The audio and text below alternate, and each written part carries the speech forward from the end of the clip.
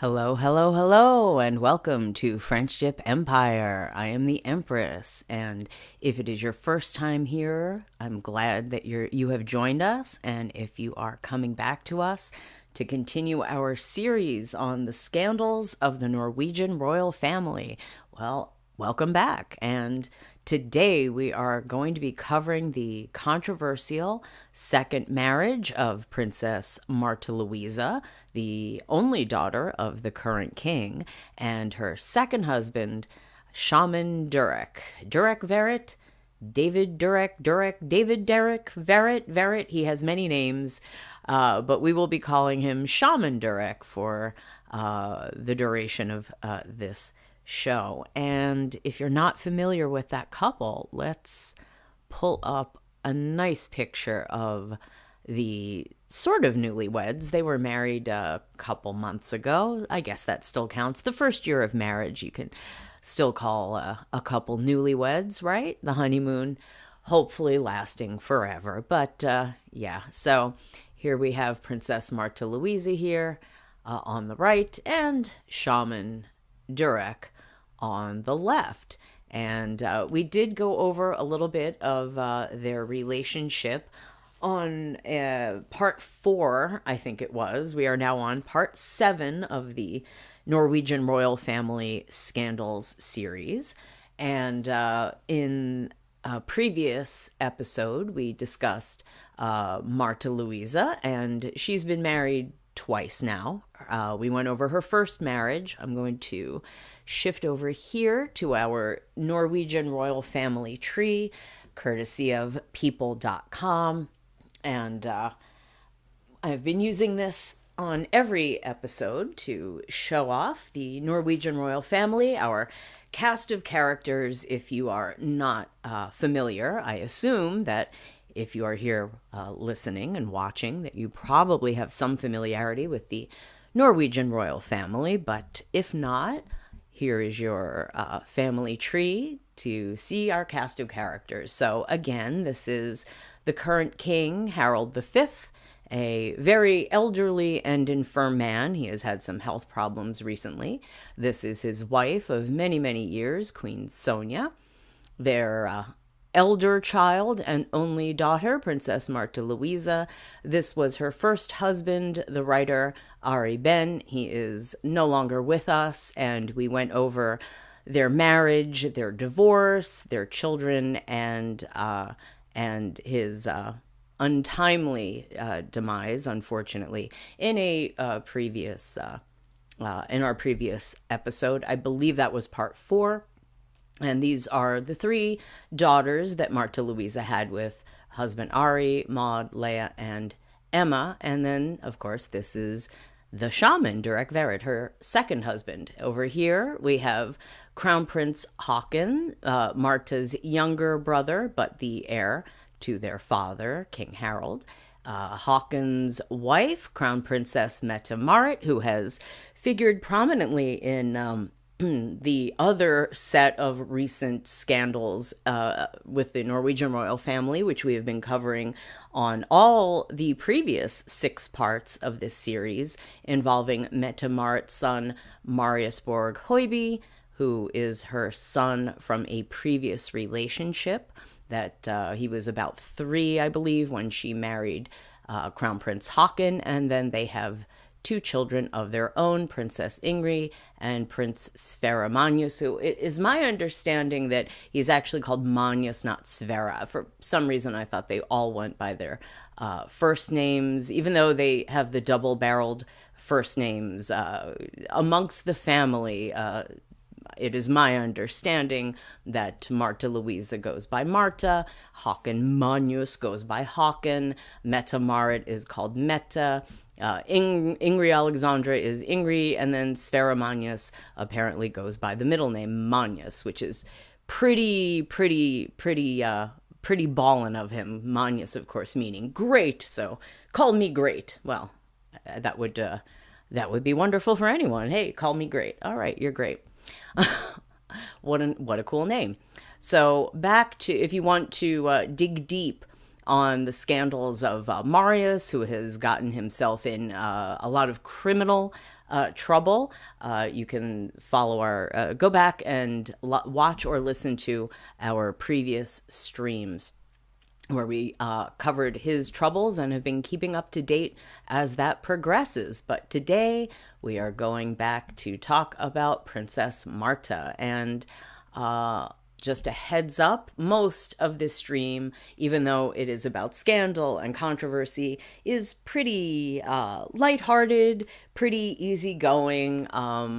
But then at the end, it's going to get a little more serious, a little spicy. Some of the allegations that have been made against the shaman have been unpleasant, to say the least, and not quite as intense as the allegations against Marius Borg Hoiby, who actually is facing very serious criminal charges in Norway. To the best of my knowledge, as of this recording on Tuesday, the 17th of December, 2024, the shaman has not been hit with any criminal charges, but he certainly has been hit with a lot of allegations, including some from members of his own family. And I don't mean the Norwegian Royal Family, his new married-in family, but his own family. So let's move forward. Now, on the last episode in which we talked about Marta and the shaman, we had just gotten up to their engagement and they were about to be married. So let me switch over. We will go back a little bit. And here we go, back to the photograph and this article from, I think this is August. Where's the date? August 25th of this year.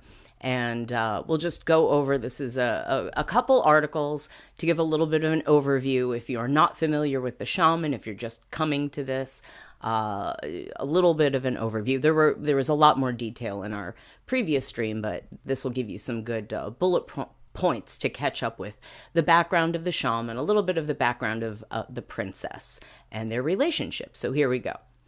Controversial Bay Area shaman to marry Princess of Norway this week. A controversial self-proclaimed shaman who grew up in the Bay Area is preparing for his high-profile wedding to Princess Marta Louise, the oldest child of the King of Norway. Durek Verrett has a strange, celebrity-filled road to joining a European royal family. Verrett was raised in Foster City in a strict Seventh-day Adventist home and dropped out of high school, the New York Times reported.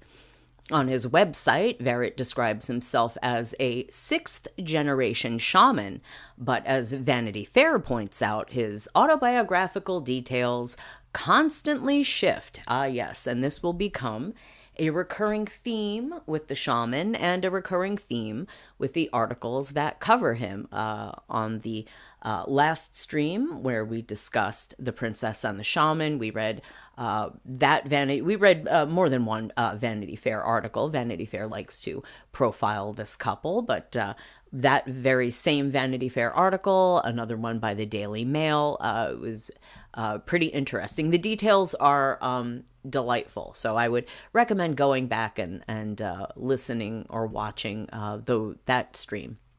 But continuing with this article. Durek grew up in what he says was one of the wealthiest homes in an affluent, primarily white neighborhood, the publication reported.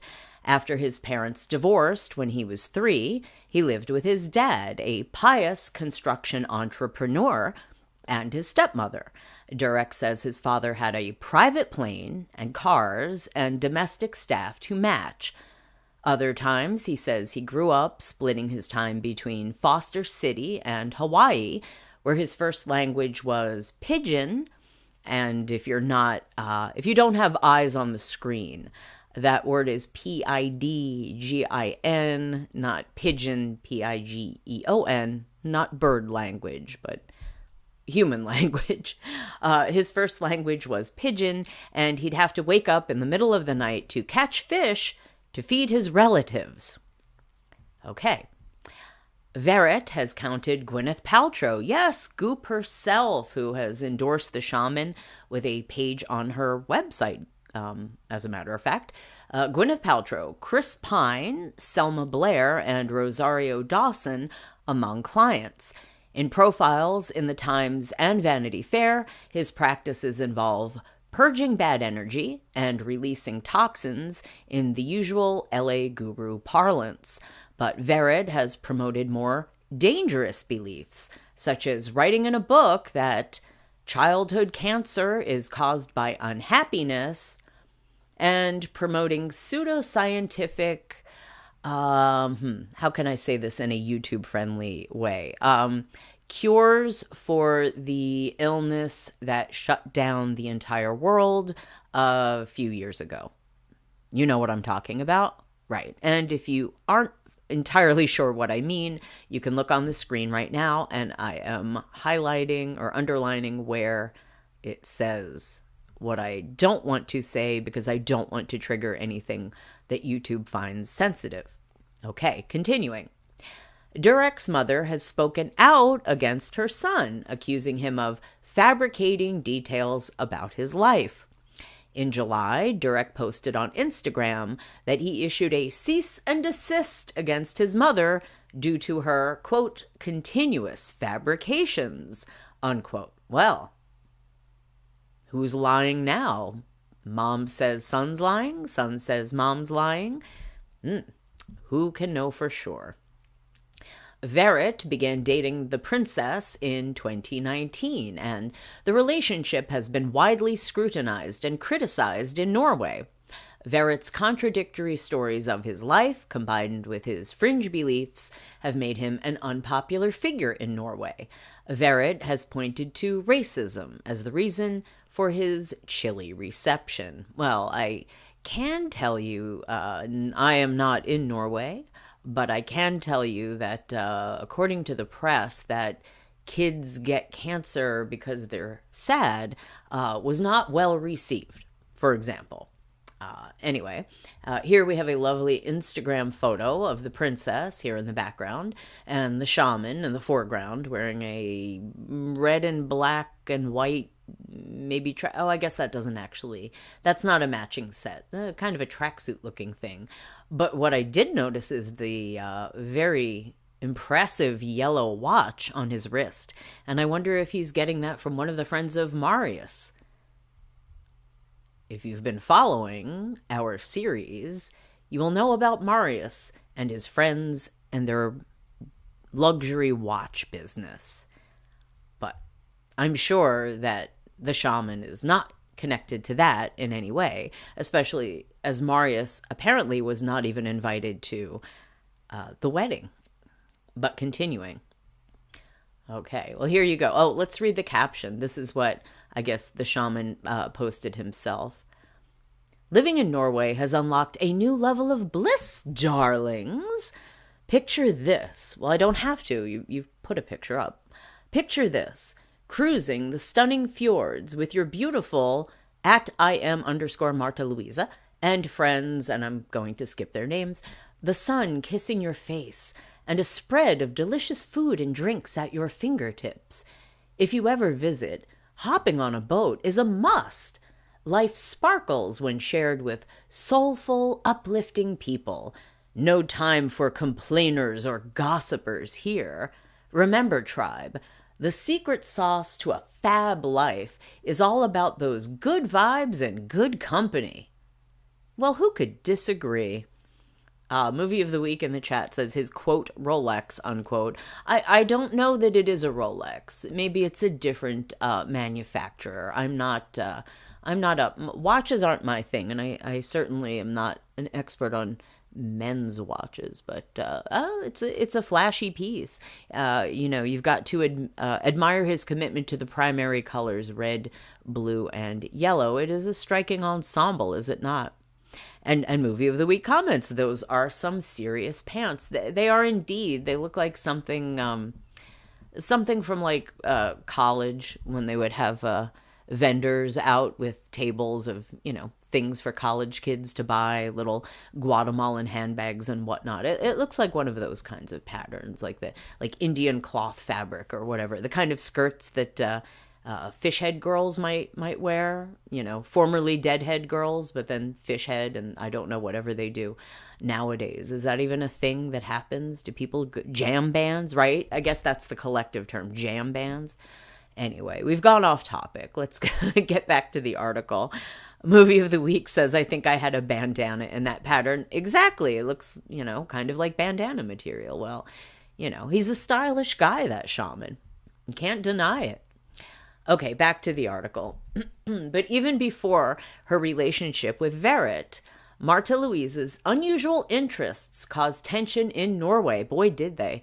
She opened an angel school, a center for people hoping to communicate with the dead.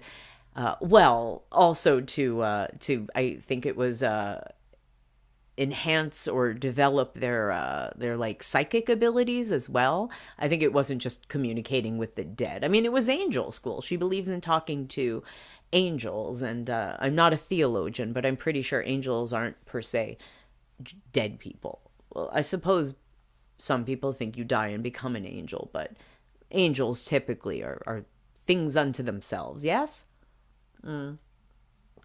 Pretty sure.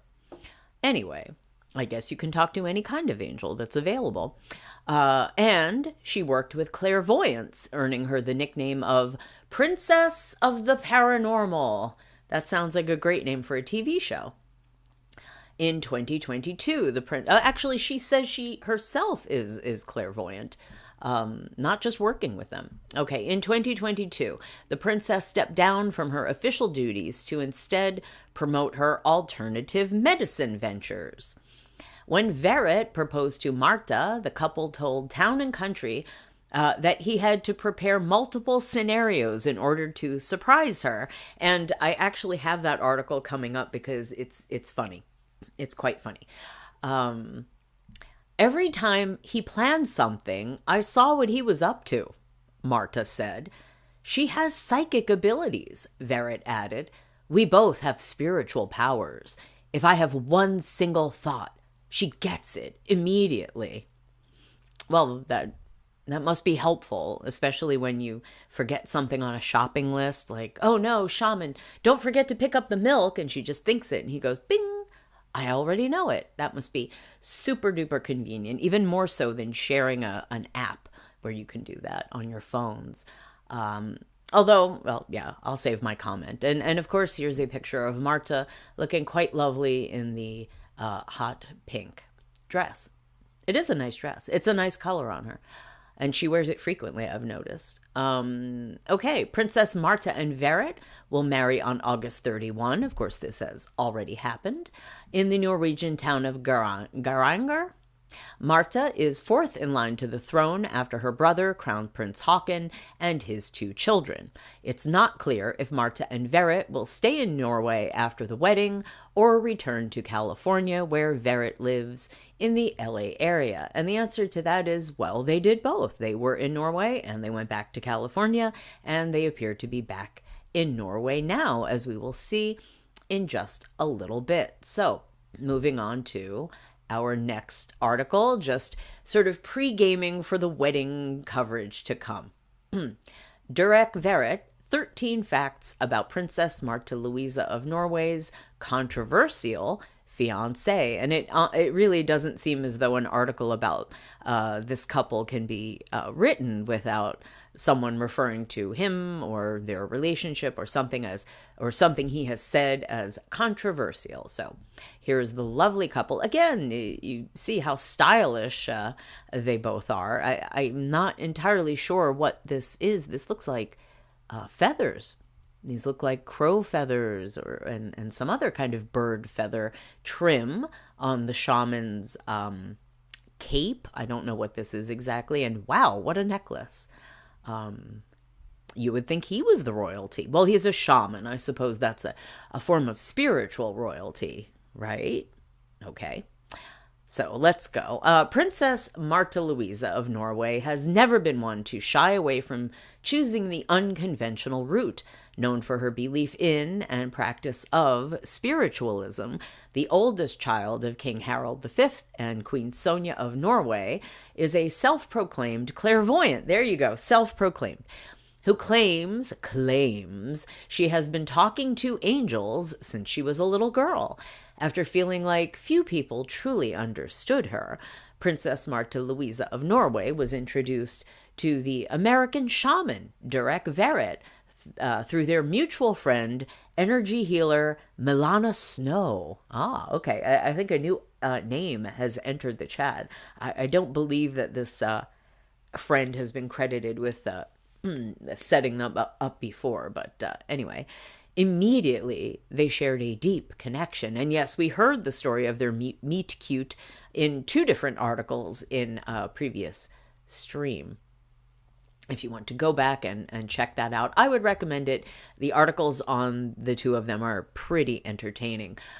In May 2019, Princess Marte Louise made her relationship, it's redundant, with Verrett Instagram official. She captioned the photo of the couple, "When you meet your twin flame, you know. I have been lucky enough to have met mine. Durek Verrett has changed my life like he does with so many." He has indeed changed her life. 3 years later, Princess Marte took her devotion to the controversial shaman to another level when she gave up her royal duties in order to join Verrett in his practice and entrepreneurial pursuits. And of course, there has been ongoing controversy about Marte Louise using her title, Princess of Norway, in her business pursuits. This is obviously a topic, an issue that comes up in other royal families that have working members. Okay, we don't need that kind of an ad on our stream. Thank you.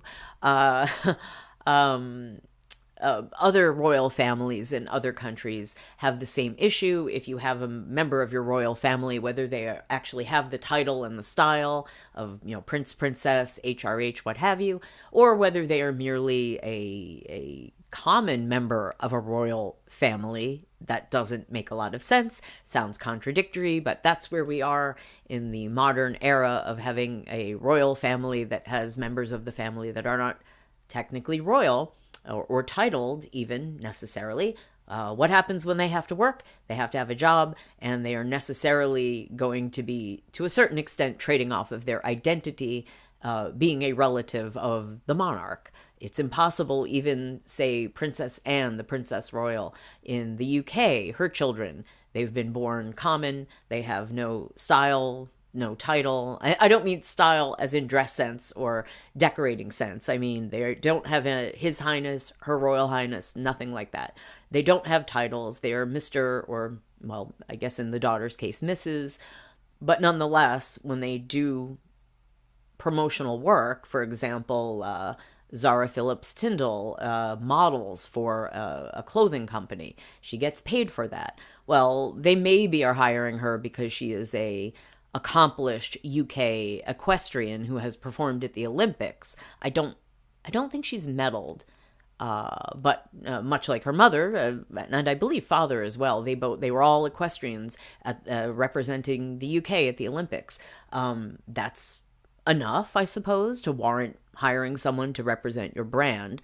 But honestly, they're hiring the Queen's granddaughter and the King's niece. Not just any equestrian. Most equestrians aren't that famous, except in their, in their world, and that's fine. But anyway, the issue of, should you use the title? Should you not use the title? And what is the propriety of someone using their title? Marte Louise has agreed that she would not use her title to promote business ventures, but it's inevitable. It's always happening. And they even had a reality show called The Princess and the Shaman. So, I mean, she's always referred to as a princess. They could strip her of the title and she would still essentially be, the princess, a princess of Norway. So, how do you deal with that? I'm not really sure. Okay, continuing. During Verrett and Marta's years together, royals and commoners alike have raised skepticism over the legitimacy of Durek Verrett's teachings and what they might mean for the future of the Norwegian royal family. Here's what you should know about the shaman. Durek Verrett is a shaman of the people and the stars. Well, more the stars. Durek Verrett, whom many refer to as Shaman Durek, is becoming increasingly popular with those interested in meditation and wellness. Though his clientele represents a variety of people, many of his most adoring fans have fans of their own. One of the shaman's A-list supporters is the critically acclaimed actor and CEO of the wellness empire of Goop, Gwyneth Paltrow. And that is not Gwyneth Paltrow in the photo there. I think that's Nina Dobrev?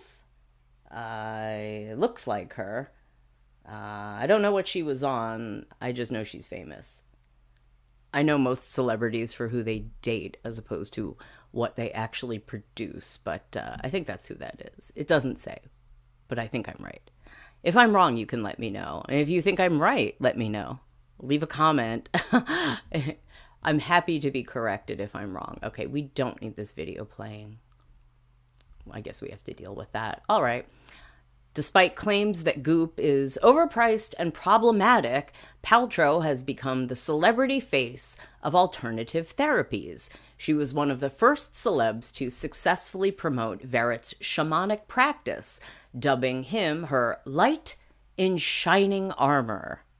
Yes, you heard me correctly, her light with an L in shining armor. Like his, quote, soul sister, unquote, Paltrow, Verrett has been accused of getting rich off of pseudoscience.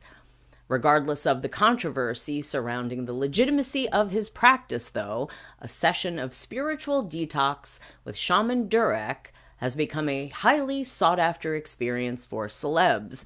Verrett has grown a client list that includes, well, there you go, Nina Dobrev, Selma Blair, and others. Well, I don't know about the pseudoscience, but as long as the shaman is not selling candles that smell like his privates, I guess that's okay. But he does sell other weird things. We will get to that. I really apologize for the ads that are showing up on this. I was pretty sure I said, thelistme.com forced me to allow ads, and boy, are they annoying. Well, anyway, let's just try to get through this quickly, though, so we don't have to look at all of these ads if you are actually watching. Okay, but his services aren't just popular with Hollywood stars. When speaking with Harper's Bazaar, Verrett described himself as the people shaman who wants to provide guidance for everyone. And if you want to know what a session with the shaman is like, go back and watch our previous stream where I read the articles by, I think it was Jan Muir of the Daily Mail, and I forget who wrote the Vanity Fair article, but they both received treatments from the shaman, and they describe what went on and what it was like. And it's very entertaining. Okay, getting back to the article, where did I leave off? His popularity increased when he began holding sessions over Zoom. Lord knows spirituality works best over Zoom. During these sessions, Verrett sits in front of a green screen that resembles a temple and guides clients through spiritual practices that help them hack their best selves, the New York Times reported. Well, that's the name of his book. It's called Spiritual Hacking. Okay, moving on. He became aware of his shamanic ability at 5 years old, and of course this is the shaman. Durek Verrett was born into the world of spiritualism and grew up in a family who believed in his inherited ability to connect to a mystical plane of existence. Although he previously claimed to be a third-generation shaman in the past, Verrett now asserts that he is a sixth-generation shaman. Well, maybe he did one of those like 23andMe, or had his went to Ancestry.com and got more information about his family. It could have happened. Regardless, it's safe to say that a sense of and connection to spirituality seems to run in Durek Verrett's family. His great-grandmother was a Ghanaian medicine woman who spent time in both Haiti and New Orleans in the practice of shamanism, as he explained to Vanity Fair. Her son, Verrett's grandfather, also had his own shamanic ability. The powers continued with Shaman Durek's father, and wait, we just heard that he was a pious Seventh-day Adventist, which is a type of Christianity, not shamanism.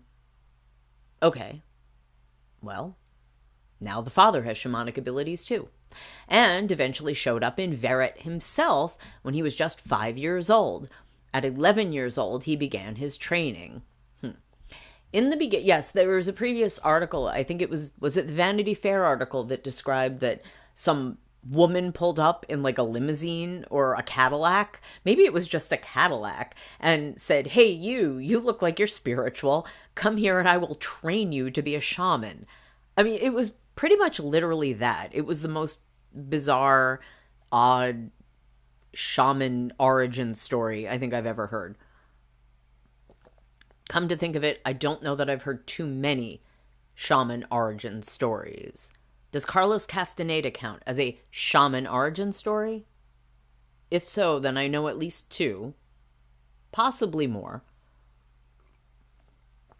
Anyway, in the beginning, Verrett says his abilities manifested in both visions and dreams. Verrett described to Vanity Fair how he would see visions about classmates as well as experience dreams where his ancestors were watching him. Although he wouldn't fully explore his spiritual ability and shamanic calling until he got older, Verrett was aware of his gift from an early age, much like his future fiancée, Princess Marte-Louise of Norway, who claims that she talked to angels as a child. A psychic once told him that he was destined to marry the Princess of Norway. And here we are again, the shaman on the left with his lovely black and magenta, maybe, brocade blazer, and what looks like a Chanel coin belt necklace. And here's Marte-Louise with her orange aviators.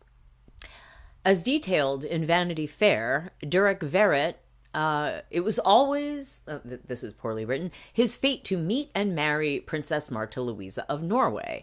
In fact, it was his own mother who shared the information with him.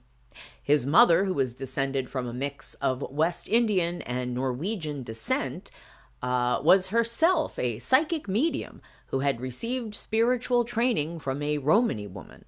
When Verrett was just a teen, his mom told him that someday in the future, he was going to meet and marry the Princess of Norway.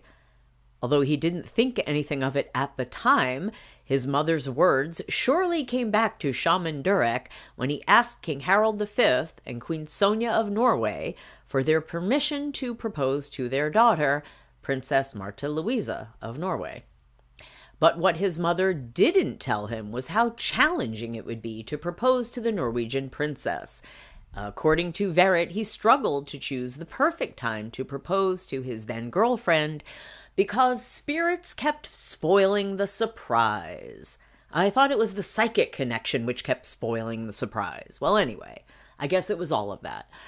However, she was finally taken by surprise when Verrett got down on one knee in June 2022 under a tree in the romantic San Juan Capistrano, Californian countryside. Accepting a ring that Gwyneth Paltrow apparently approved, Marta agreed to marry Verrett and fulfill the destiny that his mother once foretold. Well, my recommendation to any bride-to-be is, before you get that ring, get it Goop approved. Only a Goop approved ring will do. Keep it in mind. Verrett will be the first black man to join the royal family. And here they are again. And see, Marte-Louise looks lovely in the magenta, fuchsia, whichever color. It's a different dress, but same lovely color. And it offsets her blue eyes nicely, I have to say. Durek Verrett will make history as the first black man to join the Royal House of Norway, but there is a group of Norwegians who do not support this significant milestone, according to the couple. In an Instagram live following their engagement, the shaman and the princess address the hate they have endured. Verrett referred to the widely popular and racially diverse TV show as a talking point to explain the reality of the situation. What TV show? They haven't mentioned it yet. Again, poorly written. They don't want the Bridgertons. They want to watch it on TV, but they don't want the real Bridgertons, which is us, he said. Okay. I don't follow that show. I don't know. Okay. I guess there's an interracial romance on Bridgerton, and okay. As a result of witnessing the harsh reality of racism in Norway and elsewhere, Princess Märtha Louise began to challenge her perception of racism and admit how her white privilege has shaped her perception of the situation. She encourages white people especially to understand that even though we don't see racism, it does exist. Well, maybe as a princess she doesn't understand that white people can at least see some racism. It's not all white people are racist blind. Maybe it's a princess thing. Prince Harry, whose wife Meghan Markle has experienced racism and discrimination from the public, as well as within the royal family, voiced his support of Shaman Durek. He said in an ABC special, "I congratulate them for that enormously, and I don't think they've been given enough credit for what they've done." Okay. Moving on. More of the 13 facts. He grew up in a wealthy area of California. And here's another picture of the shaman. For as much as Durek Verrett has shared about his life, there is still a lot of mystique that surrounds how the shaman grew up. The details of his formative years are inconsistent, even as shared by Verrett himself. What we do know is that Shaman Durek was born in 1974 in Sacramento, California. He was born with the name Derek Verrett, though he would later change his name from Derek to Durek in 2013.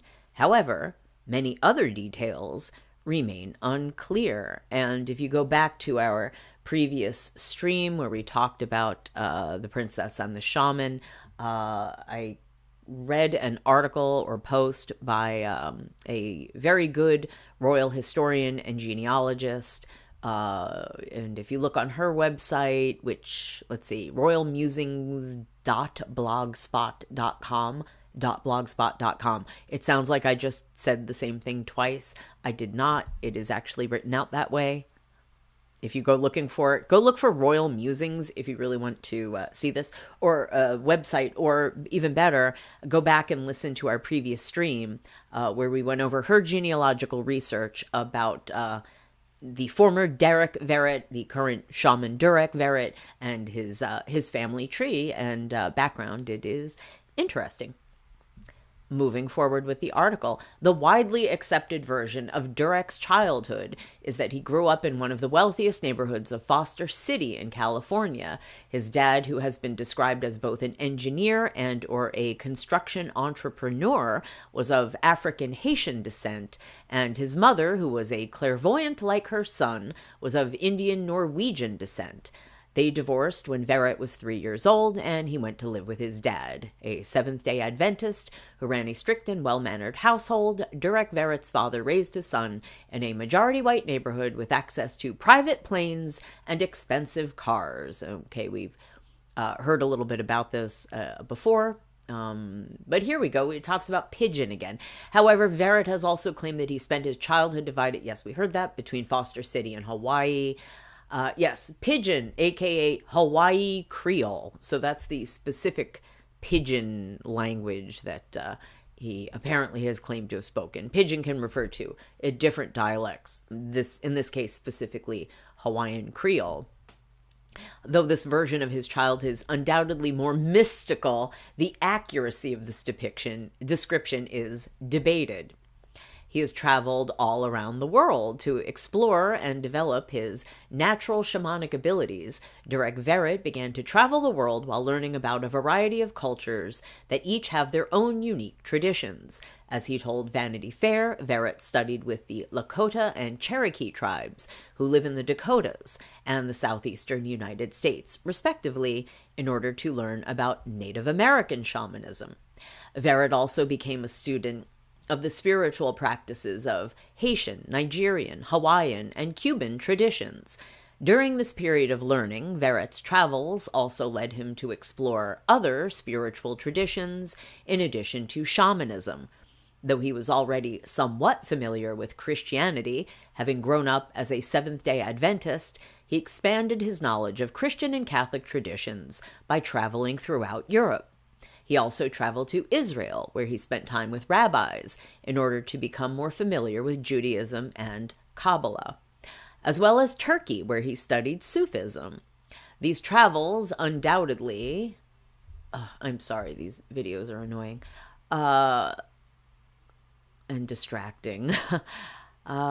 These travels undoubtedly helped him become the multilingual shaman he is today, capable of communicating in Turkish, Hebrew, Italian, and English.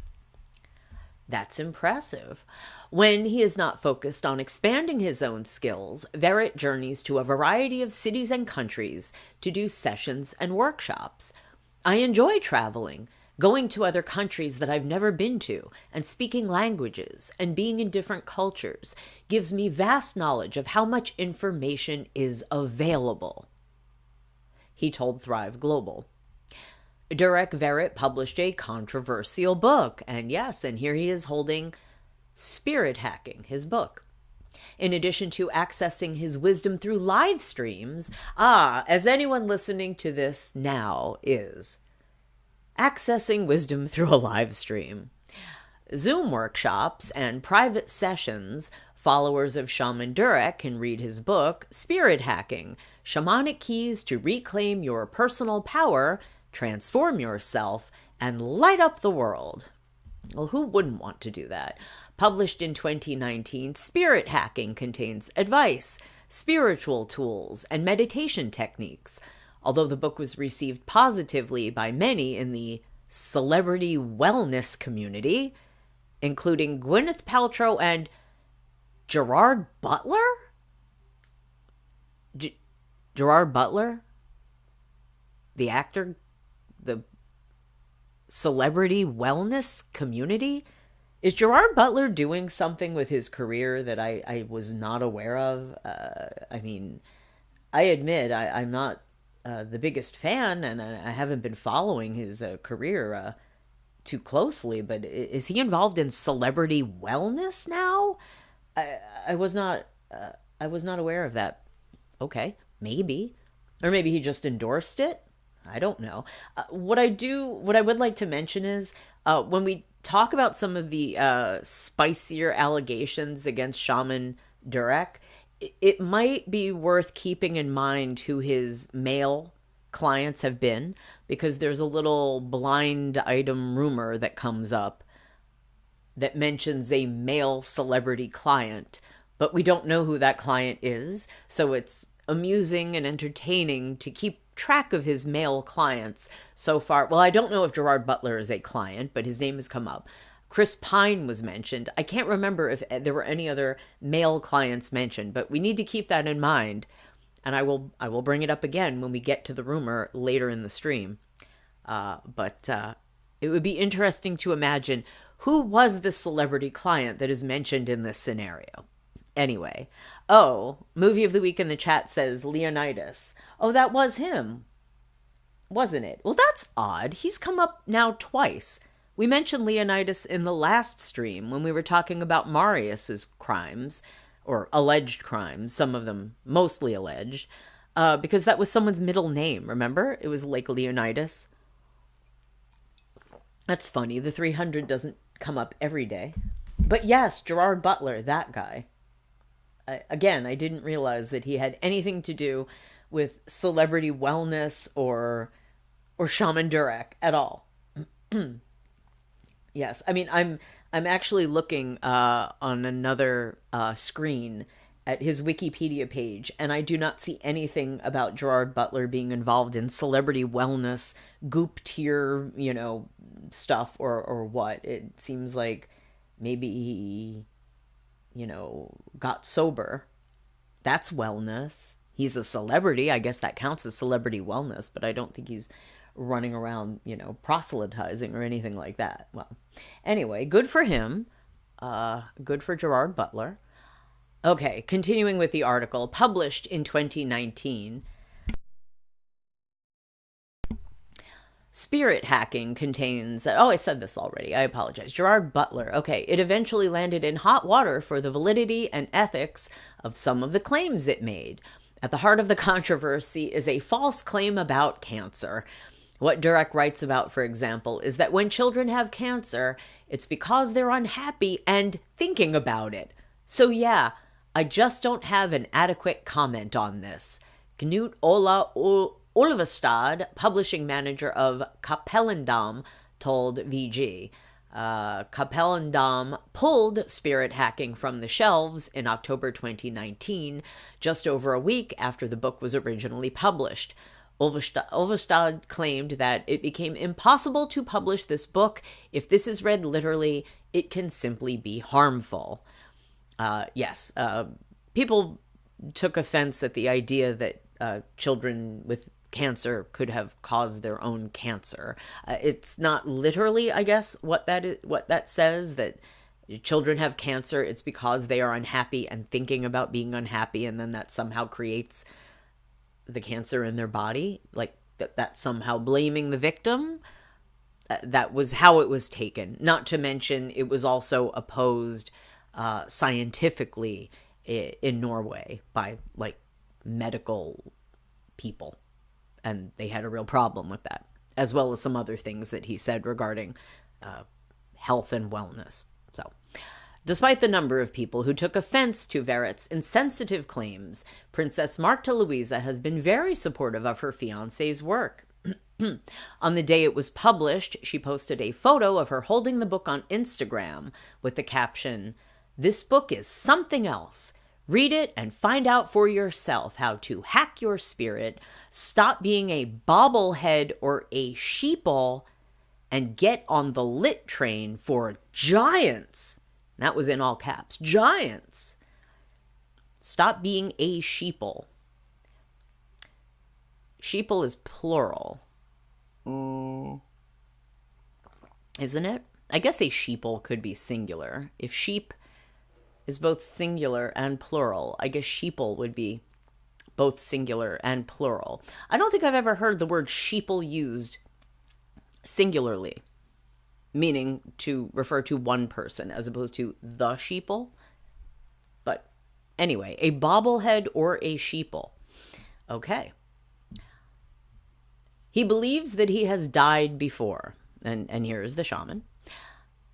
One of the most formative events in Durek Verrett's life occurred when he died, at least according to the shaman. Verrett is unafraid to talk about this traumatic event.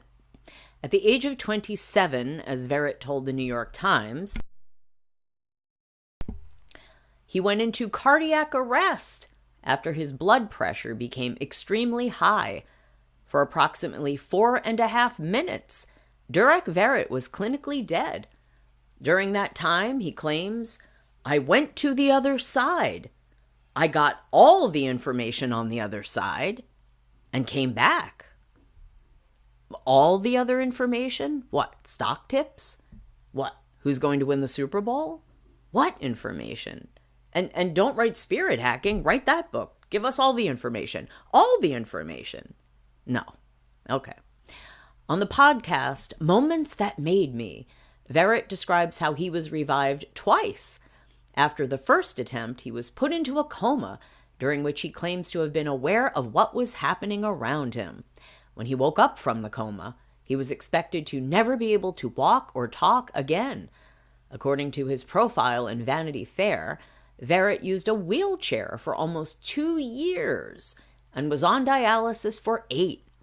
And we read a piece that was written pre-Princess era, when he was simply the LA shaman to the celebrities, or perhaps the up-and-coming shaman to the celebrities, which discussed him having an organ transplant and being on dialysis and whatnot, and his health. They're going to talk about that a little bit, the kidney disease that's further down on the page if you are looking on the screen. But I would go back and listen to that earlier stream. We had an entire article that was written about his relationship with the man he was involved with at that time, his relationship with his sister who donated an organ, or so the article claimed.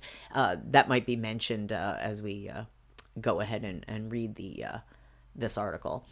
Okay, but there's a lot more detail, and it's interesting to see the details and the way that the articles were written when the shaman was getting publicity prior to the princess. Okay, continuing with this article. The shaman believes that this event was a test for him, and one that he ultimately passed. You're only going through this so you can understand human suffering. What's 8 years to an eternal being? He mused to podcast host Roxy Nafusi. He has kidney disease, which delayed his wedding. And again, another picture of Marta Louisa and the shaman. For roughly 30 years, Durek Verrett has had to adapt to life with kidney disease. It has been a difficult journey for the shaman, as well as those close to him. When Verrett needed to undergo a kidney transplant, it was his sister, Angelina Verrett, who was there to give him one of her kidneys. And that relationship has not held up quite so well in the intervening years, and we will cover that in a little bit. When that procedure took place is unclear. Some sources, such as Vanity Fair, state that the kidney transplant took place in 2012, whereas other sources claim that it happened when they were both children. Well, that's shocking because the article we read at the time said that it happened when they were adults. Definitely not children. Regardless of the details surrounding his past procedures, the disease has been and continues to be a significant issue for Shaman Durek. Verrett has to go to the hospital for dialysis at least twice a week. Really? Well, this wasn't mentioned. Well, okay, anyway. And is in need of another transplant, according to the Norwegian publication Se og Hør. And we have been reading them, Se og Hør. I'm probably saying that incorrectly. I apologize for my lousy Norwegian pronunciation. I am trying, and feel free to correct me in the comments or in the chat if you are here. But that is apparently the premier... I'm calling it the premier Norwegian tabloid. It has been our go-to source for all of the updates on the Marius case, as well as the princess and the shaman. It's trashy. It's rather poorly written, but they do keep on top of things, and they clearly have a lot of inside sources. So that's why the trashy tabloids are always very, very, very useful. The shaman told the outlet that it is his belief that his health struggles are a result of dark energy that travels through him during shamanic practices and sessions. It's so difficult being a sin eater. As of this writing, the escalation in the severity of his disease has delayed the couple's wedding plans to August 2024. Well, it's interesting that that was the cause of the delay. Verrett claims that a medallion helped his fight. I guess that should be helped him fight that illness that shut down the world completely pretty much a few years ago, which I won't say because YouTube is sensitive to that kind of language. Though Durek Verrett is passionate about helping all people take control of their own spiritual journey, his wisdom often comes with a price tag.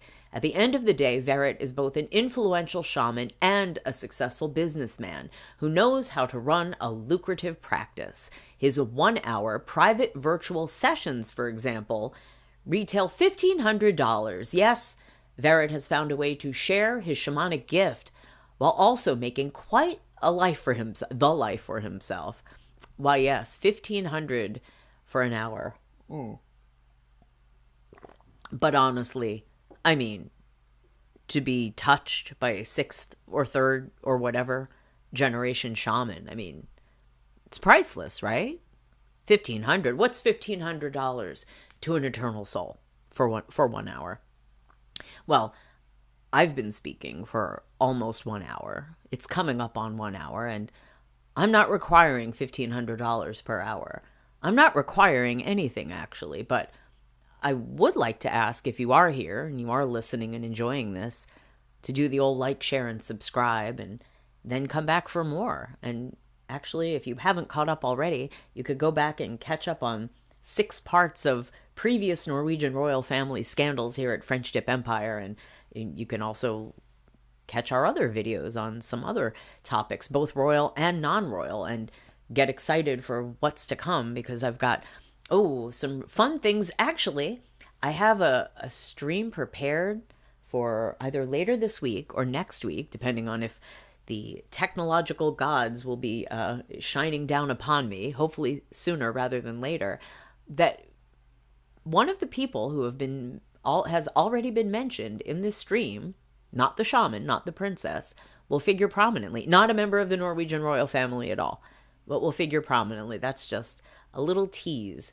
for future streams. But anyway, back to this article as we move toward the wedding day of the princess and the shaman. In addition to the services and workshops he offers, Durek Verrett also sells products. One of these products is the Spirit Optimizer, which is described on Verrett's website as a crystal infused with different earth elements designed to assist you on your spiritual journey. This handmade medallion comes in 8 colors and will set you back $222 a piece. Well, hey, let's take a look at it, shall we? I hope this will work. Let's click it. Oh, are the links not working? Here we go. Shaman Durek. Oh, it loaded it twice. I apologize. Let's click that one away. Shaman Durek, here's his little glyph. He has his own little glyph, kind of like Prince, the artist formerly known as Prince, R.I.P. The Spirit Optimizer, spiritual technology by Shaman Durek. What is the Spirit Optimizer? The Spirit Optimizer can harmonize your space so you can work, rest, and feel more energized throughout your day. Energize your food and drinks so they assimilate into your body more easily. Assimilate? What am I, the Borg? Come on now. I don't mean Marius, he being a Borg. Clear out energy stagnations that create insufficient energy and stress. Send more energy to your gifts so that you can perform better. Neutralize fear and protect yourself from negative energy. The Spirit Optimizer will assist you into being your best version of your higher self. Your best version of your higher self. Your higher self is already supposed to be the best version. No, you can do better. You could do better if you get the Spirit Optimizer. Only $222 per unit. That's usually how I refer to my spiritual doodads and gewgaws. Per unit. That doesn't sound like commerce at all. Check out your purchase by clicking here. Spirit Optimizer is advanced. I'm doing an ad. I am doing an ad for Shaman Durek. I deserve at least one of these for free. Hello, do you hear that, Shaman Durek? Here's Shaman Durek with the S-O. Okay, there's a video. There's a video. Do you want to watch it?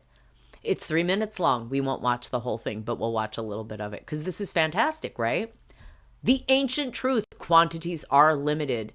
Handmade to order with love. It's even better than a Sonichu medallion. The Spirit Optimizer is a crystal infused with different earth elements. Okay, we read that already. Mainly comprised of fine crystal quartz sand. Ooh, like the thing you can find at like anywhere. Magnetite, black tourmaline, shungite. I'm not familiar with that one. Selenite, selenite. I'm saying selenite. And copper, and manipulated into a cylinder shape. All SOs are handmade in small batches and may have slight cosmetic imperfections. No, it's not a bug, it's a feature. Movie of the week in the chat says, wow, and it comes in colors. Lol. Yes, it comes in colors. Let's see. It comes in colors. Here. Let's see. Oh, it comes in a nice box. Spirit Optimizer. Woo. That's it? What does the bottom look like? Turquoise. Ooh, look. You can get it in green, turquoise, white, pink, yellow, black, purple, orange, and there's a guidebook, the Spirit Optimizer. Do you have to buy that separately? You have to buy that separately for $45 American, and it's an ebook.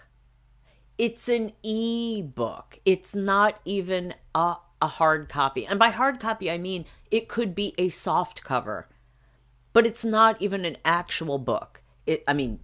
One that you can hold, not a physical copy. $45 for a PDF. Well, you're paying for the information, right? Not the delivery.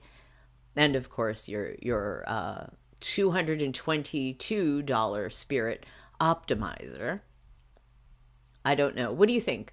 Pink or purple? Which do you think would go better with the French Dip Empire? Pink to match my teacup, or purple to match the jewels in my crown? My book crown. Real books that didn't cost $45. They cost nothing because they're AI. Anyway, there's more text and description on his website. But I want to check out the video just for a little bit. We won't watch more than, say, 30 seconds, unless it's really great. Okay, here we go. Let's hear what the shaman has to say about the SO, Spirit Optimizer. Tell us. Hi, I'm Shaman Durek. Oh. I'm a 6th-generation shaman, worldwide bestseller of the book Spirit Hacking. When I was a kid, my ancestors gave me the gift of shamanism. And since then, I've been using my powers to travel around the world, putting the power back in people's hands, lecturing and sharing my wisdom with everyone. You've seen a lot of my demonstrations on TV shows such as This Morning in London, Good Morning America, The Doctors, and the hit TV show Netflix Bling. I can't hear it personally. Could you hear it, Movie of the Week, in the chat? Who is this talking with him? The Doctors. Yes, Empire. as seen on TV. I know that everyone has powerful gifts inside of them. Movie of the Week, and you're that's not here to help me out. Okay. Well, I don't know if you could hear that at all. I could not, so I'm going back to the article. All right, Spirit Optimizer, as with many of his product. You heard it. Oh, okay, great. I could not hear it. And again, I am plagued with technological difficulties. I can't even, as per the shaman, I was blaming my previous technological difficulties on Mercury retrograde, but that's over now, or so I'm told. I don't know. I'm not up on astrology, but I wanted to, like the shaman, blame my technological difficulties on Mercury retrograde. I can't do that any longer. Oh well. All right, moving forward. The Spirit Optimizer. As with many of his products, Verrett personally vouches for the Spirit Optimizer. As The Guardian reported, he even claimed that the medallion helped him when he was sick with the big sickness that closed down the world a few years back. Although he did at least follow up on Instagram by writing, "Having a Spirit Optimizer doesn't mean you shouldn't see your doctor." Okay, good to know. I thought it did. I was going to pay $222, cancel my medical insurance, and tell all my doctors to just buzz off. I guess I can't do that now. Oh well. Moving on. He has thousands of followers on Instagram. The rise of Durek Verrett and his shamanism for the modern era can at least partly attributed to his effective use of social media and virtual content. He has an active influencer presence online and has even adapted the language he uses to speak about spiritual concepts, to incorporate contemporary slang, well, like hacking, in addition to matching the way that people speak about technology, as the New York Times reported. For example, he calls his followers the Litty Committee, Litty. I guess that's they're lit? Or does he mean literature? I think he means like they're lit. Not like the way that some people can mean lit, like intoxicated. I guess he means like on fire, you know. Ooh. Describes how knowledge can be downloaded into your body, and even uses the term spirit hacking to refer to the use of spiritual techniques that achieve fulfillment and happiness. Those with whom Verrett's messages resonate have a supportive community dedicated to the practices that the shaman encourages, with 283,000 followers on Instagram. As of this writing, Shaman Durek's comment sections are full of enthusiastic patrons. In addition to fostering community, Verrett uses his Instagram to promote upcoming content, such as workshops and events, as well as share photos of his celebrity friends and his fiancée, Princess Louise of Norway. In addition to using Instagram and TikTok, Shaman Durek shares content with subscribers on his YouTube channel. Ooh, he's a YouTuber. Aren't we all? He released his own music, not really, I know. He released his own music in 2022. Being a shaman, music gives me a chance to recenter myself and realize what's really important, which is freedom of expression. Durek Verrett told Digital Journal. Although he seems to enjoy all forms of music, Verrett claims to be a particularly big fan of two particular genres, house music and country. He praised the way that country music speaks from the heart when speaking to Thrive Global, and he decided to speak from his own heart when in September 2022 he released My House, a single he created alongside his producer Mark Blackett Bell. Black Cat. Let's say Black Cat. Okay. I really want to play this, but I'm really concerned that this is going to get copyright, my channel or my video copyright struck. Oh well. And I wouldn't be able to hear it for some reason, so I guess I can't play that. The song, which was recorded in a single take, oh, that's a good sign, features Durek Verrett freestyling about the frustration he feels when no one is dancing at a party. Accompanied by a booming bass and a hypnotic electronic beat, Verrett urges his listeners to get up and dance because this is my house. In his interview with Digital Journal, Verrett described how music is a wonderful exploration into expression that aligns perfectly with his shamanism. Shamanism is a gateway into the feeling of the unseen, a dance that crosses all borders. He continued saying, a dance that crosses all borders to me. This is in complete alignment with shamanism. And what kind of shaman would I be if I didn't access the available resources and deliver the magic? Verrett also collaborated with the Jacketeers on the song, oh, I've seen this one, After Ski, I'm not even going to try to pronounce that, which was released in March 2023. I've seen this video. And again, it's a TikTok. I'd love to play this. I don't want to get in trouble though. Oh well. Okay, Durek Verrett will move to Norway once married, and here they are again, Louise and the shaman. In 2024, Durek Verrett will leave his beloved home base of Los Angeles and relocate to Norway full-time, where he will begin a new stage of his life. The pair announced on Instagram that they will marry in August of that year in the West Norwegian village of Geiranger, known for its breathtaking views of fjords and mountains, and it's beautiful. Wait till you see the photos. The UNESCO site of the Geiranger Fjord will undoubtedly serve as the perfect background for the wedding between the shaman and Princess Louise of Norway. Though Verrett will not be receiving a royal title upon his marriage to Martha, he will be welcomed with open arms. King Harald and Queen Sonja of Norway may not have always been the most understanding of their eldest daughter's fiancé, but they have since shown their support and excitement for the couple. Well, support, yes. Excitement, I don't know. It would seem that, although it has been quite the journey of acceptance and controversy, Verrett will be able to make Norway his new home. Okay, and they are back in Norway as of a day or two ago, it is my understanding. So, scroll back up here. Okay, so our last, that was the Spirit Optimizer. Let me click that away. So the last pre-wedding... Oh, two more. Okay, these are good. So just quickly, because we did mention this on the last stream covering their wedding or their relationship leading up to their wedding. This was an article from, again, August 2024.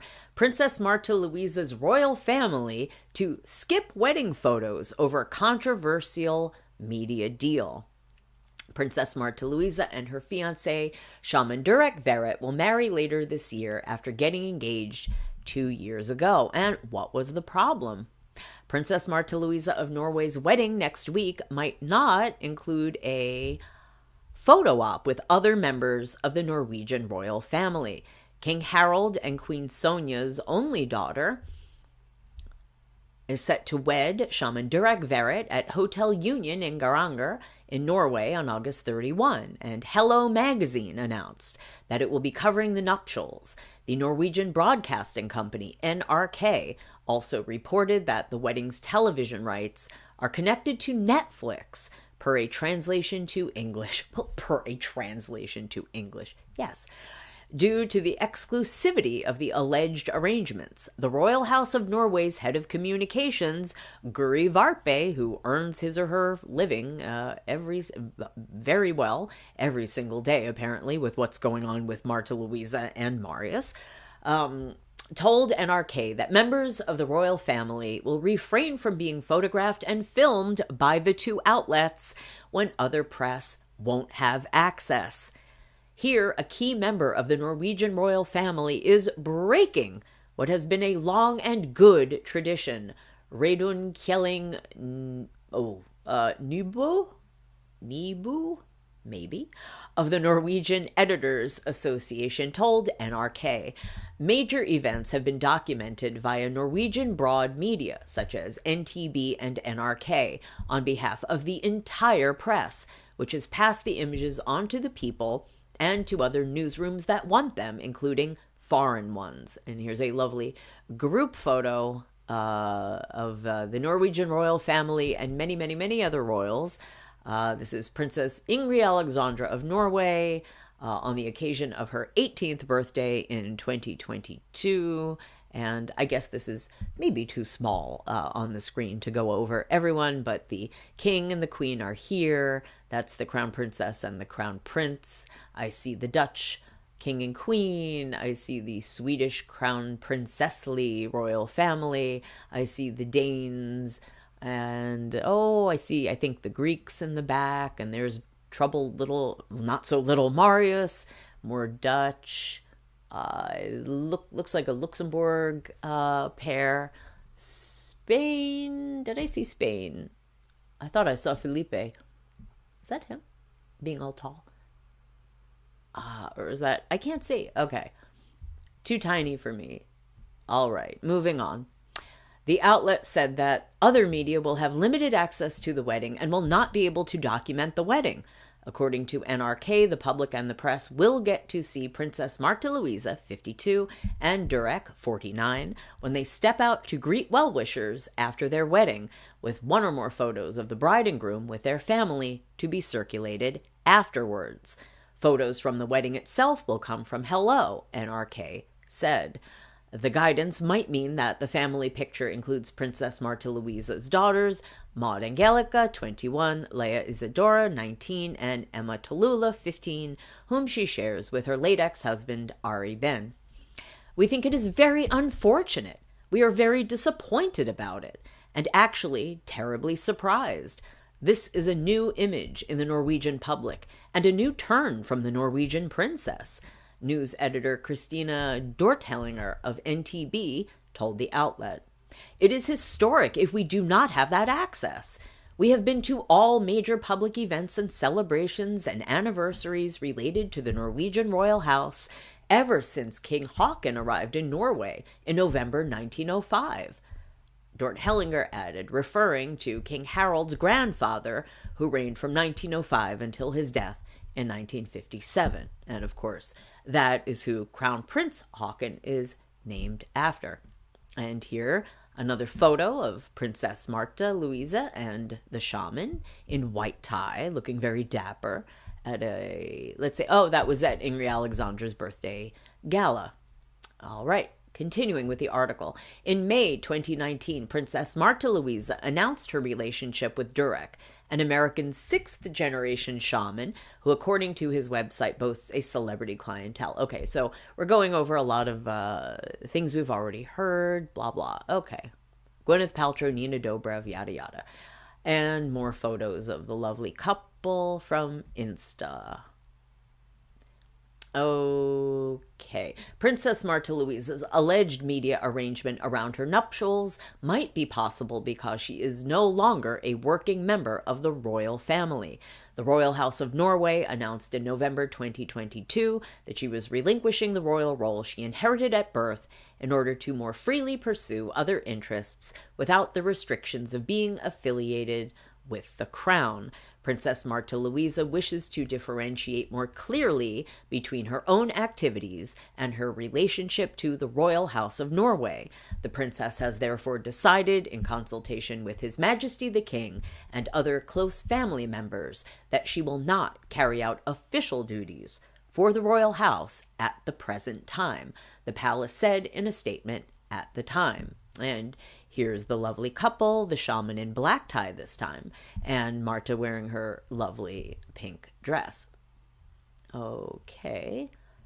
Princess Märtha Louise gave up her patronages, but was allowed to keep her princess title. However, that is currently being discussed right now, or recently, as to whether or not she is going to continue to be able to keep that princess title. And the scandals, the allegations, the things that have come out since her wedding, which actually a lot of this stuff was out in the, out in the ether before the actual wedding. But since the wedding, the tabloids are going hard again with more allegations from new people. And we even have a celebrity accuser entering the chat. And we will get to that in just a little bit. But, okay, the statement specified that Märtha Louise and Durek are seeking to distinguish more clearly between their activities and the Royal House of Norway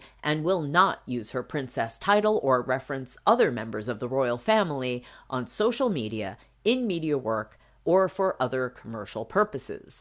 An exception was made for Märtha Louise's @Princess Märtha Louise handle, though she has shifted to updating another account. And there is another picture of Märtha. Okay. And there's a little bit more information about, just blah, blah. Okay.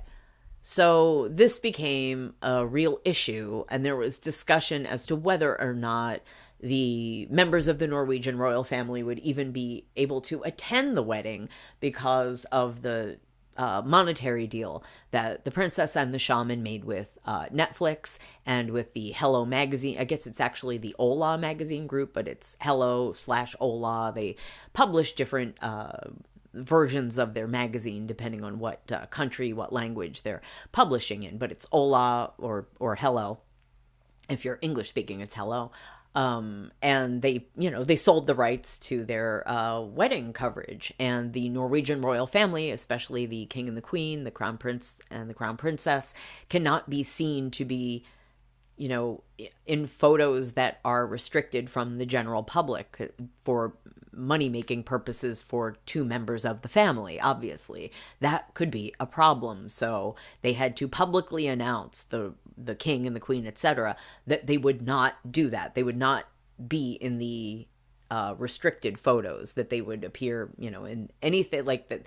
Basically, the Norwegian media and the public media could take pictures of them. They could not be restricted in that. So that became a thing, and then they had to settle that. So this is the this this is weird and fun and kind of nutty.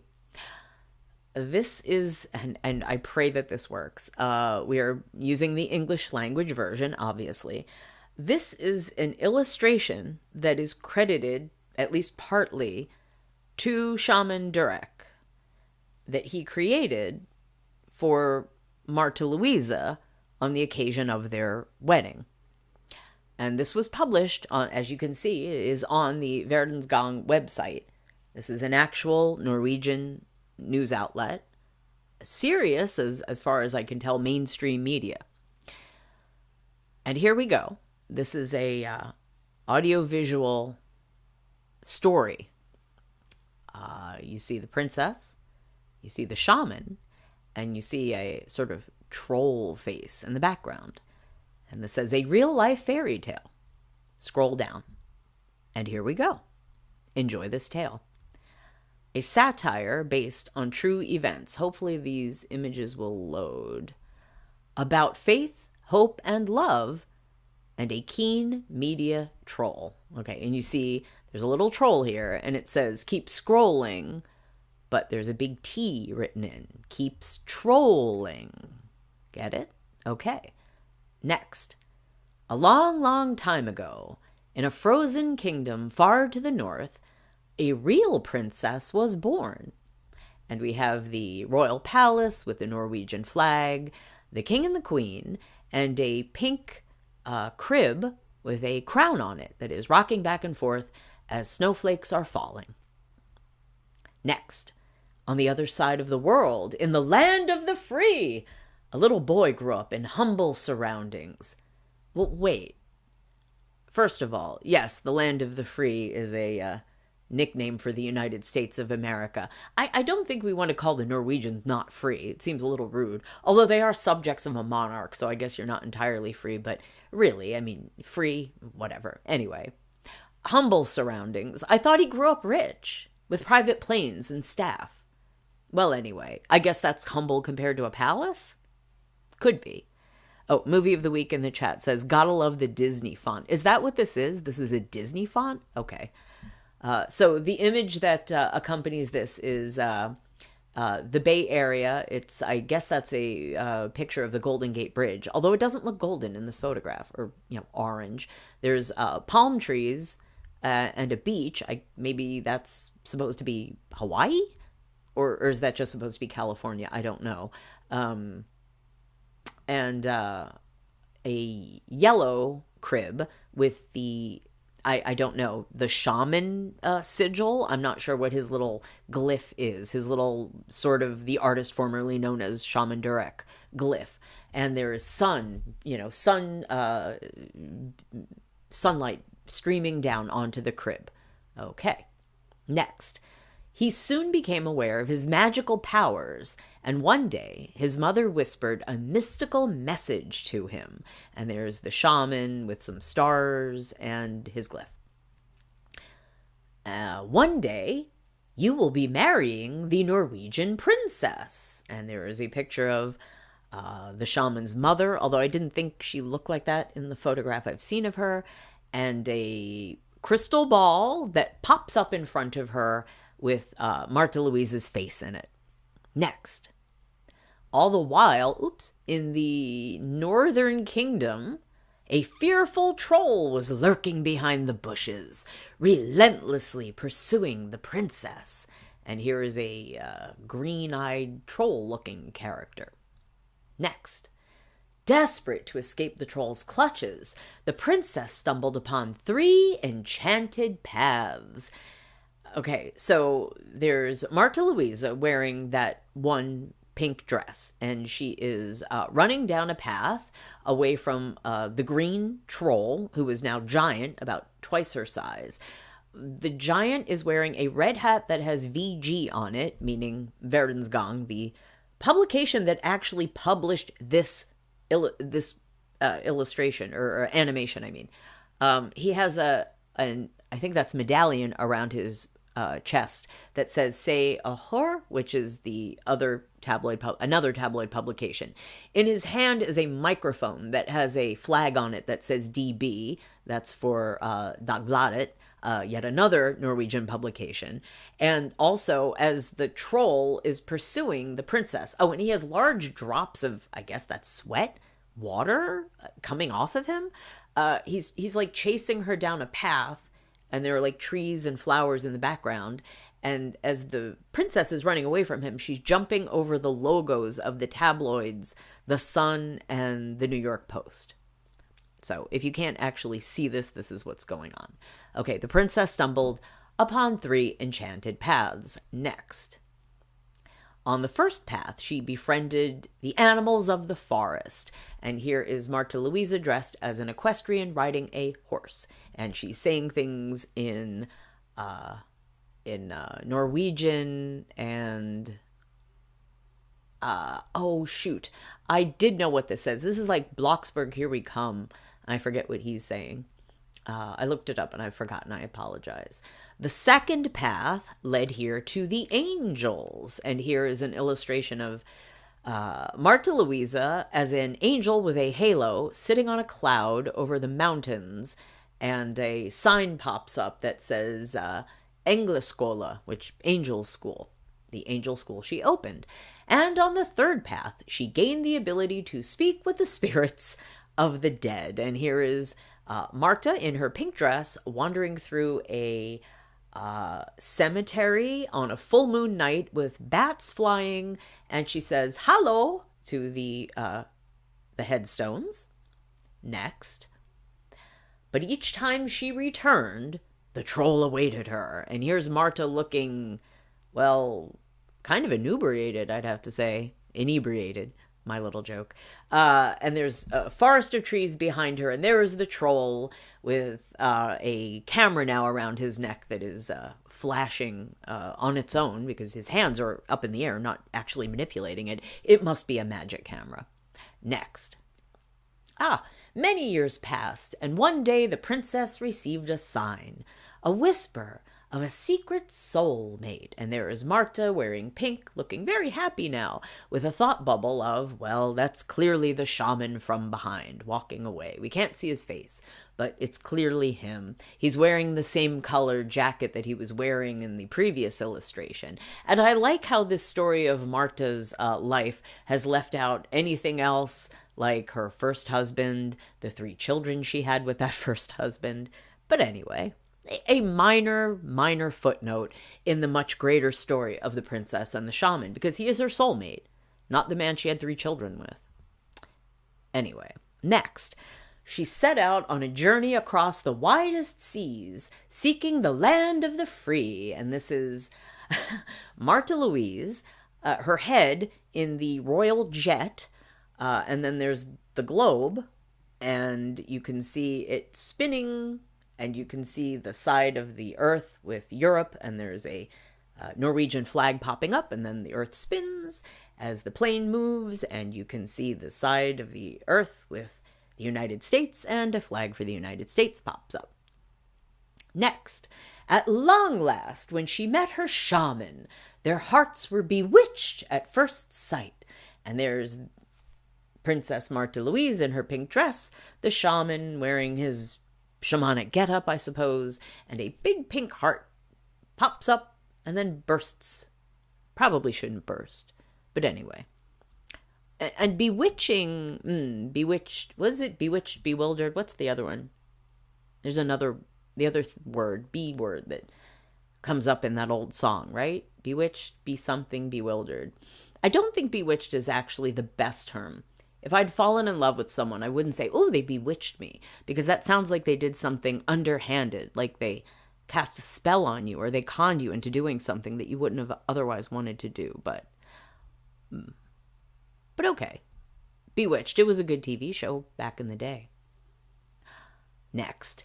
She invited him into her enchanting world, and he led her into his. And now she's still wearing the pink dress, but now he has a suit on. That is a terrible illustration of his face. They have angel wings, and they are flying through the clouds and the starlit sky, and pink hearts are flying around them. Next, together they realized they had known each other before when they ruled as pharaoh and queen in ancient times. So now we have, I guess those are the Giza pyramids and the Sphinx in the background. Drawings of the shaman and Princess Marta Louisa as Egyptian royalty, ancient Egyptian royalty, with the headdress and whatnot. Marta has a pink thing on her arm. Apparently the hot pink is like her signature color. And she's holding a staff that has, it looks like a modified ankh, kind of, but instead of the top being that sort of, you know, what do you want to call that? Like the eye of a needle shape.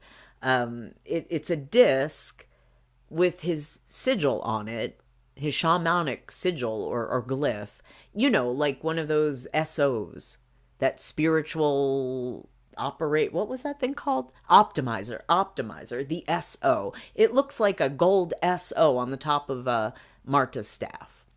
Okay, well, at least he's keeping brand consistency. Good for him. Next. One day, the princess told the shaman she must return to her northern kingdom, warning him that the troll must never learn of their love. And now this is a repeat of the globe and the plane and Marta's head and the flags of Norway and the US. So now she's going back to Norway. Next, yet the shaman refused to remain a secret. Now that he had won the princess, he was determined to tame the troll. And now it's the shaman's head on his own plane with the spiritual shamanic glyph on the tail. And he's doing the globe thing between the US and Norway. Next. An announcement from the princess filled with words of love roused the troll from its lair. And this is an illustration of a cell phone with an Instagram post of the shaman and again, they've kept with the, her signature color being the hot pink. I guess his signature color is the golden yellow. They're wearing that in the illustration image. And the phone is blowing up with all of these heart, I guess clicks, like likes. It's blowing up with likes. Next.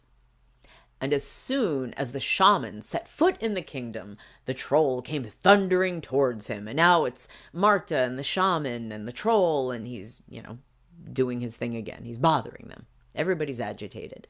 Next, trying to win the troll's favor, the shaman boasted of his visit to the royal castle and his admiration for the king and queen. But the troll was unmoved. And now this is I love this image because it's an image of the royal palace with the Norwegian flag on top of it. And it's the balcony that the royal family would tend to make their, big appearances, like after a wedding or a big event, gala, show up on the palace balcony and wave and say hi. And it's the classic royal family move with the balcony. And on the balcony from right to left, we have the king, the queen, the shaman, who has a speech bubble coming out that says, "I love them," and then Marta on the left. And I do like that in the image, the shaman is in the front. He's the frontmost person on the balcony with Marta and the queen behind him, and the king off to the right behind the queen. That is never how things are done by protocol. The king would be in the front. But, this was written by the shaman, and I guess we are supposed to believe that spirituality comes above royalty. As it should, of course. Next. Even when the shaman spoke of his return from the dead, his many lives, his power to split atoms.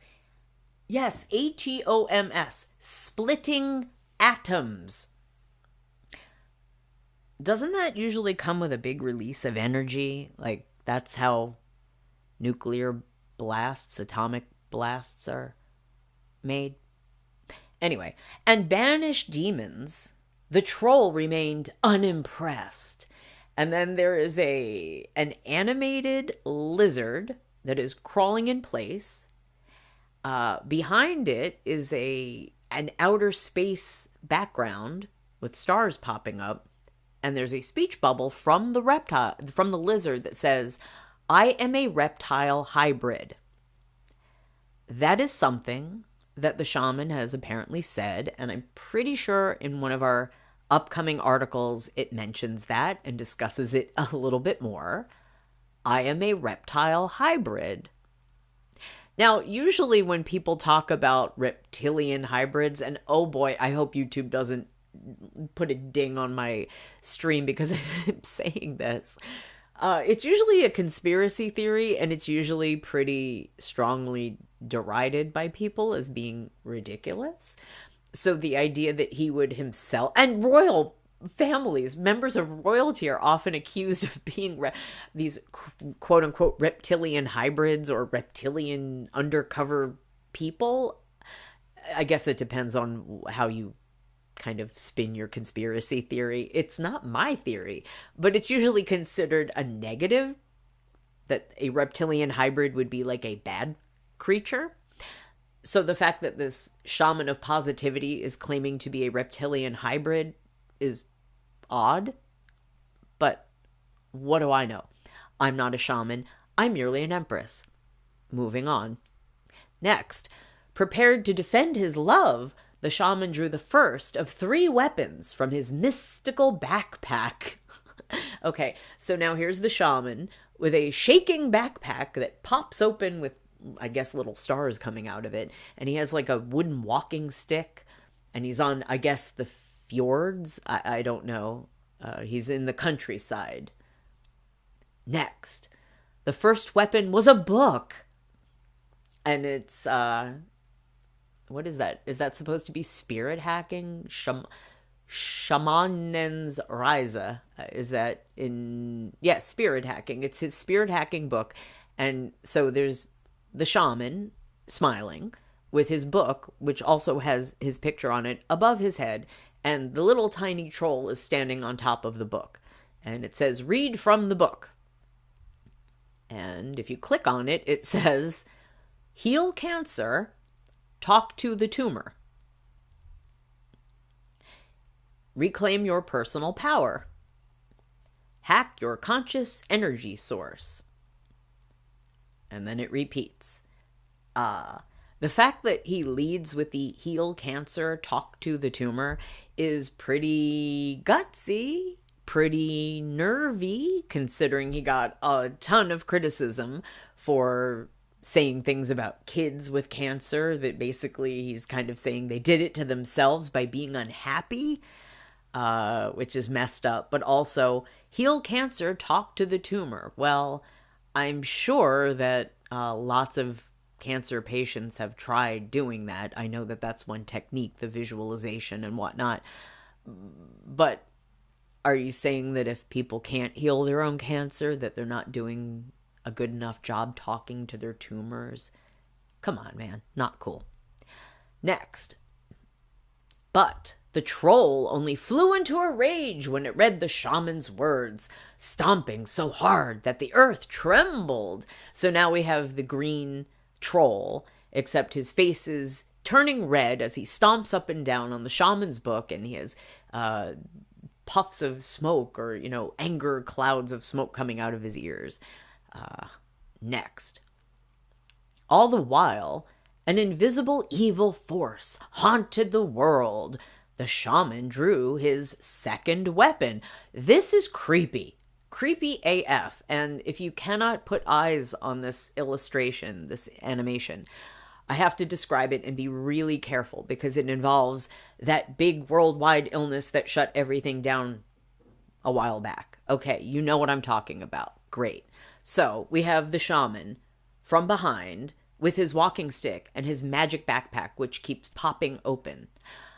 He's standing at the edge of, I guess, like a little kind of cliff, and there's water in the distance. There's water, mountains, and clouds, and there are like little huts in the sort of mid-ground where he is.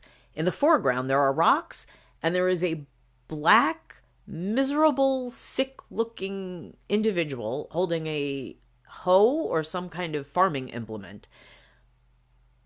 They look kind of like a ghost or a zombie kind of creature, or somebody very, very put upon. And a blue medical surgical mask comes down from the sky and lands on that individual's face.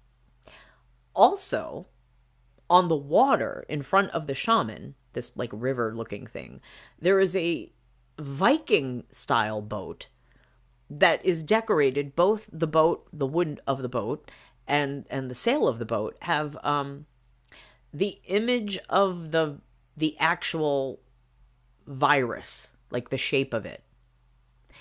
In addition, there is a 3-dimensional rendering of that same, the sphere with all the little things coming out of it, that disease, that's coming through like a big ball, just kind of like rolling down the land.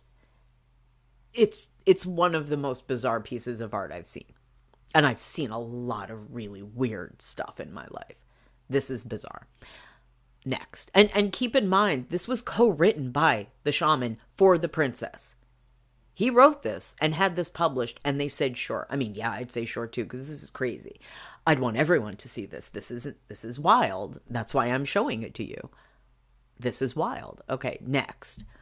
Proudly, he presented a token, oh no, that could cure sickness and even cheat death. Okay, so now we have the smiling picture of the shaman on the bottom. Above his head is one of his SOs, one of his spirit optimizers, with his glyph on it. This one, a yellow one, and the little tiny troll is standing on top of it. And it says, try the medallion. So we click, and it says, harmonize your space so you can work, rest, and feel more energized throughout your day. All for $222 American. All right, again, staying on brand, selling the product, selling, good for him. Next. The sight of the medallion only fueled the troll's wrath, and now we have a repeat of the red-faced troll with the smoke coming out of his ears, stomping on the SO. Next. But third time's the charm, the shaman thought to himself, using his voice as his final weapon. Ah, and here we go. Now it's the smiling shaman with the afterski quail. I don't know how you say a QU in Norwegian. I didn't realize that there was a lot of, well, anyway, afterski quail? I don't know. This is his song, and it has a little troll on top of it, and it says, sing to the troll. And I will click this. I don't know that I will be able to hear it, but you should. Here we go. Sing to the troll. La la la la la la la la la la. Okay. Get your spirit optimized. After ski is supersized. After ski is supersized. Oof. Okay. No, dancing just like I don't care. So take a pic for say or her. Dancing just like I don't cur. Oh, I guess he means like care. And then it said dancing just like I don't care. So take a pic for say or her. Or her. Get your spirit optimized. After ski is supersized. After ski is supersized. Okay. Next. Yet once again, harmony eluded the shaman and the troll. And now we have the green troll dropping the afterski record into a white toilet. And then he smiles as it, I guess, flushes down the bowl, and music notes come out of the toilet. Next, the shaman, despairing at not being heard, unleashed a torrent of venomous curses. And now here's an unhappy-looking shaman. In front of, in the background, there's the palace with the Norwegian flag, and they actually have like the, I don't know, the big drive here, the road leading up to the palace with all the flags, and there's people, and he has a speech bubble coming out of his mouth with, you know, exclamation points and dollar signs and whatnot. He's cussing. Next, the King of the North. the North, not just Norway, the entire North. What is this, Game of Thrones? Seeing no other choice, decided to have a serious word under 4 eyes with the shaman. Under 4 eyes? I don't know what that means. But anyway, this is bizarrely a picture of the palace, and we have the shaman looking unhappy down here on the ground in the front. And then up on the balcony, we have a large King Harold with a moving crown on his head. He's wearing a short-sleeved shirt in the same bright pink that is Martha Louise's signature color. And he's whistling, like with a whistle up in his mouth, and he's holding up a yellow card, as in a soccer game, or football/soccer game. So he's throwing a yellow card, or calling a yellow card on the shaman. Okay, next. But the shaman is also popular. Oops. People are decorating their Christmas trees with the two of them. Really? Okay, and now we have a Christmas tree outside in the snow with lit with white and red balls on it. And then there is a hanging picture of Marta and the shaman. I would like to know, is anyone decorating their Christmas tree with the shaman and Marta? Where can I get these decorations? Do I need to print this out and fashion my own princess and shaman Christmas ornament? If this exists, I would like a copy. Please, someone send me one. Or at least show me. If you have anything like this on your Christmas tree, let me know. Put a link to the photo on the comments on this video. I want to see, is anyone actually decorating their Christmas tree with the princess and the shaman? And I kind of want to do this now. Movie of the week in the chat, lol, love the music. Was there any actual music accompanying this? Because again, my sound is gone, so I can't even hear if there is any music accompanying this animation at all. Did you actually hear music, or did it just have the text online? If you could tell me that, movie of the week, that would help. Anyway, I kind of feel like I want to print out a little picture of the shaman and the princess and put them on my Christmas tree now this year. I do have an ornament of Queen Elizabeth II, and I very much wanted to get one of William and Charles as well. I need royal ornaments on my Christmas tree. So if anyone knows where I can get them, if you see any good ones, let me know. Or, send them to me. If you want an address, I'll give you one. I would love to get some cool royalty-related swag.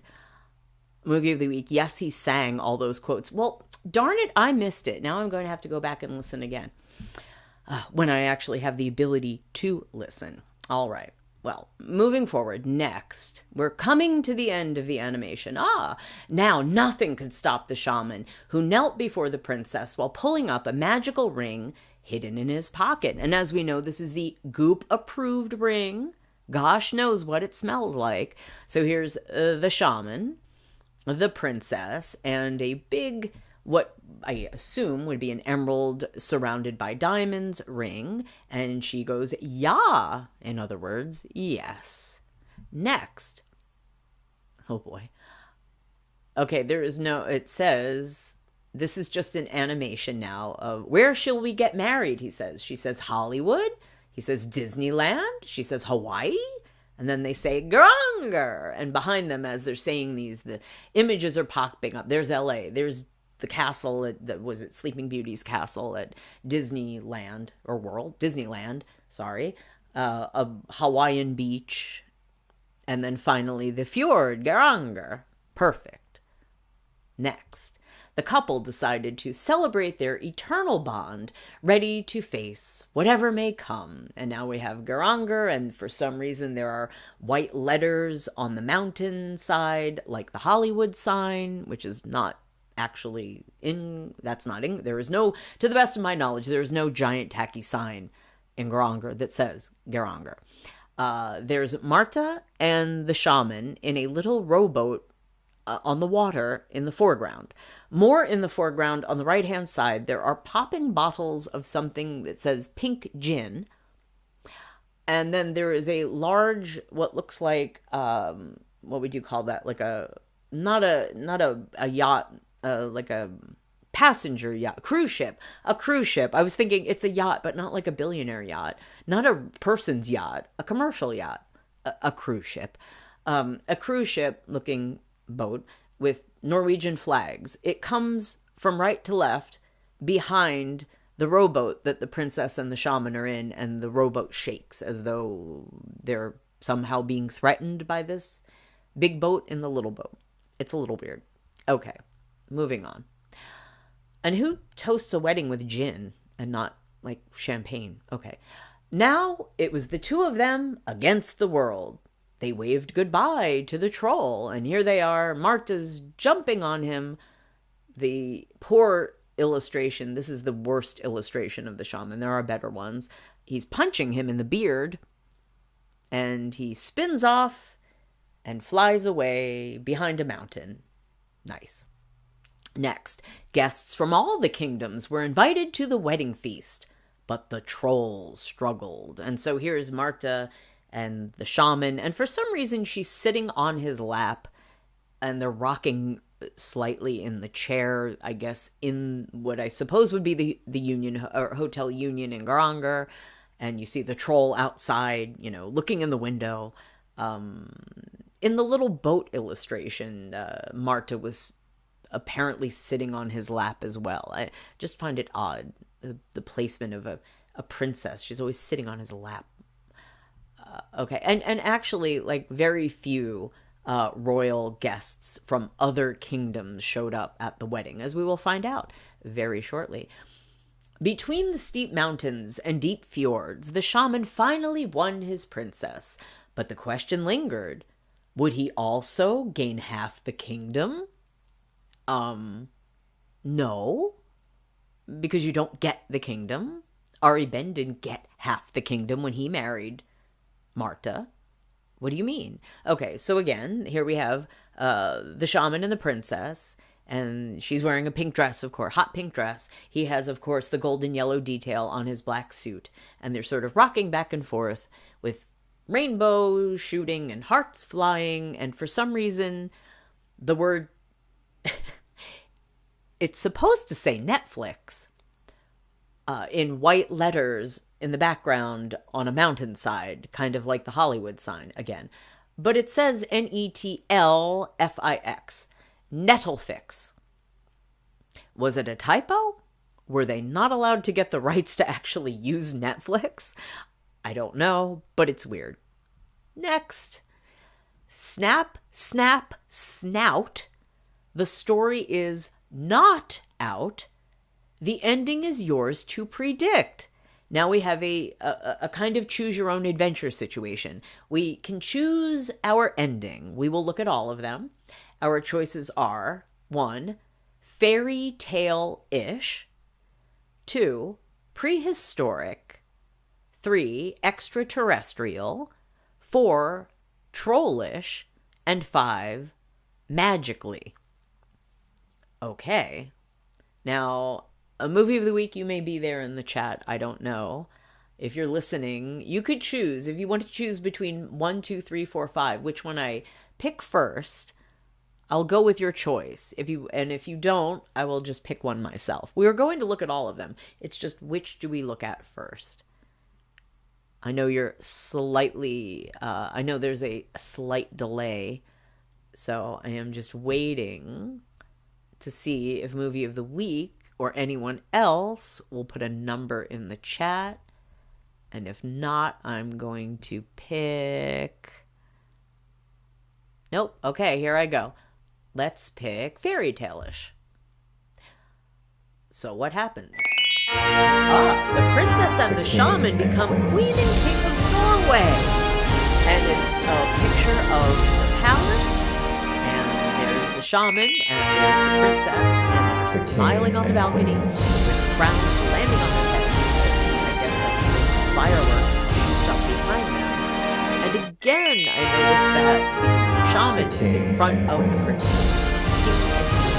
Well, that's a little much for someone marrying into into a royal family. Okay. Try a different ending. Let's try a different ending. Okay, movie of the week in the chat. You've chosen extraterrestrial. Let's go for it. Here we go. What happens? In order to get the medallion back, aliens abduct the princess and the shaman, who become rulers of another planet. And here we have the illustration of the princess and the shaman. He has his spirit optimizer, and when UFO comes by, the spirit optimizer somehow gets sucked up into the UFO, which is pink and golden yellow, which beams them up, flies them to outer space, and there they are on a golden yellow planet with a hot pink planet in the background with a golden yellow ring around it. Okay, so ending 1, they get to rule Norway. Ending 2, they get to rule another planet.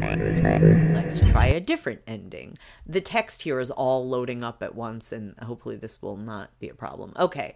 Let's pick prehistoric and see how that ends.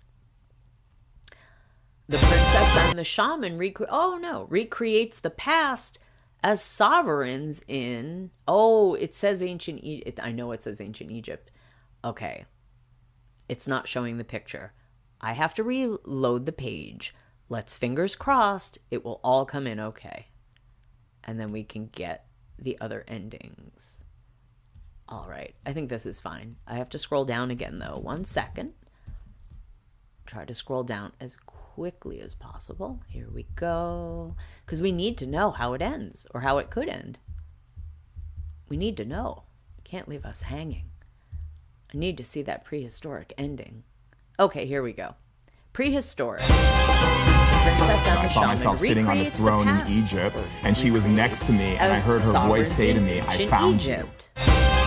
Okay. I saw myself sitting on the throne in Egypt, and she was next to me, and I heard her voice say to me, "I found you." They rule ancient Egypt.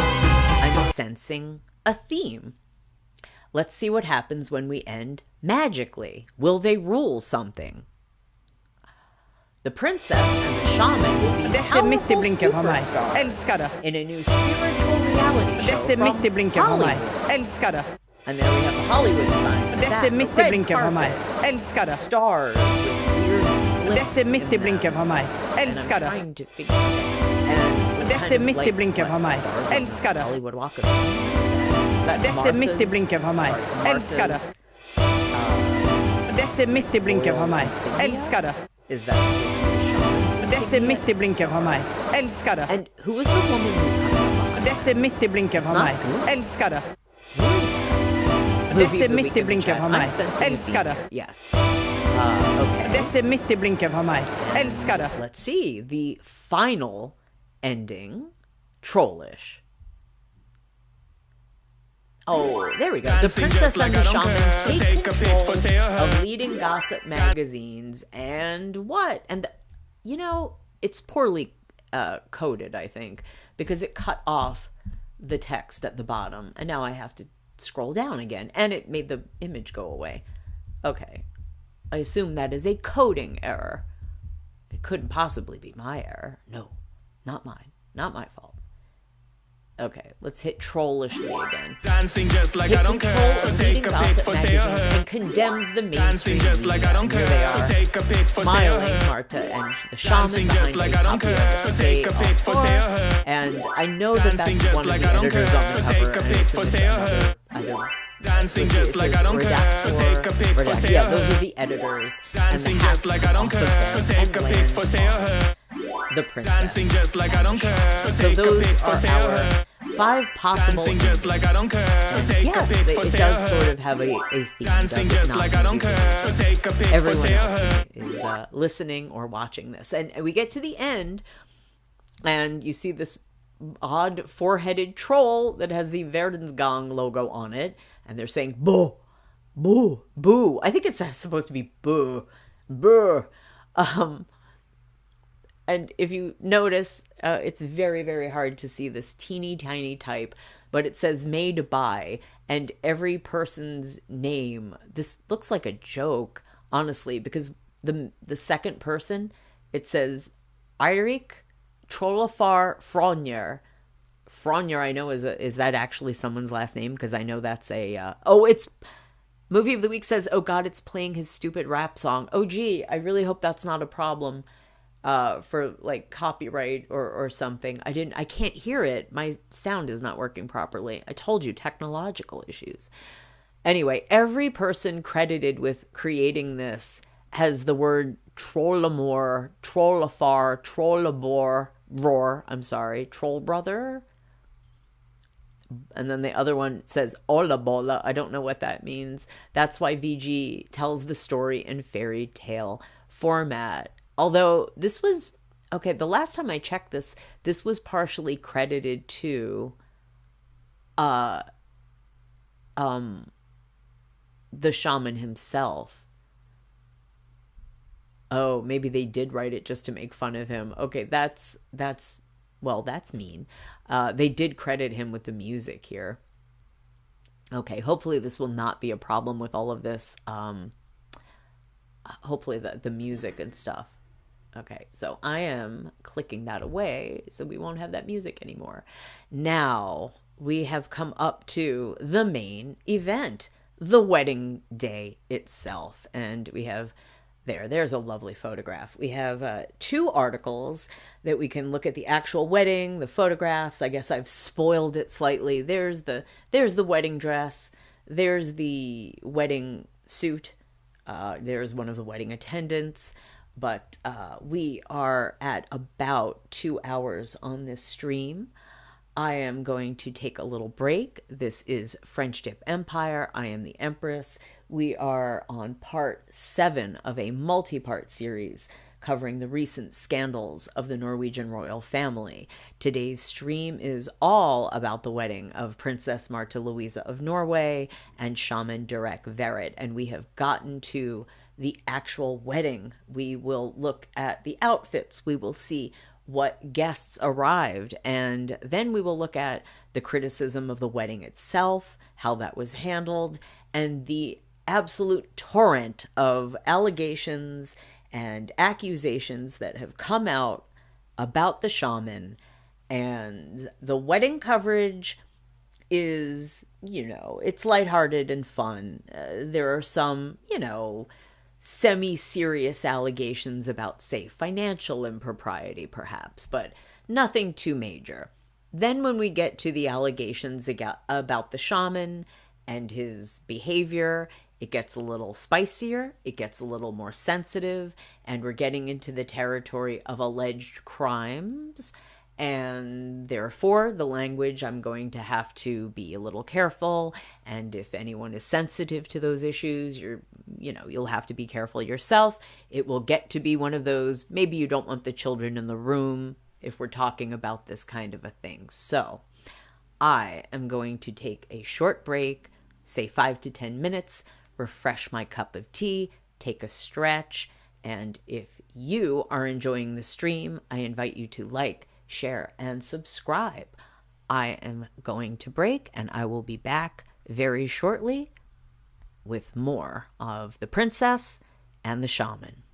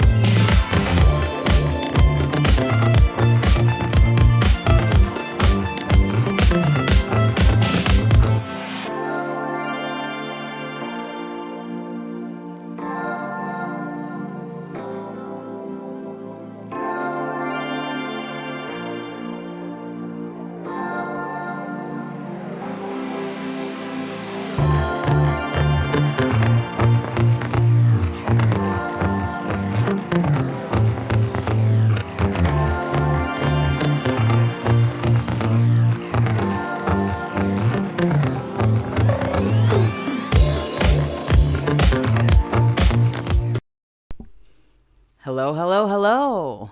Welcome back. I am the Empress, and this is French Dip Empire. We are continuing talking about the scandals in the Norwegian Royal Family. And right now, we are going to discuss the wedding of Princess Marte Louise and Shaman Durek Verrett. Here we go, the big event. Now, this website claims they have the best photos. I guess we'll be the judge of that.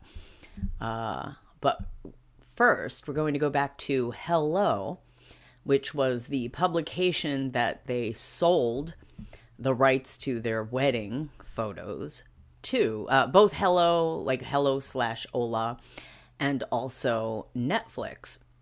So this is Hello, and let's scroll down just to the photos. Because the text is probably pretty redundant for what you will see in the photos and their captions. So this is the venue, the Hotel Union in Geiranger, Norway. The couple's 4-star wedding venue, Hotel Union, boasts a spa with a large sauna and a Japanese hot bath, indoor and outdoor pools with views over the fjord, 3 restaurants, its own nightclub, and a vintage car museum. Well, that is quite unique. I do not think that I've ever heard of a hotel or resort that had its very own museum of any kind, quite frankly, attached to it like that. And vintage cars. All right. Fun for everyone. Here we, this is a very poor shot of Crown Princess Victoria of Sweden in the orange dress here with her husband, Daniel. There are much better photographs of the couple, but of the guests. And the next picture, we're going to be able to see Victoria's dress. However, this was some of what people were complaining about with the tents and the things, sheets and whatnot set up to obscure the cameras of anyone who did not actually pay for the privilege of being able to photograph or video the wedding. And here you go. Here's Victoria and husband Daniel, and what a fantastic dress. She looks great. The dress is nice cut. It's a great color. She looks great. And then here is Victoria's brother, Carl Philip, Prince Carl Philip of Sweden, and his wife Sophia. And she's wearing, her orange top and white skirt. Another really lousy photo of Princess Astrid, the aunt of Princess Marte Louise, her paternal aunt. That's the sister of the king, and she is herself quite elderly and in a wheelchair. Now here's a better photograph of the Norwegian royal family. This is the king. This is Queen Sonja. King Harald, Queen Sonja. That's Crown Prince Haakon. That's Crown Princess Mette-Marit. That's their daughter and the heir to these two, Princess Ingrid. And that's Prince Sverre Magnus, more familiarly known as Magnus.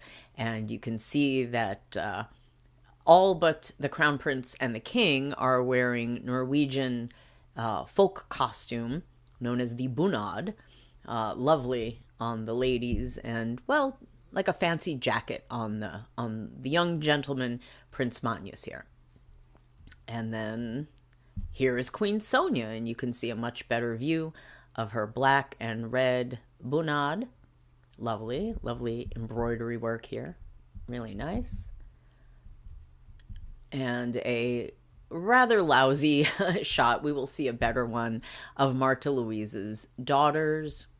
It's hard to tell from this photo. I think it's just the two because her eldest daughter has dyed hair. So yeah, that's just Leia and Emma in the middle there. And there you go. There are the girls. That's Maud and Leia and Emma in order of birth. Eldest, middle, youngest. She's the equestrian. She is the fashion influencer. And Maud, well, she's done various things. She's sort of the artistic, writerly, one, and she's most recently appeared on the Norwegian version of, I guess it's the version of it. I don't know if it's literally part of the group of programs, The Masked Singer. I don't know if they have different versions in different countries, or if it is simply a knockoff of The Masked Singer, but it's, I forget what the name is in Norwegian, but she has been on there, and we probably don't have time to cover that, but I'm sure in the future when I do more updates on the Norwegian Royal Family and their scandals, we can take a look at Maud on their version of The Masked Singer. And here we go. Hello exclusive, the shaman and the princess, and he's looking very powerful and casual, and she is looking very adoring, sitting on the floor with her head in his lap. The ceremony was led by parish priest Margit Louise Holte and included hymns such as Amazing Grace and Open the Eyes of My Heart, Lord, and a Bible reading by the bride's brother, Crown Prince Haakon. Pastor Michael B. Beckwith, who has appeared on Oprah Winfrey's Super Soul podcast, gave a greeting. Okay. Was Dr. Oz there to, read what do they always read at weddings? It's like something for Corinthians, or it's Anne Morrow Lindbergh, that love is blah blah blah. That seems to be the go-to for wedding readings. Yes, something like that. I don't know. Here we go, another photograph of them, black and white. He looks a little sour. She looks happy. Okay, they exchanged personal vows in front of friends and family, who gave the newlyweds a standing ovation. Well, of course. And then everyone clapped. Of course. Okay, the bridesmaids. The bridesmaids were pretty in pink, showing off their satin gowns as they exited on the arms of the 7 groomsmen who wore matching ties. Well, yeah, the groomsmen tend to wear matching ties. Each member of Martha Louise's bridal party accessorized with metallic shoes and bouquets of flowers in varying shades of pink.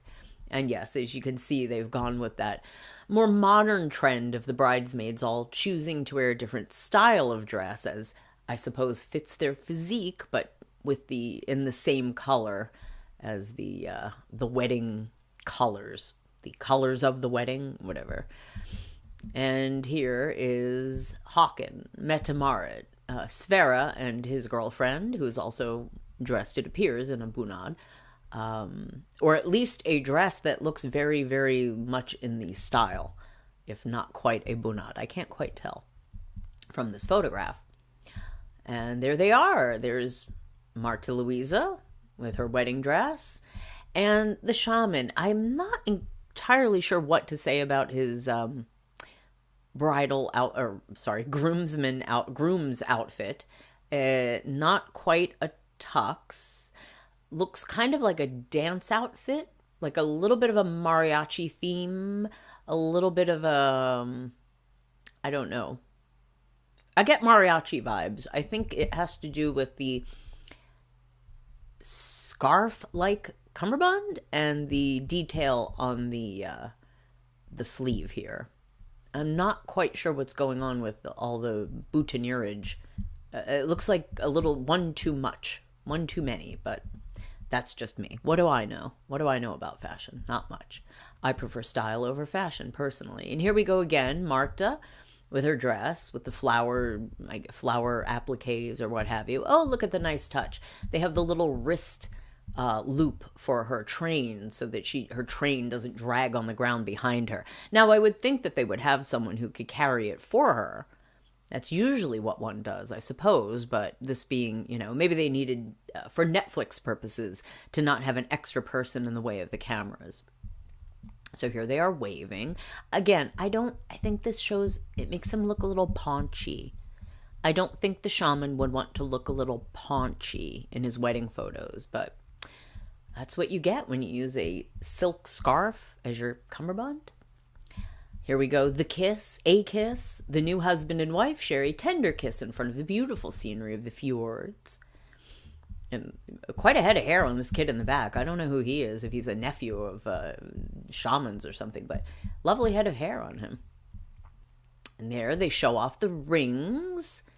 A closer look at the couple's rings and the gold monogram on Durek's bespoke tuxedo. Or we are calling this a tuxedo, fine. And yes, these are the little glyphs. I'm assuming that that's like M for Martha and I guess a D for Durek. And these were the little glyphs or logos or what have you that we saw in the stars that look like the stars on the Hollywood Walk of Fame that were in the Hollywood ending of the little fairy tale from Verdensgang. Movie of the week writes in the chat, the kid has a righteous fro. Is it quite an afro? Maybe a modified. I think it's just grown out hair, but it has lovely volume. Lovely curls, lovely volume, and the color isn't bad either. So here we go. 3 days of celebrations. We are there. Marta Louisa and Durek's wedding concludes 3 days of celebrations, with the festivities kicking off at a meet and greet party with a, quote, sexy and cool, unquote, dress code at the Hotel 1904 in Ålesund City on Thursday. Movie of the week in the chat writes, Durek is flouncy AF. Yes, a shaman will flounce. You know, a shaman will flounce. Here, let me see. I want to see the cool, sexy. Okay. I'm laughing for a very specific reason. If we look closely at the pattern on their clothing, and here, oh, good gravy. These are awful outfits. This is the curse, in my opinion, of the stylist. This is where stylists go very, very wrong. Although this is gorgeous. Wherever they have taken these photographs, this garden is beautiful, and that is just lovely. Anyway, this is a mess of an outfit. That is not a great outfit either. And that's why stylists, they're fashionists. They're not stylists. This isn't style. That's fashion vomited all over two people. Okay, anyway, let's take a look at the pre-wedding reception. Okay. Let's see more outfits. Marta Louisa, 52, exuded bridal radiance in a coordinating pink look alongside her husband-to-be, with matching jeweled necklaces adorning their necks from Colors Jewelry by Marius Torud. The striking dress, which hailed from Marta Louisa's brand Hest, boasted a halter neck design with an asymmetric train. This is an ad. I didn't get paid for this, though. I wish I had. I would love to get some jewelry from Marius Torud, and I would love to get some, well, maybe not. I'd be happy to get some clothing from Hest. Hey, I'm giving you an ad. Why don't you give me some compensation here, ladies and gentlemen? The Norwegian Royal styled her brunette locks in loose waves and accentuated her natural beauty with a rosy blush, dramatic black mascara, and glossy pink lipstick, creating a flawless and glowing look. Not to be outdone, 49-year-old Durek cut a dashing figure in bubblegum pink trousers and a matching suit jacket, perfectly complementing his bride-to-be's ensemble. Well, yes, because it's literally made out of the same print. The pink fabric with the H's all over it for Hest. We're going to be taking a look at Hest in just a little bit. This is one of the criticisms that they received. They received money from Hello to report on their wedding. She's advertising her clothing line. Hest is Marta Louise's she co-founded it, but it's her clothing line. So she's promoting her clothing by promoting her wedding for money in Hello. That's part of what people had a problem with, as we're going to hear when we do the post-wedding coverage in just a little bit.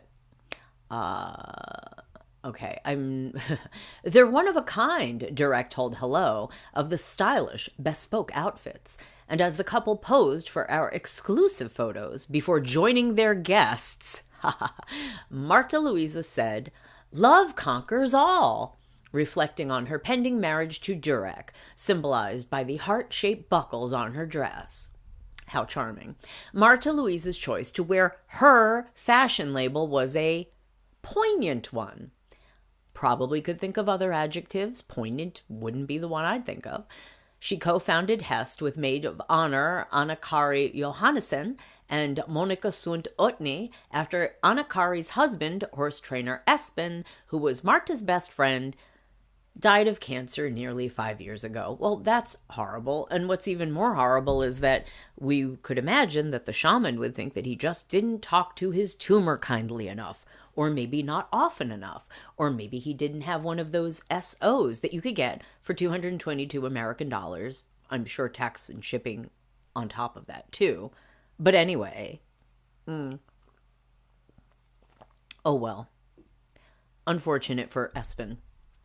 In a departure from royal tradition, which often sees dress codes, don't play right now, include ball gowns with demure floor-length hemlines and covered shoulders, the pair asked guests to follow a sexy and cool theme for the pre-wedding meet and greet bash.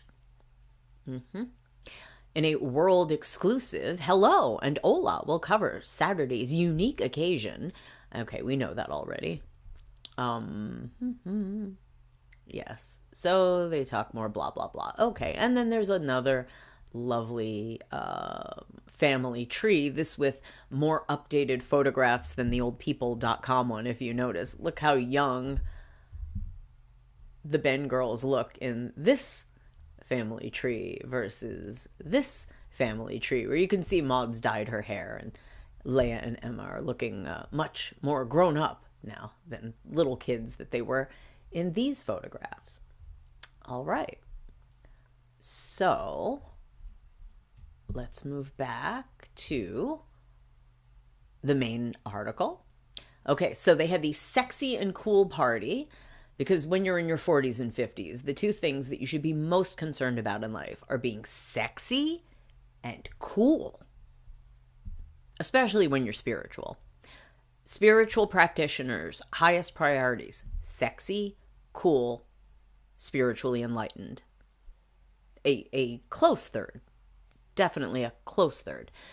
Guests then enjoyed a boat trip on Friday afternoon, taking in the sights of the Geiranger Fjord before heading to the Hotel Union in the evening for a Latin American-themed pre-wedding party. Well, this just sounds like so much fun. Let's take a look at the boat trip. Okay, here's the boat trip. Let's skip the video. Let's look at the oh wow, we've got 16 photos. And again, notice signature hot pink color. I'm not digging the coat, skirt, and boots. Schienenbuchkufen. Not enjoying this ensemble. Durek Verrett here, the shaman, in his all brown, well, white shoes, I suppose. And she has the hot pink handbag. It looks like he's holding the handbag. This is kind of giving me Cliff Huxtable vibes. I think it's the sweater, but he looks very relaxed and casual. All smiles, everyone, smiles. It's the love boat. Okay, yes, I am not digging her outfit at all. She got stylisted. She got attacked by a stylist. Oh, blowing kisses. Lovely. Look at Durek blowing kisses. And there's Mette-Marit. Oh, that's Svera Magnus's girlfriend in the background. She's cute. There's Mette-Marit. There's Svera. Very casual. Very casual. Good for him. Oh, and it's Dutch royalty. Look at that. We've got Prince Constant. I can never remember if Dutch IJ is I or E. I think it's I. Prince Constantine and Princess Laurentine, his wife. These are the brother and sister-in-law of the current king. And Laurentine is... I don't know if I've ever seen her wearing anything that I would approve of. She has a bold style. I'll give her that. And then there's her husband, who looks perfectly fine for a boat trip. Movie of the week writes in the chat, who is hiring these stylists? You'd think they'd learn their lesson. Well, I think they enjoy, I mean, you know, when you hire a stylist, it's for one of two reasons. Either you need some assistance in finding a style that works for your body, your color, your, you know, whatever. And that can be a good help, knowing, you know, what length of skirt to wear or, you know, what colors look best on you.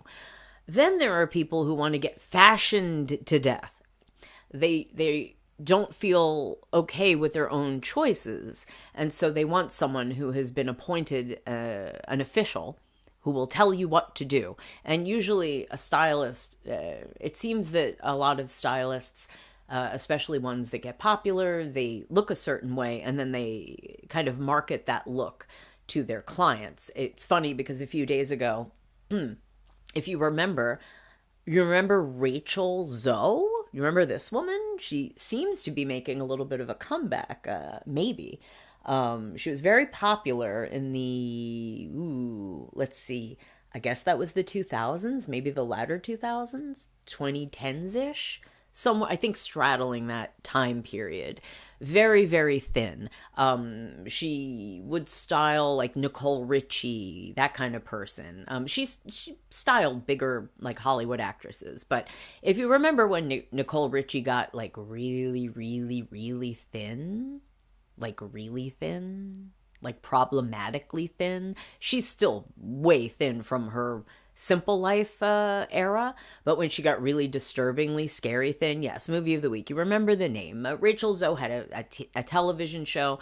She was a big celebrity stylist, and she got accused of basically her clients would look like her. She would style them as she styled herself. They all got really skinny. They wore certain kinds of outfits, blah, blah, blah. Anyway, that's one way of approaching a stylist. You know, tell me what to wear so I can look a certain way. But it's very insular, you know. It's an echo chamber. So those of us outside of the echo chamber who might look at an outfit and go, well, that's just bloody hideous. What are you doing? I mean, I see this with celebrities all the time, especially their red carpet appearances. They get stylisted to death. They get fashioned to death. It's embarrassing. I find it embarrassing I'm embarrassed for them. But, you know, they seem to be happy. I don't know. It's their lives, not mine. I wouldn't let someone tell me what to wear if it was like that. But, you know, what can you do? This is the life of celebrities. And here they are at the okay, the very like just how totally cash, and that's totally appropriate for a boat ride such as this. Mette-Marit, Håkon, Ingrid, Magnus, and the girlfriend. I can't remember her name. I just had it too. Oh darn! It's not reported girlfriend. It is his girlfriend. I'm going to have to look this up, but I don't know why, but the prince looks like he's just waiting to be an old guy. He's got one of those looks where he doesn't look like super youthful. He looks like he's waiting to be an old guy. And then his looks will just like hit. You know what I mean? I don't know if that makes any sense. Some people just have that look. Some people don't look right at when they get older. They looked better when they were young. They had such youthful looks that they can only look youthful, and they look like an apple that's like going bad as they age. And then some people look almost too weird when they're younger. The youth doesn't work on them. And then when they get into middle age or older, some people look good as senior citizens in a way they never did as a young person. It's odd, and I don't know what that is or what that means, but I guess it's the lucky person who can look good at any age. Okay, so Prince Sverre, who is apparently called Magnus at home.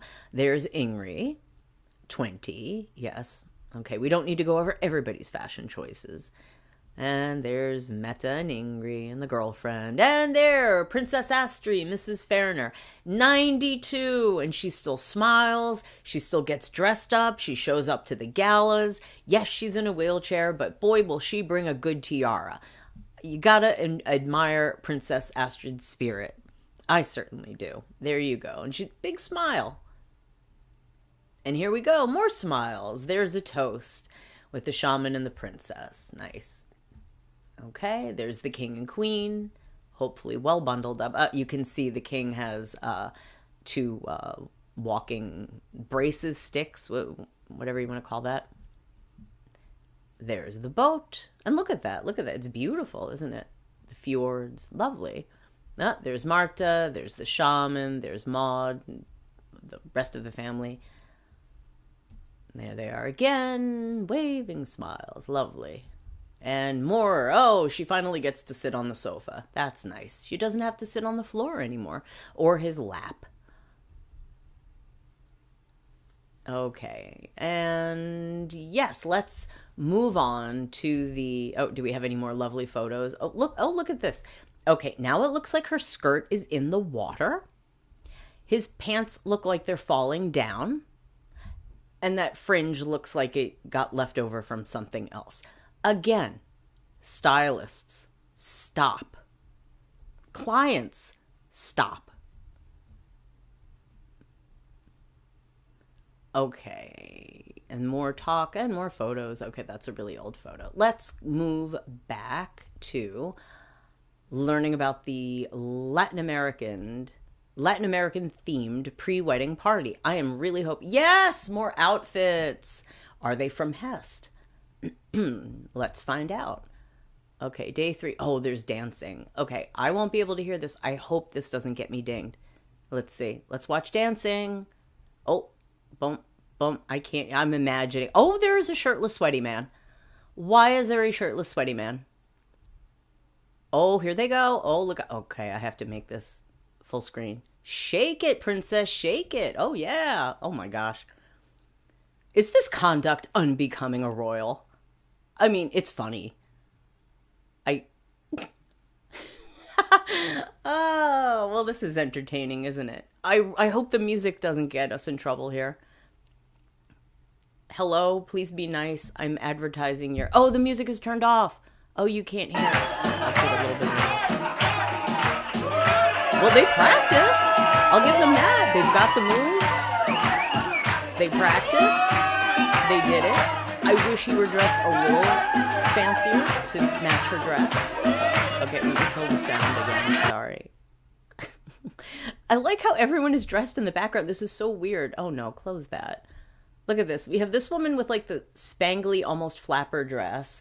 This guy who's wearing like half Norwegian folk outfit, maybe. This man who's just wearing like a shirt and pants. There was a sweaty, shirtless guy over to the right. Oh, yes, thank you. Movie of the week. No sound on this. Movie of the week. OMG, he moves like Donald Trump. Oh, no. Oh, let's give the shaman a little bit more credit. He's much younger than Trump. I think he'd be able to shake it a little bit better than an elderly man. But not so smooth. Oh, no. Oh, no. You're saying Trump is smoother a dancer than Shaman Durek? Oh, no. No sound on this. Yes, I know. Unfortunately, it was muted until I noticed. So, okay, this is an awkward still. Let me hit play again. And the cameraman just getting in the way. Smooch. Ugh. Love. Oh, the watch. The yellow watch. That must be his favorite watch. Or maybe it's his only good watch. I don't know. Okay. Lovely. We got to see some dancing. Wasn't that fantastic? Oh, more product placement. Okay. The evening also offered another opportunity to catch sight of Marta's bridal style. Looking the epitome of elegance, King Harald's daughter wore a stunning pale pink dress by Tina Stefanik Hermansson and jewelry by Carolina Svedborn. There you go. If Carolina, if you want to, give me some compensation for the free ad, hit me up, get in touch. Beauty-wise, she enhanced her features with a flawless complexion and dramatic long lashes. Her hair was styled in a loose chignon. Meanwhile, Durek ensured he showcased his unique sense of style, too, opting for trousers by Holtzweiler, jacket by Pearl Octopussy, and sparkly shoes by Giuseppe Zanotti. Well, how nice. Music and dancing are some of Durek's biggest passions. Yes, we found that out. Okay, and there they are again. All right, any more of the... Oh, well, there's a new photograph of Marta in white. I wanted to see more of the Latin American dance party. Oh, okay. This was in one of the other articles, and this is a trip to me. Okay, ready? Durek had originally hoped to travel to Disneyland to create a fairy tale proposal with the help of Playboy star Holly Madison. What? Holly Madison. The chick who was with Hugh Hefner. She was like one of his girls. They had a show, right? A reality show of the ladies who lived with him. She wasn't married to him, right? She was just one of his, girls. And that's his friend. I wonder how they met. Did she go to him for one of the $1,500 an hour treatments? Holly? I don't know. I just think it's weird that they're friends. Okay, and here's more of those awful outfits that clearly a stylist's doing. And there's the fjord. Beautiful. It's really a balm after all of that unattractive clothing. Okay, so that's the dance party leading up to the wedding. And then, of course, they had the wedding. So let's go over here to the article that says they have the best photographs. Okay, now I can get a better look at this weird boutonniere. I'm not really sure what's going on here, that they're couple up, couple down, looks a bit of a mess. But it's pink. That's nice.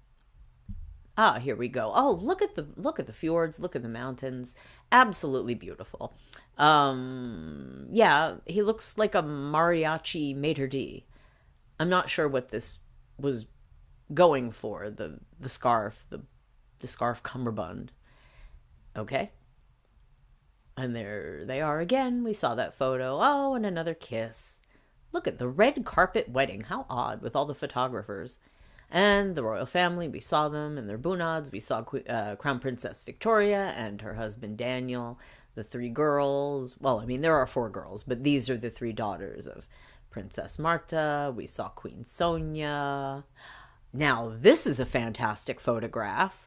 You may have been wondering, movie of the week in the chat, Holly Madison. Yes, of Hugh Hefner fame.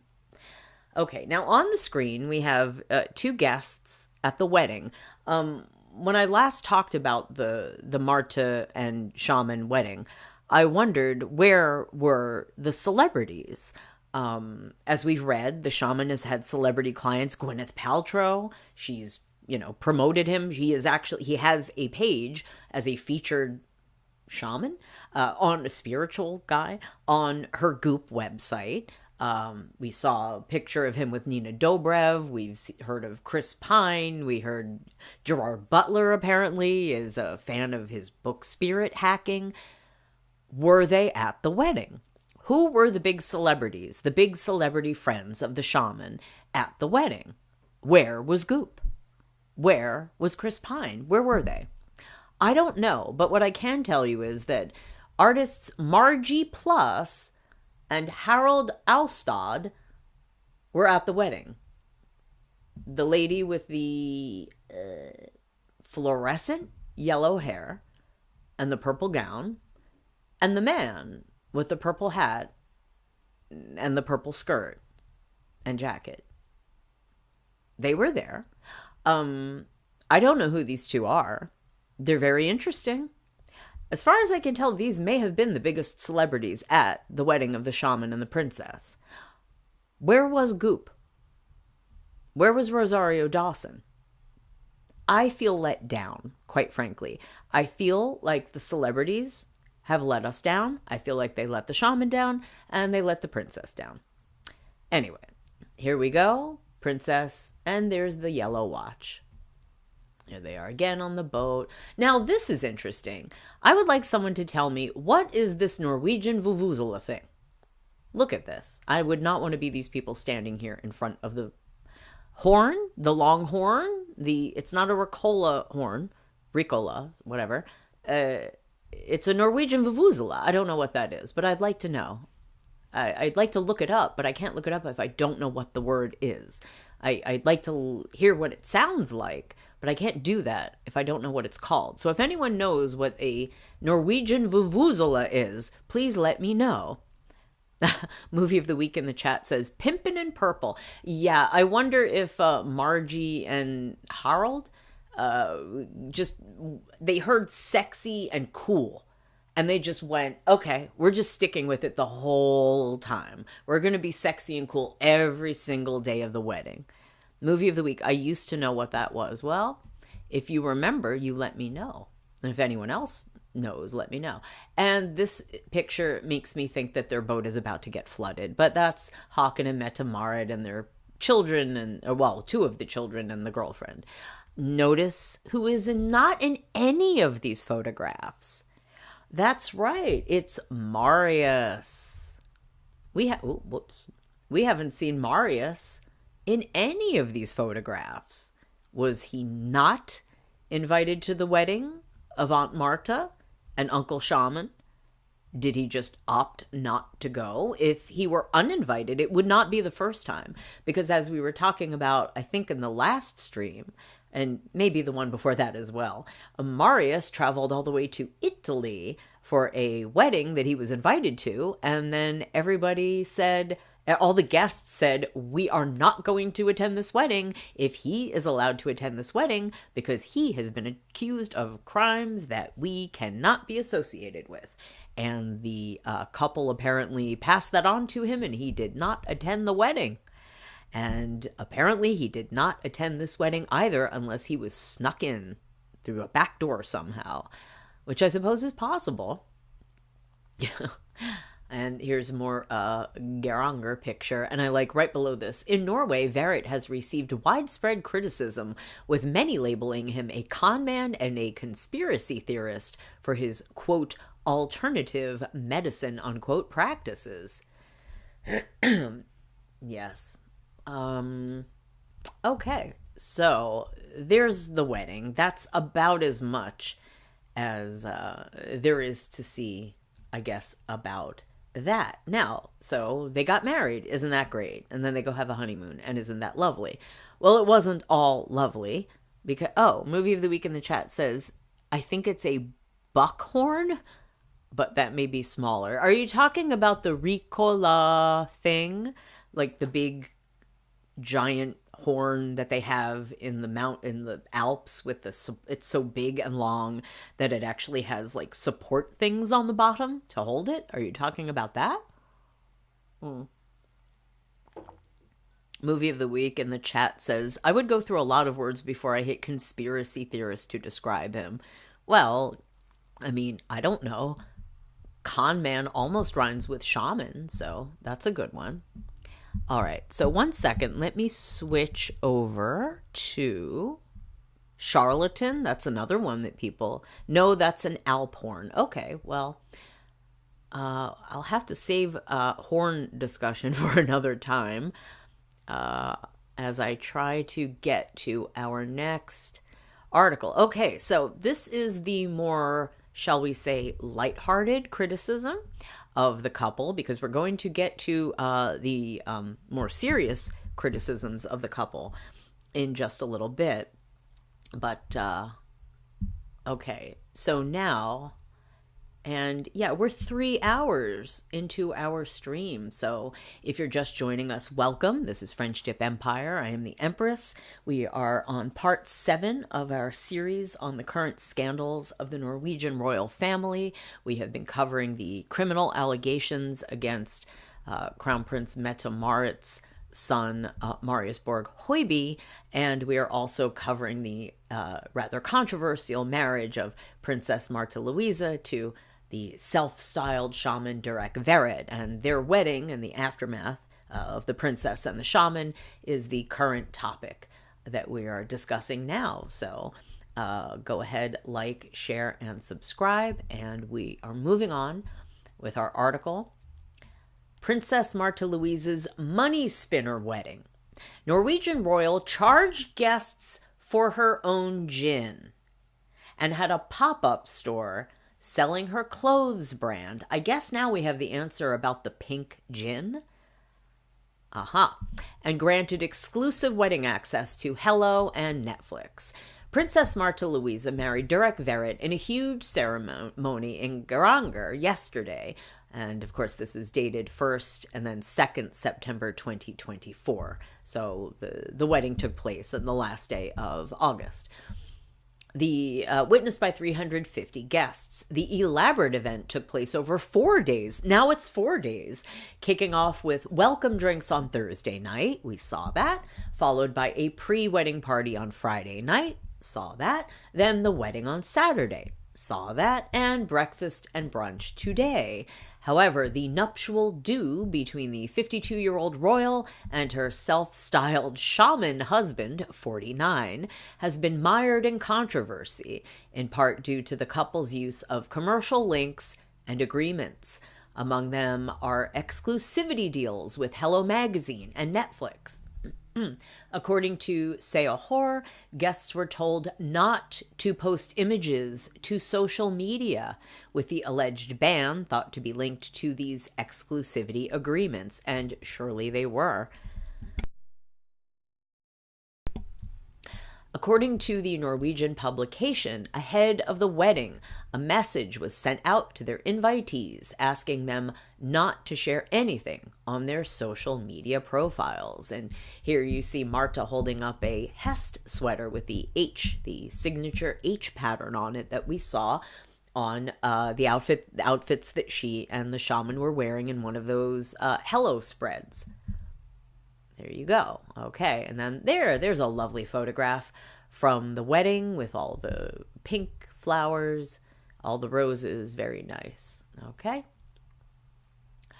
Please remember that mobile phones or cameras are not allowed at any of the events throughout the weekend.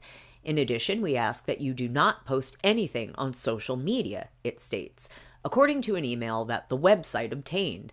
It then reiterates that it is very important that everyone follows the guidelines and asks guests to take them seriously. Norwegian outlet Aftenposten reported that a well-known Netflix director named Rebecca Chaikin, it says Chaiklin, okay, worked on the hit show Tiger King, would be making the documentary about the pair. That's kind of a dubious distinction, isn't it? It wasn't my impression that the Tiger King documentary, that anyone in that came off terribly well. I thought I didn't see it, but what I've heard of it is that they all kind of came across as shady and sus. I guess that fits. The outlet said American production company Nordic Pictures LLC is collaborating with a Norwegian production company. 3 days ago, Netflix, I wonder who's part of Nordic Pictures LLC. 3 days ago, Netflix confirmed via a press release that it was making an in-depth and moving documentary about Princess Marta Louisa and Shaman Durek's love story. It was also reported by Aftenposten that Rebecca Chaiklin requested that the Norwegian drone photographer apply for a drone permit. The publication also claims that an application to the Norwegian Civil Aviation Authority was made for drone filming of the wedding in Geiranger on Saturday, 31 August. But a source told Seahor, if there are too many leaks of photos, the sum the couple will receive will probably be reduced in terms of the deals they have made to the companies covering their wedding. I like the look on this kid's face. Ooh, they kissing. Two people sitting in a tree, Kissing. That's what he looks like he's saying. To me, they're kissing. And there you go. There's a picture of a giant tent, not uncommon at a wedding ceremony or a wedding reception, but because it was meant to thwart the press, it was not appreciated. The Daily Mail's Richard Eden reported that Norwegians are not happy about the exclusivity agreements. A spokesman for the royal family also said it denies other outlets fair access, and it was revealed that the royals would not only pose for exclusive images. Right. Okay, ahead of the ceremony, several measures were put in place to ensure the bride was not seen by media outlets, with several people holding sheets around the royal while she made her way to the wedding marquee, totally hiding her. Following the ceremony, a ghost who was interviewed by Norwegian network VGTV said that not having phones out at the event meant that people were able to be fully immersed in watching the action. They should have just given them Faraday bags to put them in. Like when you go to a concert or a comedy show, they make them put them... Oh, Movie of the Week wrote in the chat, no, he looked like an... Well, I don't know if I want to say that word. It's not that bad of a word, but... Who are you referring to and when? Because I missed your comment when it came in just a couple minutes ago. Who looked? Shaman? I guess you mean the shaman. Okay, where did I leave off? Okay. According to Sehor, despite guests forking out an average of 2,300 pounds or 32,000 Norwegian kroner, that is probably about $3,000 US dollars, 3,200, 3,000, somewhere around there, to attend the event. Well, for what? How did they figure that out? How were the guests paying like $3,000 to attend the event? Are they talking about travel? Because I guess Geiranger is distant. You have to travel there. You have to be put up at the hotel. I suppose there's that. A sum which does not include the cost of a wedding gift. Are you required to give a wedding gift if the bride and groom are monetizing their actual wedding? I don't know. That seems weird. I mean, of course you give a gift. It's the polite thing to do, but I feel like if a shaman is getting married to a clairvoyant who can speak to the angels and the dead, probably an intangible gift would be the best one to give. I think I would just make a nice donation to a children's cancer charity. I think that would be the most appropriate gift. That's what I would do. Oh, Movie of the Week in the chat said the Tiger King guy. The Tiger King guy looked like a jerk in the documentary. Well, I mean, I think he did a lot to make himself look like a jerk in life. But what I'm saying is that it seems like everybody associated with the Tiger King story came off looking like not a good person.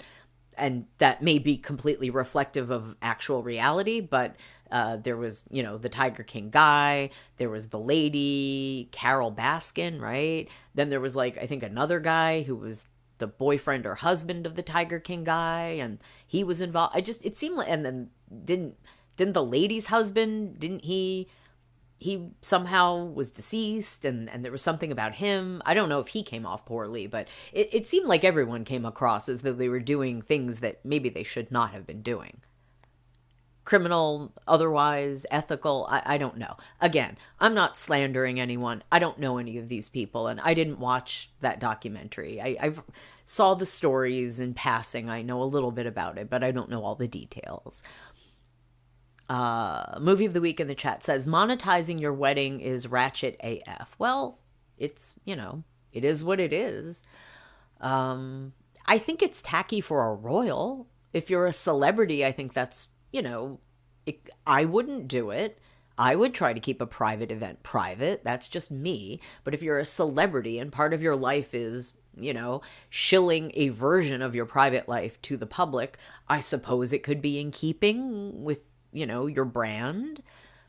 People are interested anyway. Well, look at it this way. Okay, this is stretching back a long time, but if you remember when Madonna got married to Sean Penn back in the Stone Age, there was a big deal because they were trying to keep their wedding private, and they made the really, I think, bad. I think if I remember correctly, they made the very, very poor decision to have an outdoor wedding in California. And then they got plagued by helicopters with photographers, and Sean was out there flipping the bird, and, you don't want to be flipping the bird like that and angry on your wedding day. Although I don't know that Sean Penn wouldn't be angry on any wedding day. He seems like a generally angry guy. But it seems as though if you want to cut down on that, you make deals, right? So if you want to keep your privacy but not deal with paparazzi intrusions, I can understand why someone might monetize some of their, wedding or private event. Wouldn't be my choice, but I guess I could understand it. But when it comes to royalty, no, not good. But this is what we're in, modern royalty. You have these weird 1 foot in, 1 foot out. It doesn't work, and they can't figure out quite how to work it. I don't think any of them have figured out a really good way of doing it that avoids controversy, criticism, or whatever. But, it's their problem, fortunately, not mine. Okay, so how did they grift their own guests? Let's find out. So it's about 3,200 American just to attend the wedding, not counting a gift. And I don't know where let's figure this out. It's probably travel and room, right? Like staying there. Not counting anyone buying a special outfit, right? Shoes, dress, suit, what have you. Even if you're renting a suit. No one's renting a suit for this, right? Everyone's buying or bringing their own. That's going to cost. All right. According to the outlet, it is traditional for Norwegian weddings to open bars. Well, to have an open bar. But guests at the royal wedding yesterday were reportedly given 5 drink vouchers on Friday evening for drinks on both Friday night's party and the reception on Saturday. So 5 for 2 nights. Remember, this is a 3 or 4 night, well, it's a 3-night, 4-day wedding, correct? So 5 drink vouchers. Okay. Can you use your drink voucher for soft drinks as well? Sparkling water? Can you get tap water for free? Can you just find a nice ice cold stream running down off the fjord and scoop it up with an empty glass? Because I'm imagining that that's what people were doing after a point. Okay, 5 drink vouchers for 3 nights. After the vouchers ran out, guests could purchase drinks from a menu featuring cocktails made with the couple's customized gin they made with Oslo. Oh boy, okay. Håndverks Distillery. I'll try for that. Obviously, distillery. The drinks were priced at £16.50 British, 225 Norwegian kroner, so that's like $20-ish American, about that. A $20 beverage, a $20 gin drink. That seems high. I don't drink gin, but that seems high even for big city prices, London, New York, what have you. You're off on a fjord. I'm not sure if you should be charging more or less for a drink when you're that far out in, the middle of, I presume, nowhere. Not nowhere, but you know what I mean. Not in an urban city setting. It still sounds like an expensive drink if you were just a normal person going to a bar or a restaurant. These are your wedding guests. He gets $1,500 an hour for his spiritual whatever consultations. Okay. The gin itself has provoked criticism of the royal. Let's look at it this way. Maybe they only gave them a few drink vouchers and charged for everything after that because they were concerned about their guests' sobriety and health. I'm sure it was that. Not being cheap. The label on the gin bottle said, let's see, sorry, I skipped a line. The gin itself has provoked criticism of the royal. Earlier this year, it was reported that the couple had been involved in creating the beverage, which was made by OHD. The label on the gin bottle said, "We created this gin for the wedding of Princess Marte Louise and Durek Verrett in Granger in August 2024. Princess Marte Louise is not allowed to use her title for commercial gain. And it was at first reported that while OHD generally collaborates on products it makes with celebrities, the couple's gin had already been in the brand's line before it was associated with them."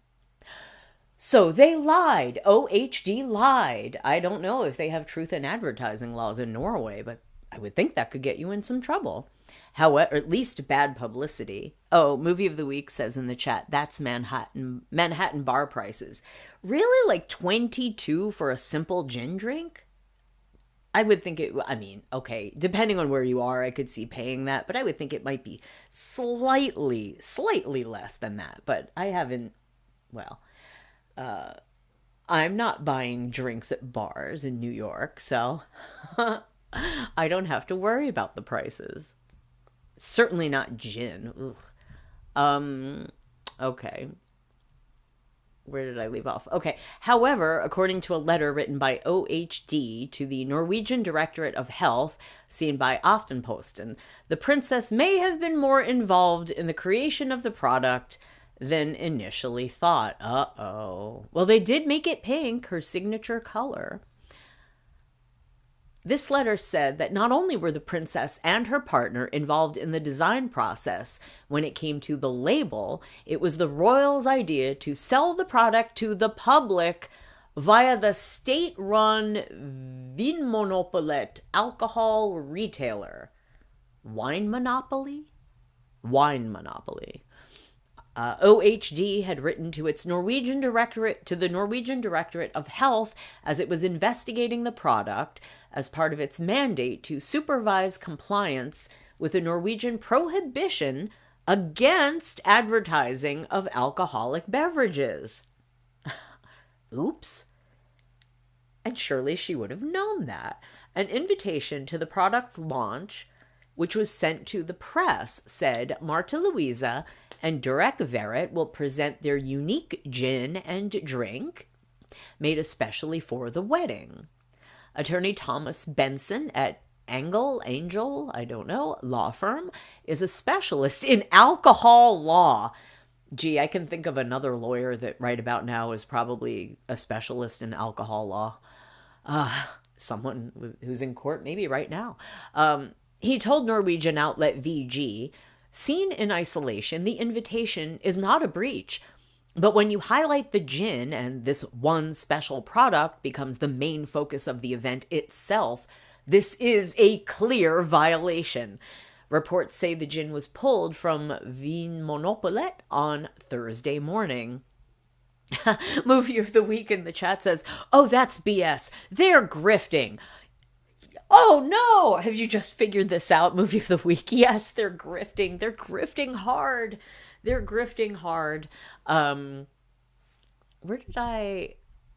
Oh yeah, okay, there's Hest. All right, sorry, I had to check one of my tabs is timed out, and I'm going to have to take a moment to pull that back up. But all right, let's finish with this. A further controversy has emerged. Further controversy, look at this. Woo! Yes, we're going to be taking a look at the shaman, and that's his mother. They don't look like mom and dad, or sorry, mother and son, but there you go. Very young looking she is. We will look at his difficult relationship with the mom and also at least one of his sisters. Apparently he has at least two. It's a little hard to nail it down. But anyway,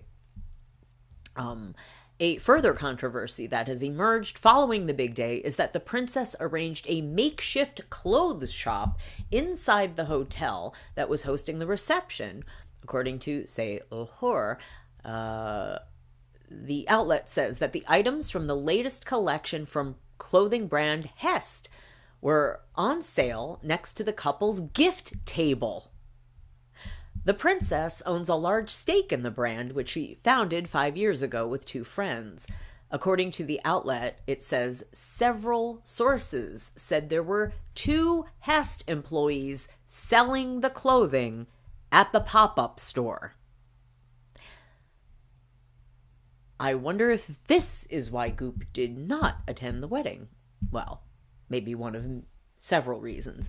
Despite the controversies, guests appeared to enjoy the wedding reception, which didn't wrap up until 3 a.m. The princess, yes, there was an article that said that the Crown Princely family, Håkon and Mette-Marit, had been partying until 3 a.m. after the wedding, and all I could think of was, ooh, I wonder if Marius was helping them to do that. And if you don't know what I mean by that, you really need to go back and check out our other streams. I'm not going to explain it now, but you can go look. Okay, the princess' father, King Harold, who is 87 years old and in frail health, did not return to his royal yacht, which was anchored by the shoreline of the Geirangerfjord until after 1 a.m. Queen Sonja, also 87, told newsmen, I think, waiting at the quayside that they had enjoyed the gala dinner.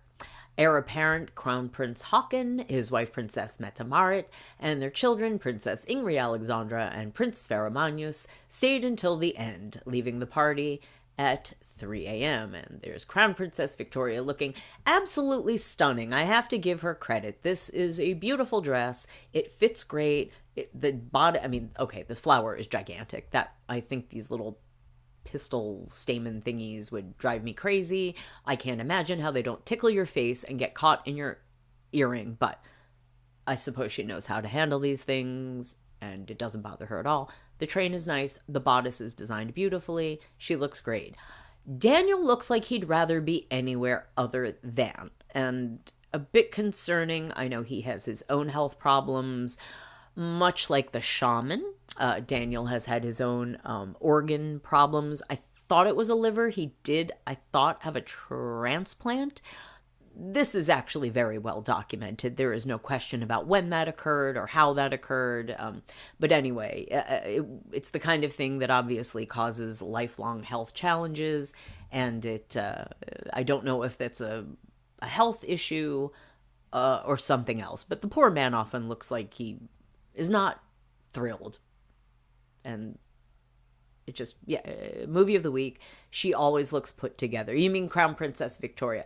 She does tend to dress pretty well. She, if you follow her day in and day out, as we all do, she makes some missteps from time to time. But I mean, she looks fantastic there. She had often been in the shadow of her younger sister, Princess Madeline, who, of course, is considered, and still is, one of the most beautiful of the princesses in Europe.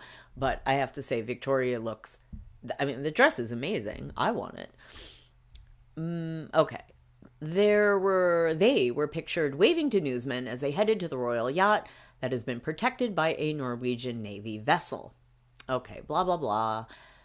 Queen Sonja and Crown Prince Haakon both gave speeches during the wedding breakfast, but not King Harold, who had given the wedding address at his daughter's first marriage to the author Ari Behn in 2002. The 4-day marriage celebrations concluded today with a lavish brunch at 1 p.m. Guests were then transported by bus and ferried to Ålesund Airport, some 2.5 hours away. Wow, that is a long, oh my goodness. You've been partying for like 3.5 days, and then you have to be on a 2.5 hour bus or ferry? Oh, and well, maybe this is why they cooled it with the drink vouchers, because they were concerned that if guests were up until 3 a.m, hungover, or probably still, feeling the effects of the alcohol, a 2.5 hour bus ride, a 2.5 hour ferry trip, that would be really deeply unpleasant. I imagine they were thinking ahead. They didn't want people to get all messed up, and they wanted them to have the best possible experience. Right? Yeah, let's say that. Not cheap, not grifty. Thoughtful, considerate, thinking ahead. Yeah, and as you can see, Sister of the Shaman launches Blistering Attack. We can check those out in a little bit. Okay, so social media influencers, reality stars, and TV personalities were among the guests as the Norwegian king's eldest child, elder. They keep saying eldest. It's only the what do you call that? Superlative or whatever, when it's 3 or more. If it's only 2, it's elder or older. There are only 2. Okay, married the American self-professed shaman. I love when they put self-professed or self-proclaimed, and I love it even more when they say that and then put it in quotes, like dissing it even more. Okay, and where are these celebrity guests? Oh, look, they look lovely in their outfits. Mette-Marit, you naughty, naughty lady. Yeah, smile for now. We're not going to be smiling for too long when you're with you. And her son had already been arrested. Let's just keep in mind that at the point that they're smiling at this wedding, Marius had already been arrested for a very, very serious crime. And here you go. Princess Astrid. She is the star of the show. Look at that tiara. It's a tiara with a crown on it. A tiara is a tiara. A crown is a crown. Princess Astrid is so special. She has a tiara with a crown. That's awesome. And look at her smile. 91, in a wheelchair, but she's bringing it. That's style. You don't need a stylist. You don't need fashion when you've got this kind of style. At 91, there you go. That's a style hero, or heroine, if you will, with an E on the end, the good kind. And again, we have no mention of any celebrities, any photographs. That's an ad. Okay, all we have are Harold and what was it? Margie plus the purple couple, the purple twins. Okay, I want to scroll back up so I can leave this here. Sorry. So I can come back if I want or need to. Now, let's move forward. More criticism. So that was that was the Daily Mail. That's a British paper. This is C'est a Whore itself. And it's, well, the Danish end there. But this is... Norwegian commentators call Princess Wedding embarrassing and comical.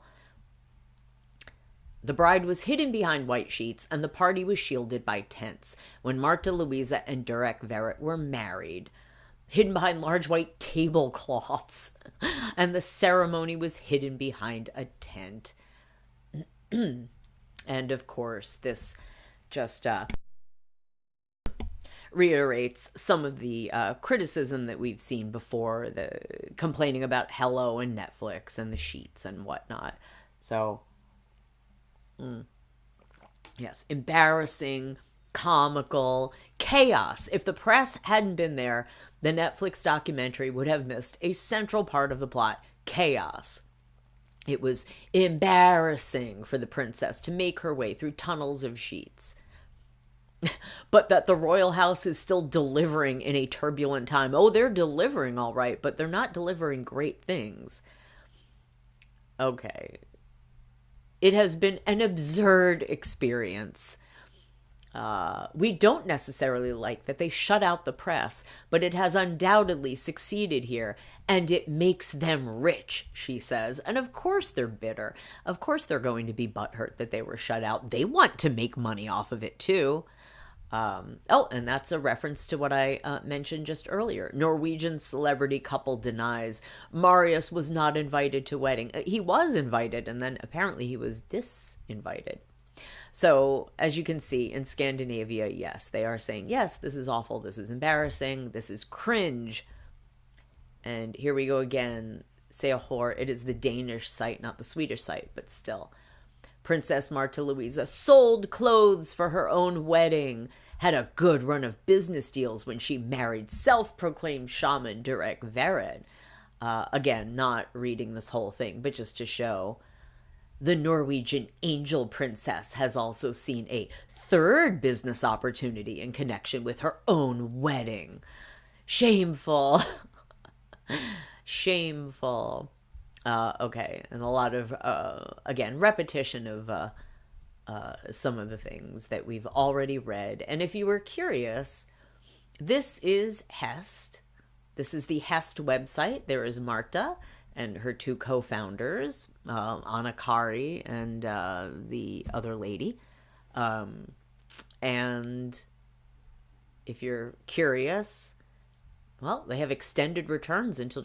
order by December 19th. You've got 2 more days to get Christmas gifts to your home. Let's see. Okay, a sweater. She's wearing a sweater. Let's take a look at the sweaters. Well, here you go. Jacket, sweater. Okay, an H sweater. An orange H sweater. Well, you can get it in other colors. That's about 2,500 krona, so that's 250 American, roughly. Would you wear an H sweater? Would you wear it for $250? Would you wear it for free? What do you think? What do you think, chat? What do you think, people? Would you wear a Hest? Maybe blue is more your color. Do you want, are those Hest jeans? Are those Hest jeans you're wearing? Remember the designer jean fad way back in the day? They don't do that anymore, do they? Jeans are just jeans. It's not really a designer jean. You don't hear about that so much. Oh, some of them are on sale. Okay, well, how about for men? Maybe you'd like some trousers. Do they have some Hest jeans? No, they have some almost $1,200, well, kroner. Not dollar, sorry. 1,200 kroner sweatpants. So that's over $100 for sweatpants with H's on them.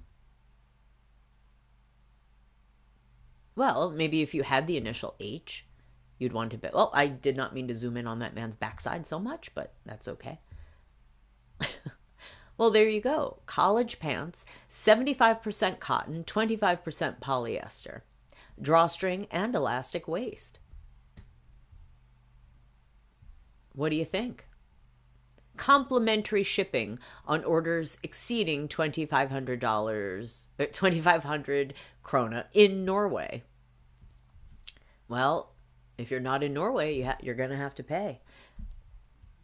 All right, so that's Hest. And I've now given them a free ad. You can send me an H sweater if you'd like. Although I can't really do those big turtlenecks. I feel like that would be too much fabric. Okay, and unfortunately, my next tab timed out. We're not covering that. Back up. There we go. So they had their wedding. They had the criticism of the wedding.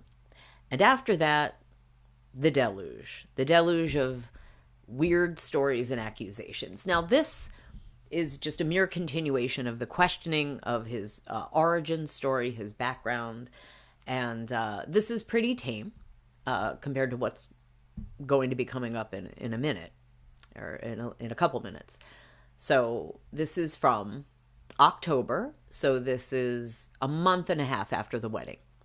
Now Shaman Durek claims he grew up in Turkey. Princess Martha Louise's American husband, who has previously claimed to be Norwegian and Haitian, of course he has said that he has both Norwegian and Haitian ancestry, says spent early years in Bodrum. Shaman Durek also claims he worked at Shamir Medical Center in Israel in 1998.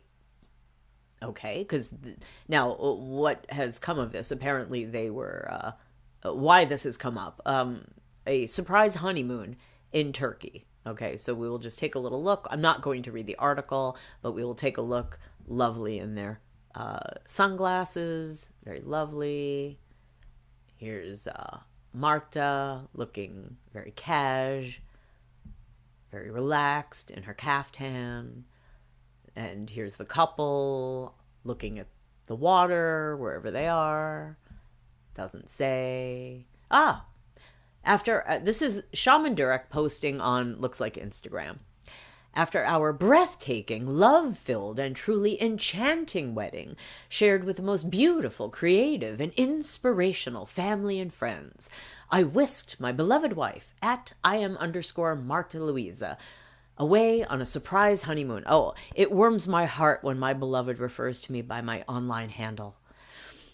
Away on a surprise honeymoon, one crafted for the purest of hearts. We journeyed to a paradise where I spent my early years surrounded by the loving and nurturing spirit of Turkey's rich culture. I notice he's spelling it the old-fashioned way, Turkey like the bird, not Turkey like Turkey that they've spelled it now with the IY and I think an umlaut, the more fun way. Our private villa by the sea at Villa Makakizi. I don't know. I'm even worse with Turkish than I am with Norwegian. I apologize. Became the perfect haven. Oh, this is more grifting, isn't it? More advertising. I'm sure it was probably a free stay at the villa. Became the perfect haven to share our love, devotion, and the dawn of our new beginning as husband and wife. For the first part of our honeymoon, we welcomed our cherished family and friends to revel in our joy, surrounding us with the warmth and love they bring into our lives. Every moment was designed to make my wife feel as loved and nurtured as she so selflessly nurtures everyone around her. My love, this is just the beginning. There is so much more and it's to come. Okay, number one, if I'm on my honeymoon, I am way too busy with my husband, in his case, wife, to be posting on Instagram. I think I'd be too busy. But he's a shaman. He can do anything. And everything is just so perfect. Everyone is everything, beautiful, creative, inspirational. Everything is the best. It's the best. It's the best. It's the best. Do these people ever get tummy aches? Or do they just spiritually wish them away? Do they ever, I don't know, get burnt toast? Do they ever have a late flight? Is anything ever less than absolutely amazing? It seems a bit unreal. And it seems a bit hard how could you possibly keep this up every day, all day long? Oh, my love, you're just so perfect. She must really be a very special person. If somebody slobbered this much all over me, I would want to, I wouldn't be happy. It seems unreal. It seems too much. It really does. But then again, I'm not a princess and I'm not a shaman. I'm a mere empress. I don't need that kind of genuflecting and kowtowing. But then again, I'm the kind of person who keeps my crown on a pile of books, so maybe I'm not the best person to understand these things. All right, so, more lovey photos. Oh, there they are. Who's taking the photos? Who's taking the photos? I wonder, do they hire someone? Here's Marta. Here's what I am _ Marta Louisa, because there was already an I am Marta Louisa who did not have an underscore. That's kind of sad. Okay. It was such a magical honeymoon. Of course it was. How could it be anything other than magical with a shaman, right? The best ever. Yeah. Well, I hope Ari is in heaven, unable to hear that his honeymoon with Marta was, just kind of meh and mid. Certainly not the best one ever. And more than I could ever dream of. Thank you so much for this wonderful adventure, darling. And thank you to everyone at Villa Makakizi for being so attentive and loving towards us all. It was a dream come true. Red heart emoji, red heart emoji. And you get your plug-in. And I guess that paid for the villa. How nice. How nice. Okay, any more honeymoon photos? No, these are just the wedding photos. Look at this. We actually get a description of their logo, their little sigil here, glyph. Horses and a heart, the Horus half moon, an owl. I guess that's for wisdom, knowledge. The eternity symbol, the eye of Horus. Oh, okay, turned on its side, I see. And a, golden ticket / diamond portal. That's very creative. How special for them. That's nice. I guess. I want to read about this. Okay. Thank you so much to the amazing team at anti_Hamar for embracing, that's spelled incorrectly, maybe a typo, both of our souls into this representation of the two of us. They even had to monetize getting their monogram. Okay. I guess I'm a silly person. I thought they designed it together. I really thought that this cringy, new agey nonsense was the shamans doing. I'll impress Marta with this BS kind of thing. And I thought, okay, that was his doing. Now I feel like it's even worse they outsourced this. They got someone to do this nonsense for them, probably for free for the plug, and then they plugged it. That's something you sit down and do together. Like, that's something a couple of high school or college kids would do together. Sorry. Movie of the week in the chat. Man, this dude is up his own backside.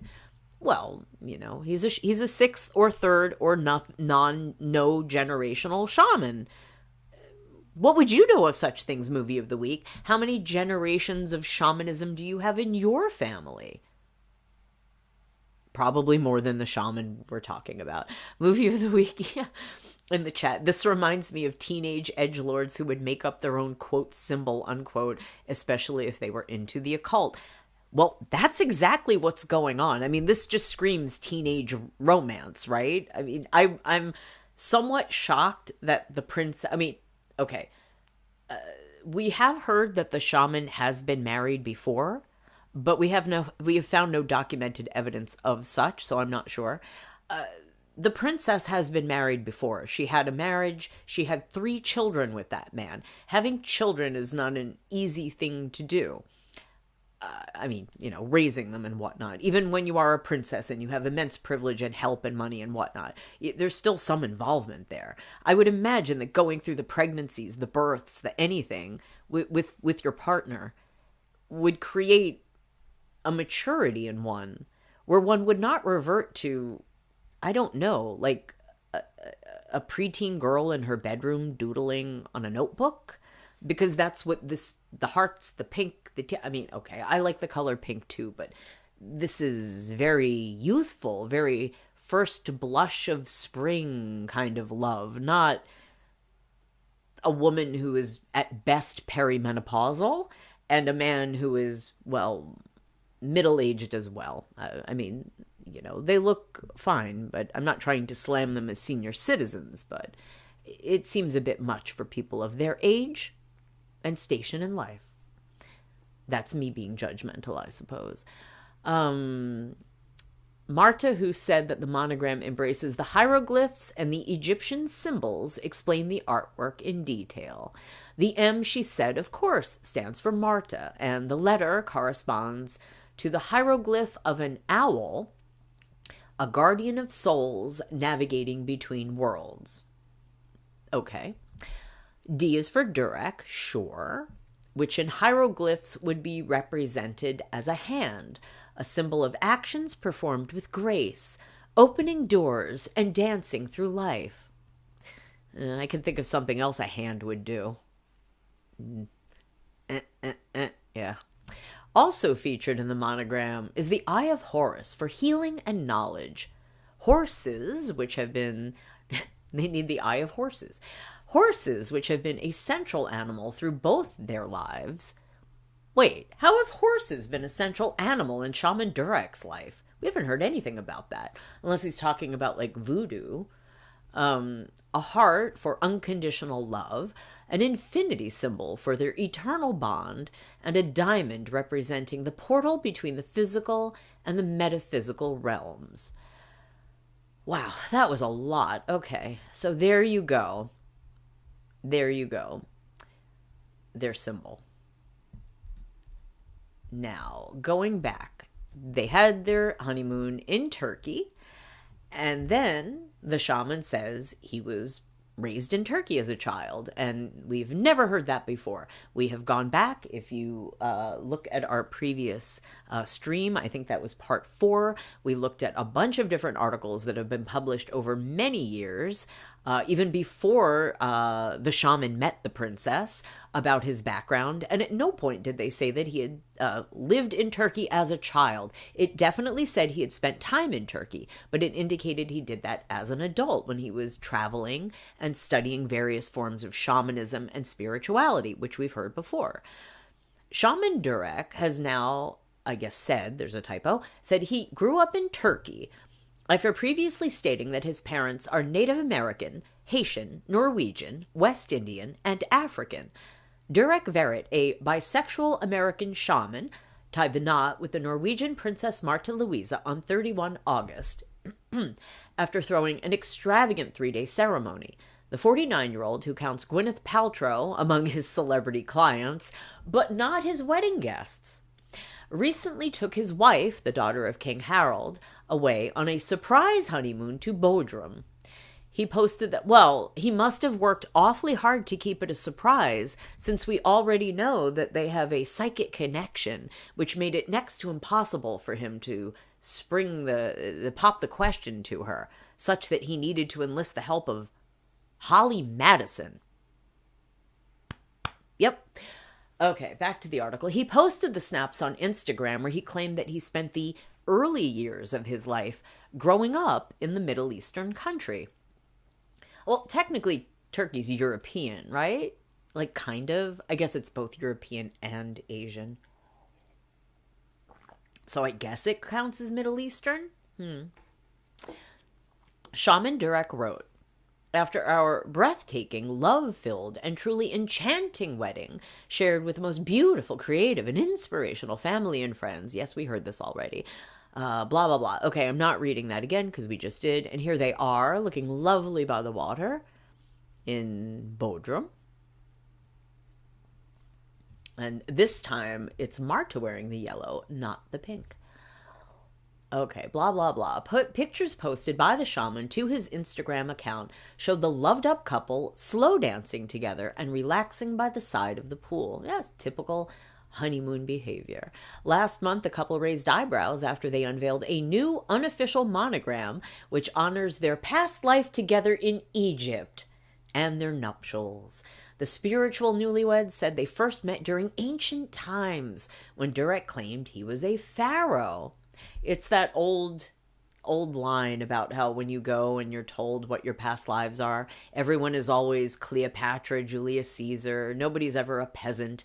Nobody ever, was a stillbirth. Nobody was ever, just something not that exciting and, historically noteworthy. It's always something special. I've actually experienced that with someone in my own life. And it's okay. This is just one of the many countries that the shaman has claimed to have lived in over the years, including Israel. The shaman, who was born Derek David Verrett, in 1974, previously said that he grew up on a range in California before moving with his parents into a mansion in Foster City. Appearing on the Jules Vilverden podcast, I don't know who that is, in February, Durek said his mother, Verushka Urquhart, not her birth name, walked out on his father, David Benjamin Verrett, when he was 2 years old. And here they are enjoying some food in Turkey. I don't know what that is. Looks interesting, though. Okay, we read this already, so back to the article. Not long after this, his father got into a relationship with a new woman who was Hawaiian, Filipino, and Japanese, and said he would spend every school break visiting her family in Hawaii. However, in interviews with celebrity magazine Say Ahor, Verushka labeled her son dangerous, alleging that their family was not as wealthy as Durek has tried to make out. Princess Marta Louise shared photos of the Californian mansion Durek claims to have grown up in, which was listed for over $3 million when it was last on the market on Instagram. Oh, okay, a $3 million house in California. Well, that must be an absolute shack, mustn't it? California real estate is insane. I don't literally mean a shack, but I'm exaggerating for effect. If you know the California real estate market, then you probably get it. Okay, the royal also caused uproar when she reportedly used her title when sending a cease and desist letter to her estranged mother-in-law, which is thought to have threatened legal action over the 81-year-old's slander and false statements. The spiritual healer, who describes himself as a third and sixth generation shaman, said his shamanic powers emerged at a young age, and came from his father's side of the family. We heard about that already. He singled out his great-grandmother, Mamal, who was a powerful medicine woman from Ghana, who started visiting him in his dreams when he was 5. When the slave traders infiltrated the African tribes, Mamal fled to Haiti, where she studied hoodoo and became a spiritualist before ending up in New Orleans. Mamal's shamanic powers are legendary in my family. And this is a photo of Shaman Durek Verrett with his mother, Verushka Urquhart. Yeah, okay, there they are. An undated photo. I have no idea how old this photograph is. He does not look super young, though, but she looks fairly young. She, doesn't look like a, elderly woman or anything. Okay. He added that his father was an apprentice for his grandmother Mamal and his aunt in New Orleans, and had witnessed firsthand the trials and tribulations of being a shaman. This despite the fact that he also said his father was a devout and pious Seventh-day Adventist Christian. Okay. However, records show that Mamal, whose real name was Eugenie Morel, was in fact his great-great-grandmother, who was born and died in New Orleans, calling into question that she arrived there from Ghana via Haiti. In his 2019 book Spirit Hacking, Durek also appears to have given a conflicting account about his mother's ethnicity. He wrote, "My mother is a powerful seer and a fountain of wisdom.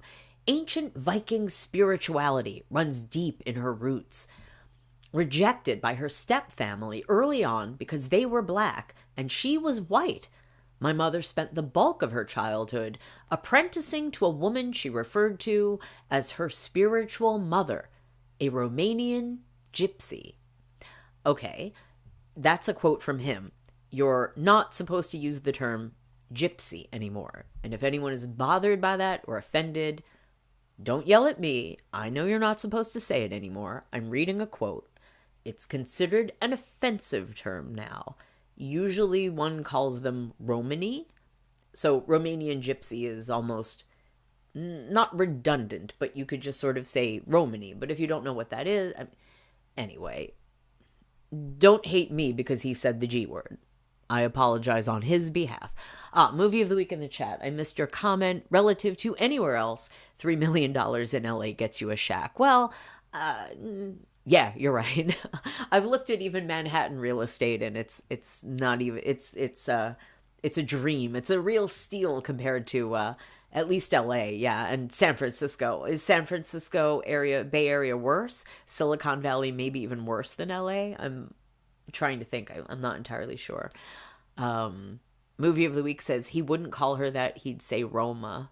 Oh, okay, yeah. Or Romany. Yes, that's what I said, Romany. Yeah, you're not supposed to say the G word anymore, and you're not supposed to say the verb that comes out of that either. That's considered offensive and, racially so for the Romany people. Anyway, Verushka is said to be of Norwegian West Indian descent, but Durek has also previously said that his mother has Native American heritage in the past. Well, I suppose all of these things could be true. Again, this is Verushka, so I don't know. That doesn't scream any particular ethnicity or background to me at all. That woman could have any one of a number of ethnicities in her. I have no idea.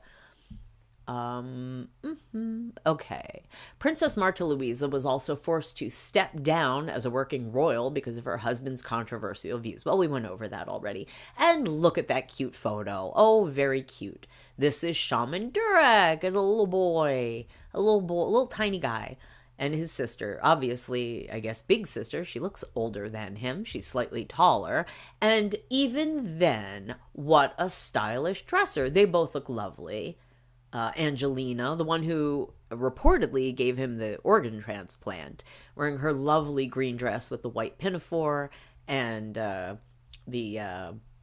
apron, whatever you call that, and little three-piece suit with a butterfly collar shirt. How cute. And his little belt and their little party hats. Very, very precious. Very cute. Okay. Among the claims were that children can get cancer from being unhappy. Well, better make all those kids happy. Let's make all children happy all the time. Okay, Durek has also claimed he once came back from the dead, recovering from a month-long coma by letting his soul burn. And he has also spoken of having to undergo a kidney transplant from his sister as a child. Oh, kidney, not liver. I mixed it up. Sorry. In 2018, Durek also claimed that he worked at Shamir Medical Center in Israel in 1998. The following year, the hospital's HR said they had no record of Durek's employment. Tatler reports. Later that year, Durek said he foresaw the 9/11 attacks in the U.S. 2 years before they happened, but believed it was not his place to intervene. Well, it would have been nice for someone to intervene. Has he reconsidered his stance on that? He also said that he predicted a, quote, plague, unquote, would come for humanity in 2020. In October 2021, oh, here we go, Durek caused a stir in Norway when he claimed in a now deleted Instagram post that he is a, quote, hybrid of a space lizard. He captioned the post, quote, I am a hybrid of a space lizard, and in parentheses, and in quotes, reptilian, and Andromeda. You heard me right, not Andromeda, Andromeda. In parentheses, princess from Greek mythology. And I also have ancient spirits from the ancient world. Lies have been told about our species that I want to address. We are a cluster of beings, and that means we have come here to create structures that help people to liberation. I don't know what the heck I just read, but continuing, space locks, I repeat, space locks, LOCKS, are here to loosen the system in a significant way. Everything that is locked in structures that actually limit or prevent people from seeing liberation, we shake. We come as disruptors to disrupt frequencies. Unquote. Well, I am a hybrid of a space lizard and a princess from Greek mythology. I also have ancient spirits. We are a cluster of beings. Was this like an L. Ron Hubbard first draft? That he decided, nah, that's way too silly. I'd better go with Thetans instead. It kind of sounds like that. Movie of the Week in the chat says, wow, that must have got him yelled at. Oh, yeah, the thing about 9/11 and the plague. Yeah. He's gotten in a lot of trouble. And I thought the reptoids were bad guys, says Movie of the Week. Well, yes, this is what I was saying earlier, that claiming that one is a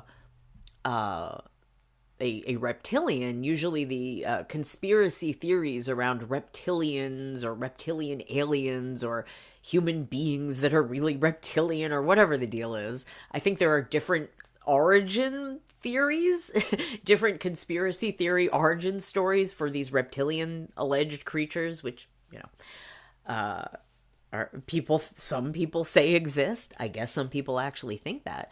I have never seen it presented as a good thing. Like the reptile brain, the lizard brain is usually the fight or flight. It's the lowest level, brain response. It's not the one that is considered, where you get like feelings of, emotions and bonding. And it's like fear and fighting, fight, flight. It's like fear responses. It's not your higher, more pleasant, brain activities. So yeah, saying that you're a reptilian hybrid would probably be a really bad idea if you're trying to convince people that you're a positive spiritualist, but I don't know. He just seems to grab whatever and kind of throw it out there, and he gets $1,500 an hour for this. So I don't know what one can say. I guess it's working. Do people really pay this money? I don't know. It's interesting, right? He has spoken in the past of being able to get patients to vomit to get rid of poisons in their bodies, and says he keeps a bucket in sessions in case they need to throw up. I guess we could really go off on the idea that people need a vomit bucket to be around the shaman. Being around the shaman makes you want to puke. I can see that. I really feel that they probably should have handed out vomit buckets at the wedding, but I suppose they would have charged for that. They would have been Hest branded buckets. Anyway, so there you go. Here, that brings out more of the controversies, more of the rumors, accusations, allegations.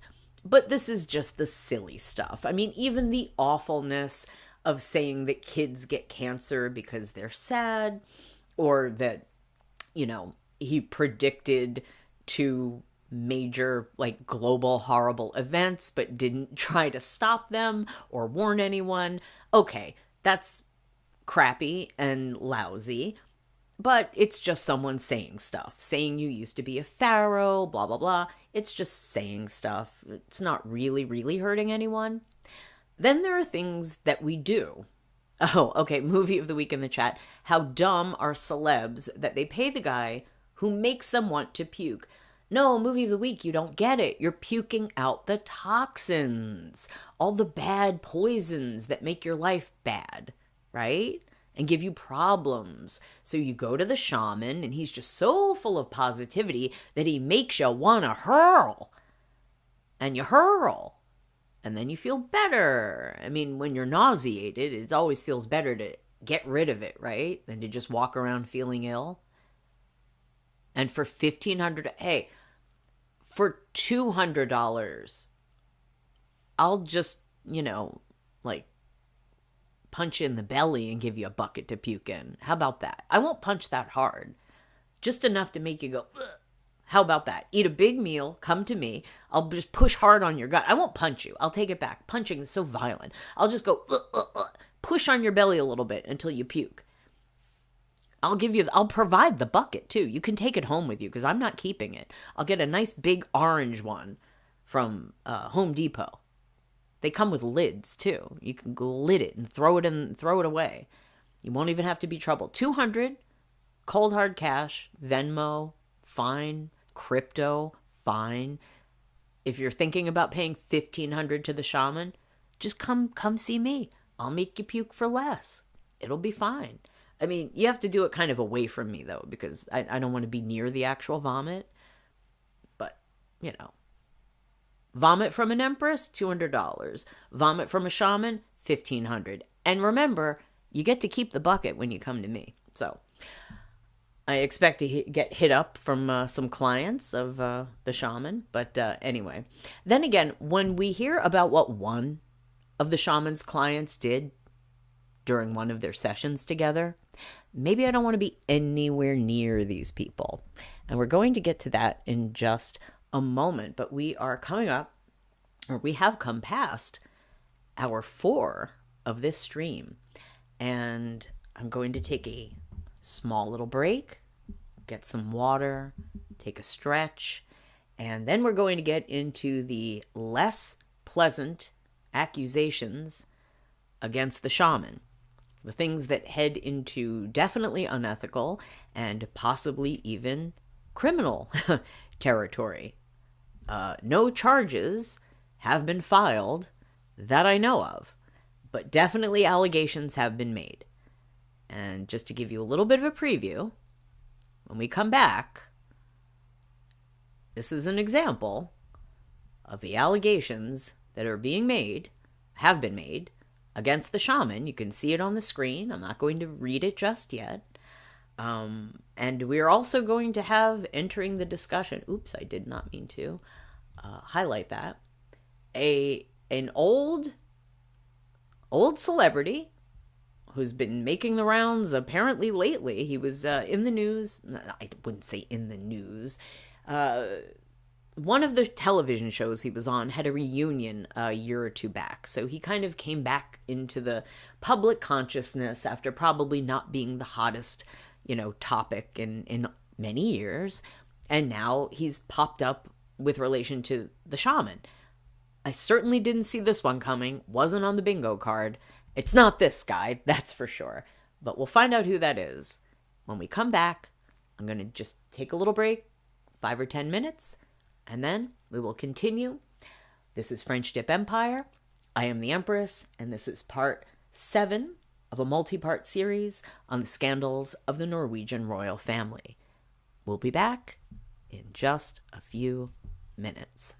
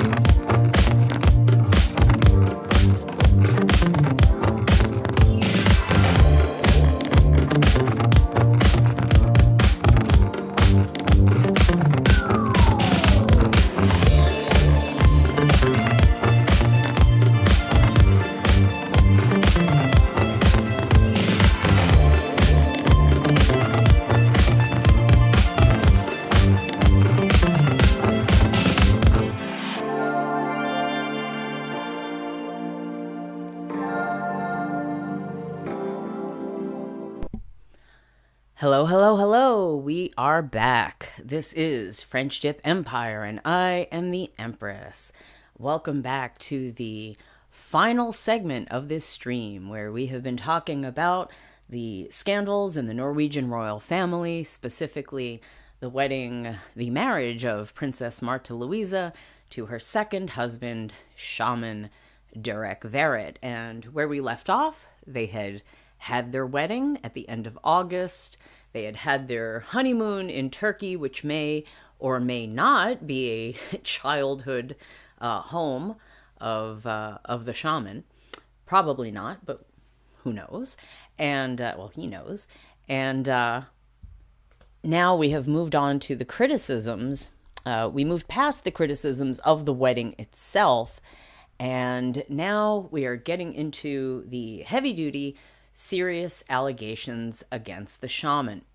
And just a word of warning, if you are sensitive to certain topics, just be warned. We are going to talk about some possible crimes. No, as far as I know, there are no police reports or anything like that, but there are going to be allegations of, shall we say, a spicy nature. There are certain words and phrases that I'm not going to be able to use because of YouTube, and also for just trying to take into consideration the general sensitivities of anyone who might be listening. So I'm going to talk about some sensitive topics.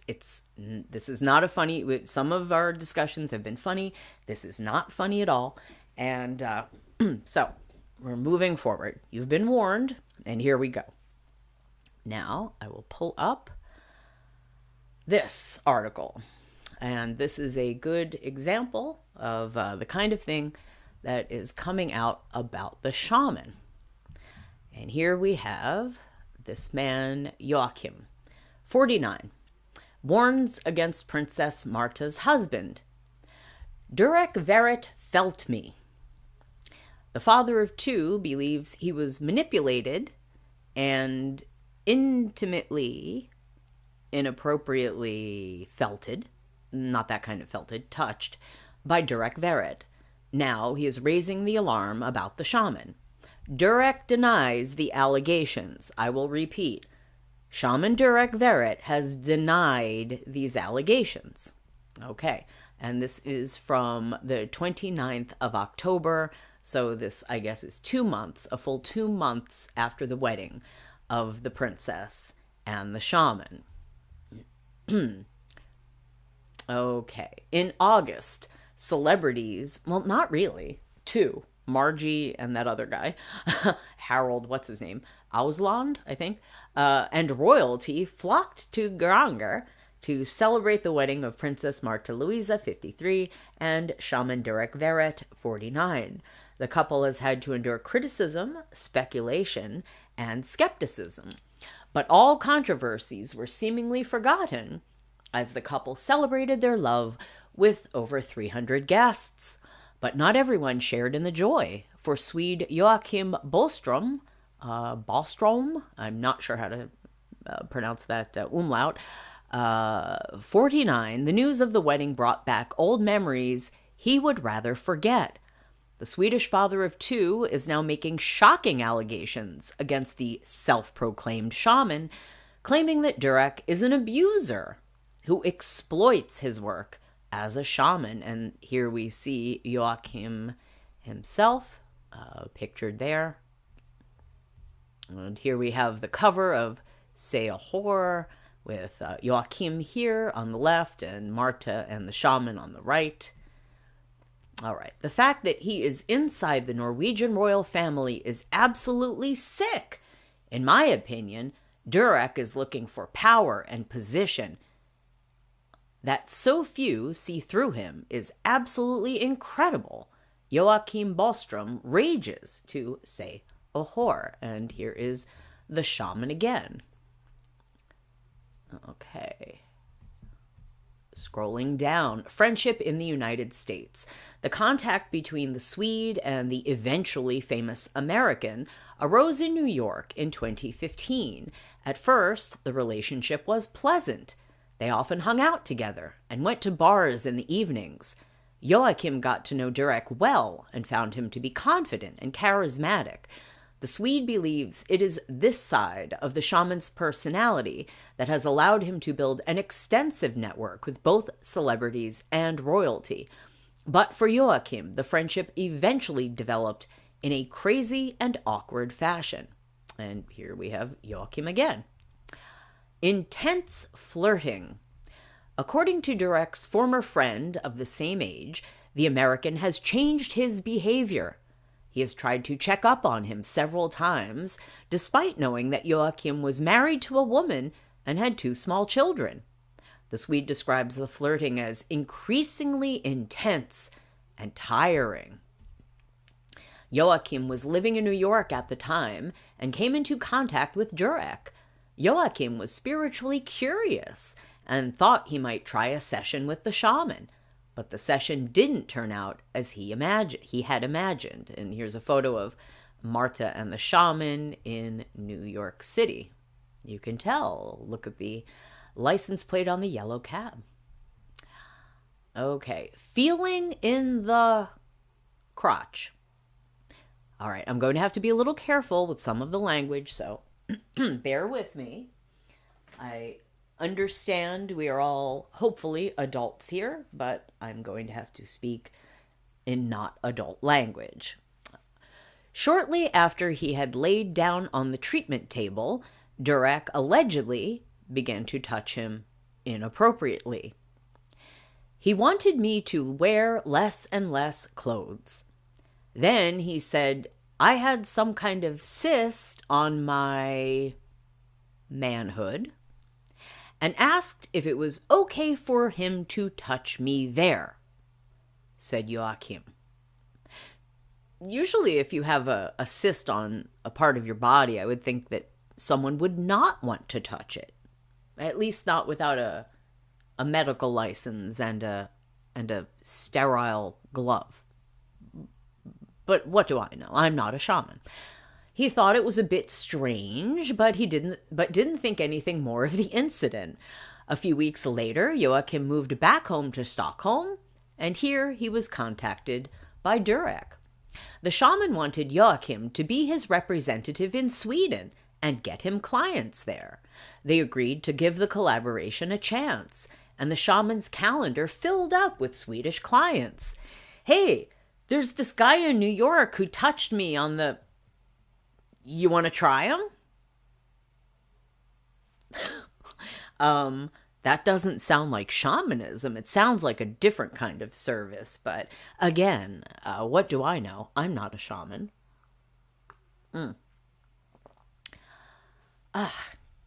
Touched the manhood. In Sweden, Joachim had another session with Durek, but this time, in Bostrom's opinion, the treatment turned into an intimate, inappropriate situation. You can see the words here. I don't want to say them because of YouTube. He started touching my manhood. I reacted violently and shouted, "What do you think is going to happen? You want me to get in how can I say this? Firm. Do you want me to have a firmness in that region? Okay. I asked him to stop, but he wouldn't give up. He seemed determined to persuade me to have spicy involvement, interaction, do the deed. Actually, as 2 people might. When 2 people are very close to one another and want to be very intimate with one another, you get the point. Movie of the week in the chat. Why would you give out the name of the guy who, movie of the week, he didn't think it was inappropriate at the time. And it's one of these things that when people go to people who put themselves out as experts, especially in something where it's a situation of, I know and you don't, trust me. This is all above board and appropriate.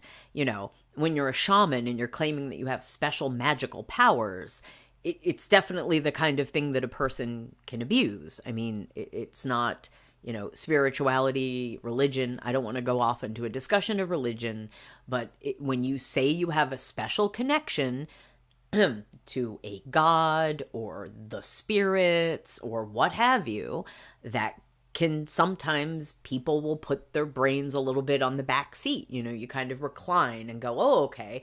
And then you trust someone. And then they do something that you might find odd, you might find, transgressive even. And a person's got their mind, again, you're kind of reclining in the back seat and going, well, you know what you're doing. I'm letting you drive the car. Maybe I think we're going in the wrong direction. Maybe this looks like a problem, but I'm trusting the expert.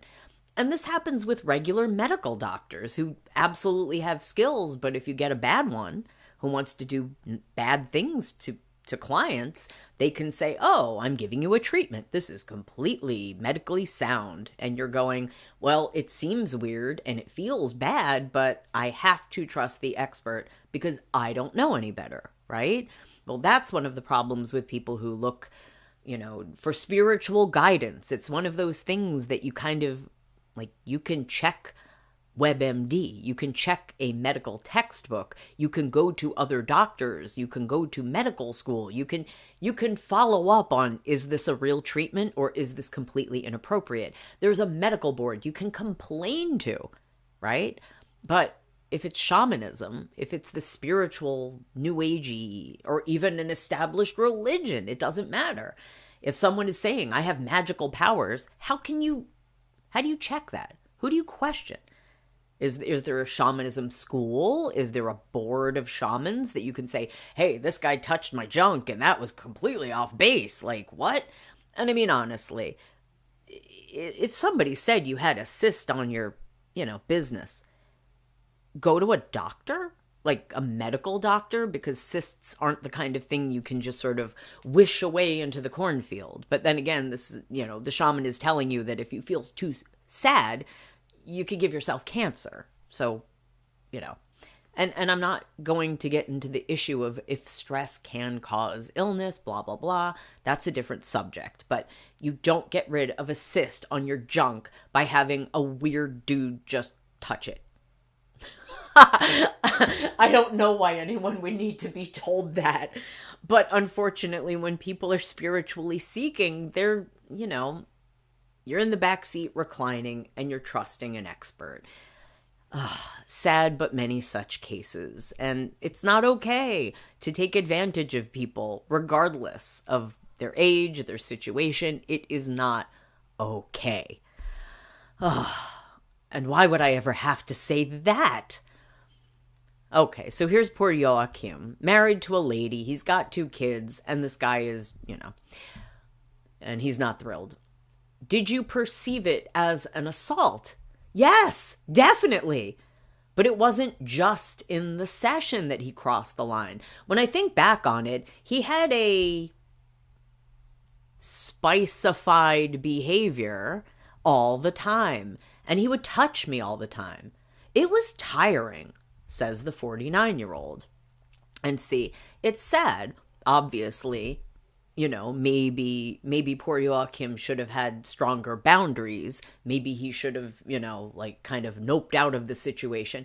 But he's a trusting man. He's believing in the spirituality. So many people just want to be polite and accepting of other people. And then boundaries, get violated and not necessarily saying that this is true of the shaman, because I don't know him, and I don't know Joachim, and I don't know anything about these people, or whether they're telling the truth or what. However, sometimes when people are a little too nice, a little too kind, trusting, naive, generous, what have you, polite, people who are the opposite of that can transgress. They push, they get, if you give an inch, they take a foot, then they take a mile. And then, unfortunately, some people are just so nice. They don't want to be like, hey, brah, and do the appropriate amount of no.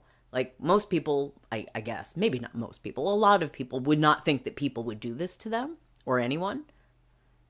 And then I think when the things happen, they're not, you don't want to believe that a person you otherwise find charming and nice is transgressive and possibly trying to do something, against you. Well, this is the world. Okay, movie of the week in the chat says, yeah, that really doesn't sound like something that needs to be explained. But see, I think it's easy to look at this and go, well, if you thought that the guy was creepy, why did you let him do this? And it's hard for people who haven't been in a position like that or don't know anyone who's been in a position like that to understand how people who do this sort of thing, not necessarily the shaman, I'm speaking hypothetically. If someone is trying to get something from you and they're less than ethical about it, they will do what they can. They will push, and that touching thing, violating boundaries, crossing space. If someone does it once and you let them, they do it a second time. You let them, they'll do it more. They will push more. And unfortunately, sometimes people, as I said, they may be too nice, they may be too naive, what have you, and they might feel uncomfortable but not feel as though they have the right to say no unless it's blatantly obvious that something really out of hand is going on. And unfortunately, by that time, it can be, too late to avoid, something really upsetting occurring to the victim. Again, not their fault. It's the fault of the victimizer. Not saying that that's what happened here. I don't know. But we're going to read on. This man certainly felt that he was being inappropriately, made to feel inappropriate. Oh, look, we have another video of the shaman, and he's going to be dancing. I don't know if the audio will be a problem, but we can definitely play a little bit of the video. Bostrom never reported Verrett for touching his, body during treatment, a decision he regrets today. I could have reported him because he was hitting on me and constantly making spicy advances. I wish I had been quicker to gather evidence against him, but the only thing on my mind was to get him out of my life, admits Joachim. And again, this is a very common complaint. It's often a complaint made by females against, males, but it works in every gender or combination possible. So there you go. Oh dear, unaliving threats against Durek. He does not hide the fact that the experience of being intimately, inappropriately touched affected him more strongly than he initially thought. That's Joachim. And here's another picture of the shaman looking, well fed, I would say, in his bathrobe and t-shirt and pants, and the princess. Looks like New York. Yes, New York. He was determined that this was something he could just put behind him and forget. Many such cases. But after a few drinks on the town, feelings of anger and despair emerged. Okay, so the tabloid got this poor guy drunk so that they could get him to say more. This poor man is still being taken advantage of. Joachim, run, get help. Stay away from people who will take advantage of you. Oh, poor Joachim. He is not proud of what he did then. Joachim picked up his cell phone and sent Durek a message, threatening to unalive him if he contacted him again. Those were empty threats. I'm not a physically inappropriate man, but I was so desperate, Joachim admits to say a whore. Well, that's unfortunate because you can catch charges for doing things like that. Must be stopped. He believes that Durek's behavior is speculative and manipulative and is now warning Norwegians not to be fooled by him. He is dangerous and must be stopped. Even his mother says so, and that must be the biggest danger signal you can get, Bostrom states. Seahor has submitted Bostrom's accusations to Durek Verrett's new spokeswoman, Jenny Weinman, I guess. I assume she's maybe American. She responds as follows on behalf of the shaman, reproduced in full. And here's another picture of Joachim. Okay. This is the statement in full. Joachim Bostrom was Shaman Durek's Swedish agent, who was terminated for having an inappropriate relationship with a staff member. In terms of Durek's services, he often removes energy via the lymphatic systems in the armpit and groin areas. Because his work involves various healing methods, including touch, Durek has a legal document in place that must be signed by anyone who uses his services to protect themselves from people with evil intentions, like Joachim. That's their language. That's not my comment.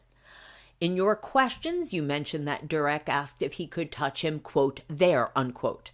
I assume Bostrom said yes, since you implied that he had a second session.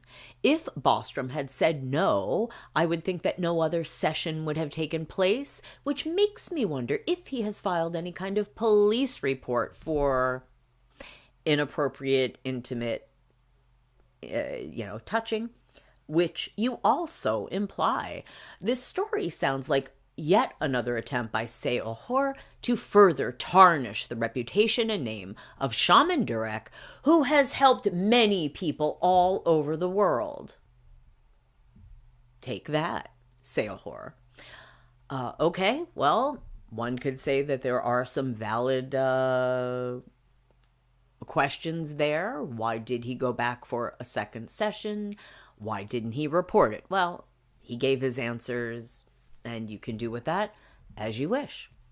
And Seohor does go in hard after the shaman, so rightly or wrongly, again, that's up to you to decide.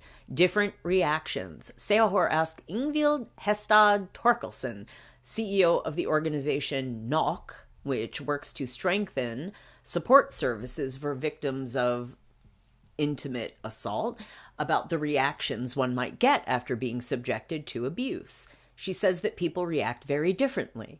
For some, it takes a long time before reactions come, while others react strongly immediately. The relationship you have with the perpetrator will also affect the reaction. If it is someone you are close to and trust, stronger reactions and more complicated emotions often arise than if it is a stranger. There are no right or wrong reactions, and all of this will vary from person to person, says Torkelsen, who points out that she is speaking on a general basis. Well, sure. And she's correct that people react differently to different situations. Now, that's just one man, and you might say, well, that's just one man making an accusation. Maybe he's, maybe he overreacted, maybe he's exaggerating, maybe he made it up, blah, blah, blah. Well, we'll see if there are any other comments about this, because, well, there are.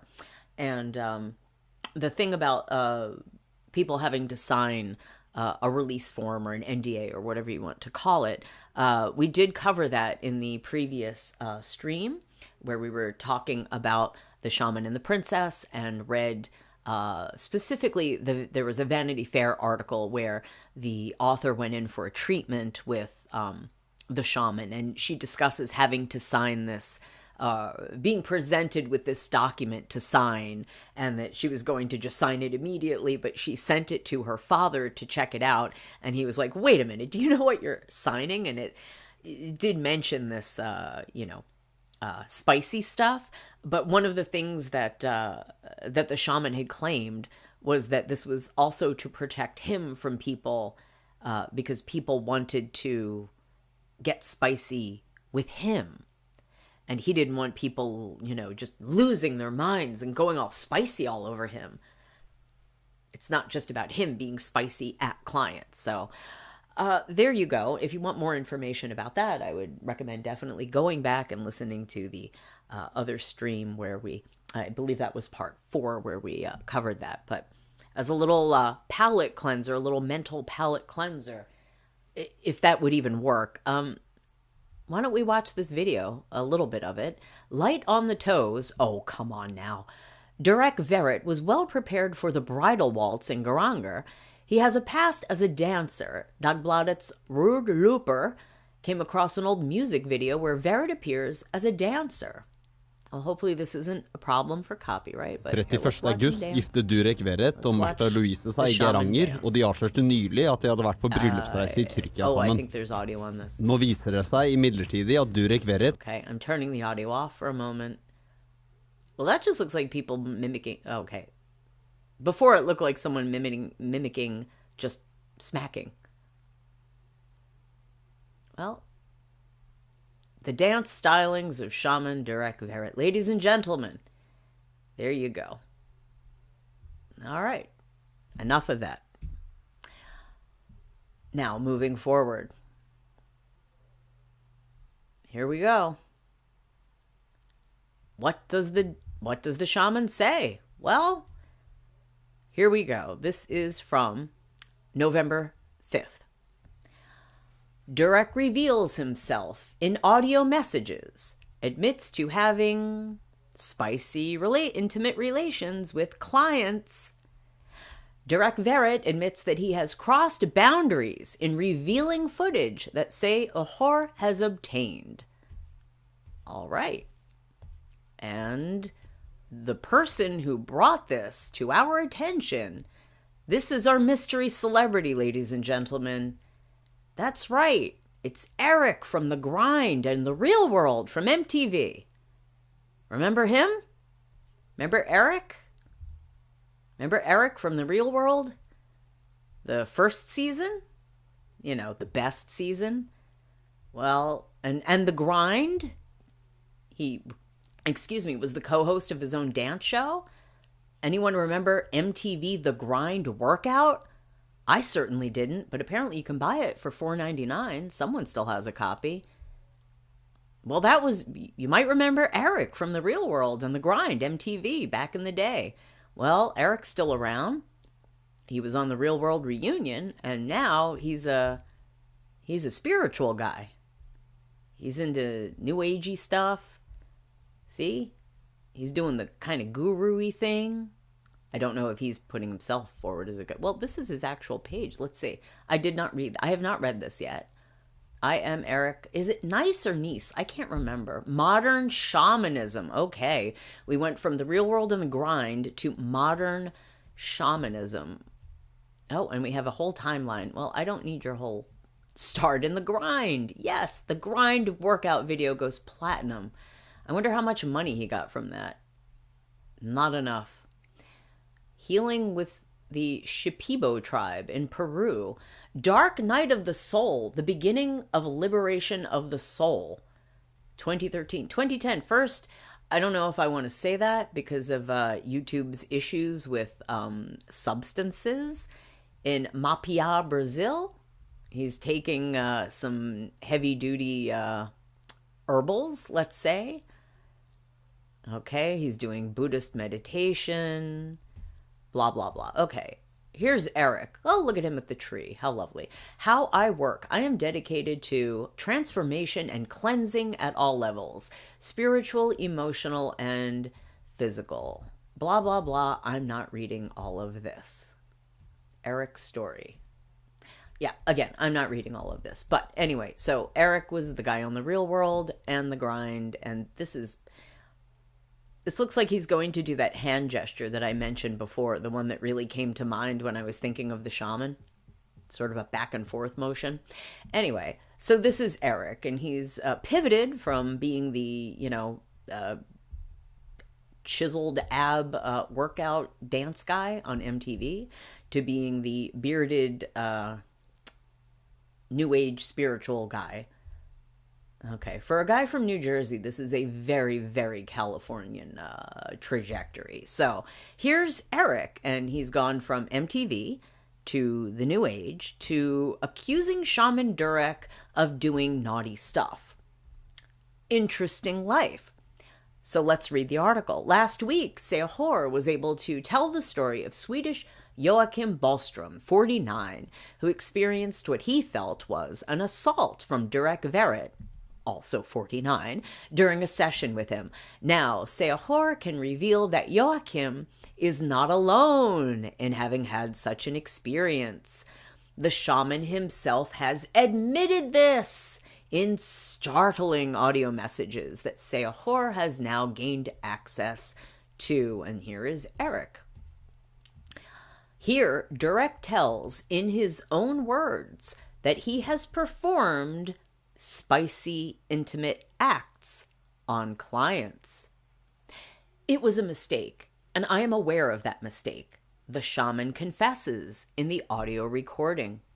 Seahor has traveled out of Norway to meet Eric Nice, I can't remember. I'm sorry, Eric. 53, one of Durek's former close friends. For almost 4 years, Durek's admissions have weighed on Eric's conscience. Yes, but he had to wait for just the right time to go public with these allegations. So let's wait 4 years until the peak of the guy's media attention, I guess, right after the wedding. And here comes Eric strolling into the chat. Now, he will no longer remain silent about what he knows. And here's Martha and the shaman at the Hotel Mondrian in New York. How lovely. What a great photo op. On a big rock. I'm ready to stop carrying this, he says seriously to Seahor. Eric has kept Durek's audio messages from conversations between them in the fall of 2020. Messages that send chills down Eric's spine when he thinks about them. How odd, recording conversations in 2020 and holding on to them for 4 years. Just waiting, just in case. Odd.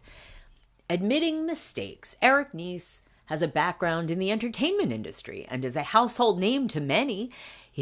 He was a part of one of the world's first reality series, The Real World, which debuted on MTV in 1992. Wow, it was that long ago. Holy moly. He later became a VJ. He wasn't a VJ on MTV's dance show, The Grind. He was just a co-host. He wasn't a VJ. He wasn't a real VJ. But he has put all of this behind him. In recent years, he has concentrated on the more spiritual aspects of life and the world. And here he is being recorded, being photographed, being recorded. Do you see how meta this is? Here he is in the hotel room.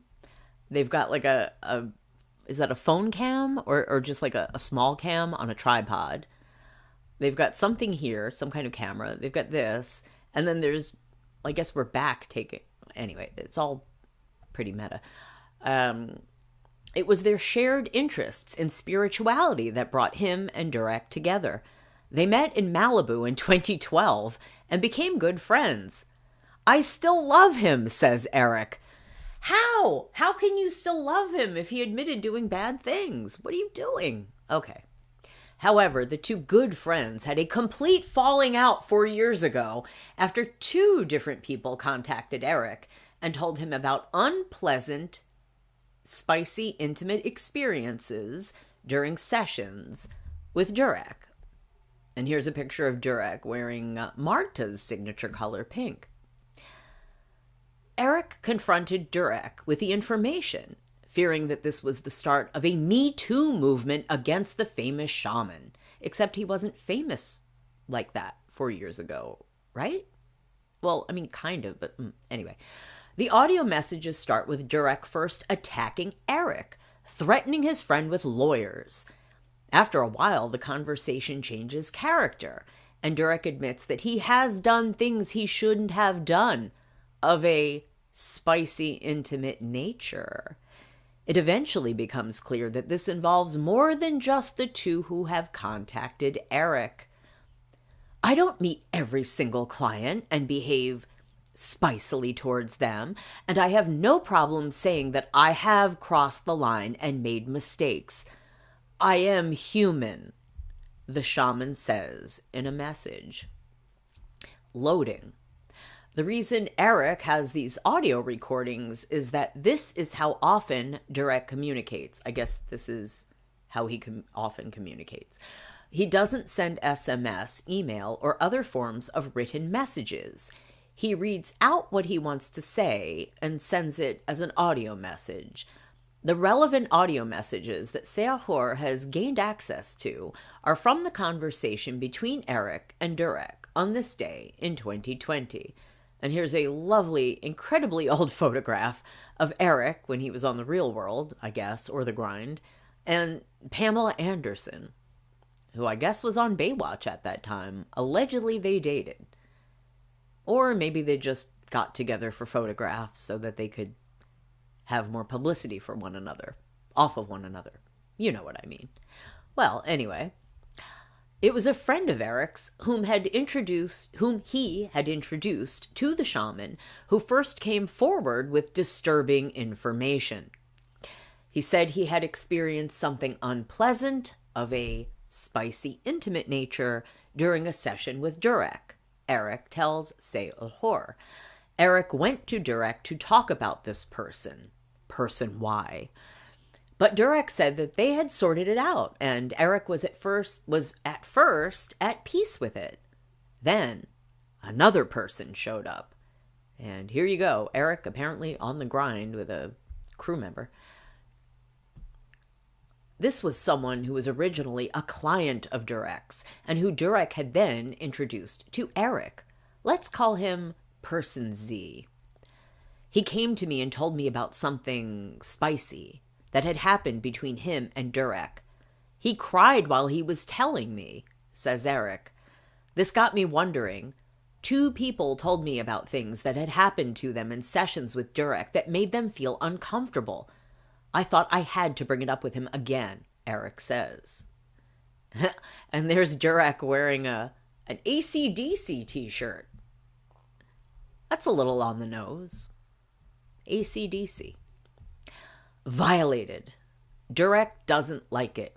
It's clear in the messages. You are not speaking to me from a place of love. You are not thinking about all the wonderful things I have done for you and supported you and been there for you. All you are trying to do is demonize me, he says, among other things. If you want, and look, another weird meta photo, a photograph of the viewfinder or the little screen on the camera, and then blurry Eric in the back. It's so weird. If you want to talk about the real issue here, about what happened in your sessions with your clients who came to me crying because they felt violated and abused, then let's talk about that, because that's what the issue here is, Eric says in one of his voicemails. If you're talking about Person Y, we've talked about it, and he understands what happened because he was a part of it. And he was the one who started it when he took out his manhood in the session. And yes, it may not have been the best time, but it was at the end of a session while he was putting his clothes back on. Durek answers. I mean, to be fair, I don't have one. But I would think that your manhood would tend to go into your clothing if you're putting your clothing back on, not come out. He took it out in the session, but it was at the end of a session while he was putting his clothes back on. So he had his clothes off for the session, and he took his junk out. What are they doing? Did he have a cyst? Has no limits. The messages go back and forth, and Durek moves from being angry and threatening lawyers to admitting the events and elaborating on them. I crossed a line when Person Y took out his business. I should never have... All right. You can read it. It's on the screen. The line is, I should never have... blanked his blank. What would you do with a Tootsie Pop? Not the thing at the end. Not the bite. The other part. Or what's another name for a lollipop? the word that you could use for a lollipop or someone that falls for something, a foolish person who falls for something, that word would be sucker. Okay, I think you know what he said he did. I should never have blanked his blank. I should have just left it there and put the sheet over it. But we were done with the session, he says. I don't think that makes it okay, but all right. Okay, and another picture of the shaman and the princess. Movie of the Week in the chat writes, Durek is a total creep. Well, yeah. Okay. Continuing the article. He also has an explanation for his behavior. And this is a long quote, supposedly from the shaman. And they say they have the tapes. And I don't see one embedded in this article, but I know I've heard one. And it is in English, and you can, hear the words and understand what he's saying. So anyway, this is a big block quote from the shaman. I don't deny my spicy challenges, Eric. I may have made mistakes in the past, yes, and me and Person Z have talked about it, and I don't do those things anymore. And I'm glad these things happen with Person Z, because as I told him, it's helped me look at things within myself. I have no boundaries in certain areas. What did I say about transgressing boundaries? I have no boundaries in certain areas where this world wants boundaries, and I understand that. Oh, okay, so there are other worlds where it's okay to just grab somebody by the business and go to town. All right, sure. Going back. But that's not what I do with every single client, only the ones with manhoods. I spent most of my time empowering people and speaking to the world about important issues and global problems, like I'm doing in Norway right now for the homeless and for many others, he says. Oh, well, that makes it okay. Movie of the week. Wait, what? How is this okay? It's not. And here's Eric again. The hero cares. Eric is afraid that there will be many clients who have had such experiences with the shaman. Oh, it would be terrible if a whole bunch of people came out and made these accusations, so we would have to bring up Eric again and maybe interview him again. Eric is afraid. Okay, how many people has this happened to, Durek? Now I'm talking to you as your brother, someone who actually cares about you. That's why I've brought this up with you. You should actually think about how many times you've done something like this. I'm actually trying to protect you now. Uh-oh. And that's why I've brought it up with you. While I'm recording you secretly. And what state was this recorded in? Some states it's 2-party, and some states it's 1-party. In some states it's legal to tape someone without their knowledge, and in other states it's not. I assume this was done in a state where it was okay. I care about you and your family, your business and your brand and your future, Eric says in one of his audio messages in this conversation. Gee, if I didn't know any better, I would almost think that this was like a blackmail or extortion situation. I'm just trying to help you. Like, someone came to me with these awful allegations, and we wouldn't want that to get out now, would we? Now, what are we going to do about this as I'm recording you? I'm not claiming that's what Eric's doing. He's clearly a really nice guy. I mean, we all remember from the real world, he was a nice guy. He was so nice to Julie, right? And, he's so fun on the grind, and now he's like totally spiritual. All you have to do is say a bunch of spiritual stuff, and that means you're a totally good person with completely pure intentions and actions, just like the shaman. Yep. Back to the article. And that's when Durek confirms what Eric has begun to suspect, that there are more. The shaman mentions spicy, intimate situations with 2 other male clients and 1 with a female client. Well, as we said, AC/DC. And here's another one of those weird meta photos of being photographed in the room with the light and the camera and the, well, tripod. Very odd. Has been in front of the camera since 1992. Yes, but no one has really given that much of a care in a long time. Okay. At first, there was only one. A little later, there were two. I had no idea about the next three. The only thing I said was, "Are there more?" And he could have said no. Eric tells Say Ohor today. Durek says that the first man, New York 1, okay, that's a weird way of anonymizing somebody's identity, because New York 1 is the name of, gosh, does it still exist? I can't remember the last time I had cable television, and certainly have seen anyone with cable television, but New York 1 used to be a cable television station, so that's kind of a weird name. I think it still is. I still see the television personalities pop up from time to time, and I seem to recall there was a ageist, some kind of like sexist ageist lawsuit that went on about the anchors for New York 1, but anyway, that's a whole other story. Not nearly as interesting as this one. Okay, Durek says that the first man, New York 1, asked Durek out to dinner after he had a session with him. And I said, "I'm not doing it. I shouldn't do it. It's not okay," Durek says in the voicemail. But they ended up going to dinner anyway. Durek takes him home, they watch movies and fall asleep, and the next morning they end up, quote, "having a little fun," unquote, as Durek calls it. Yeah, Netflix and chill, and then, yeah, spicy. I'm surprised he didn't actually mention that they didn't mention Netflix so that they could get another plug-in, but I suppose this is Say a Whore. This isn't a hello.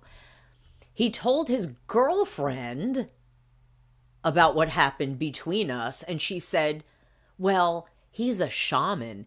He probably tricked you with his abilities." Yes, his manhood, you-know-whating abilities. Okay. And all of that, and all that, Durek says in the voice messages.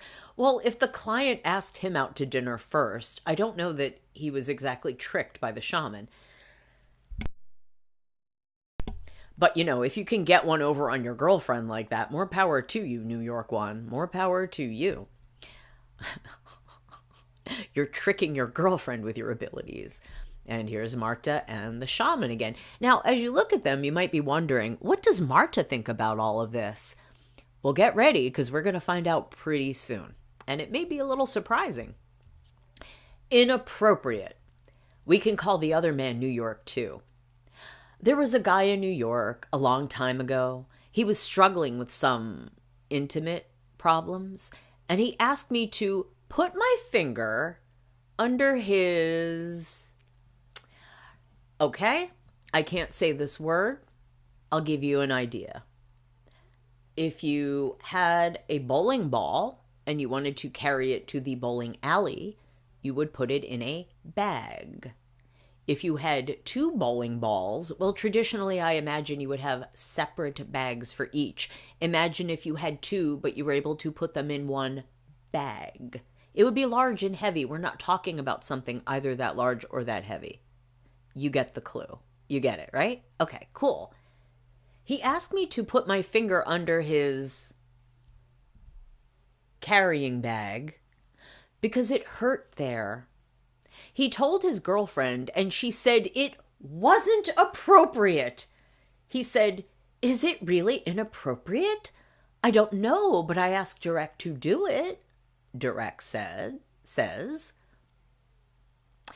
Durek has a knack for finding guys with girlfriends and wives that like to get their, business out and have it on with him.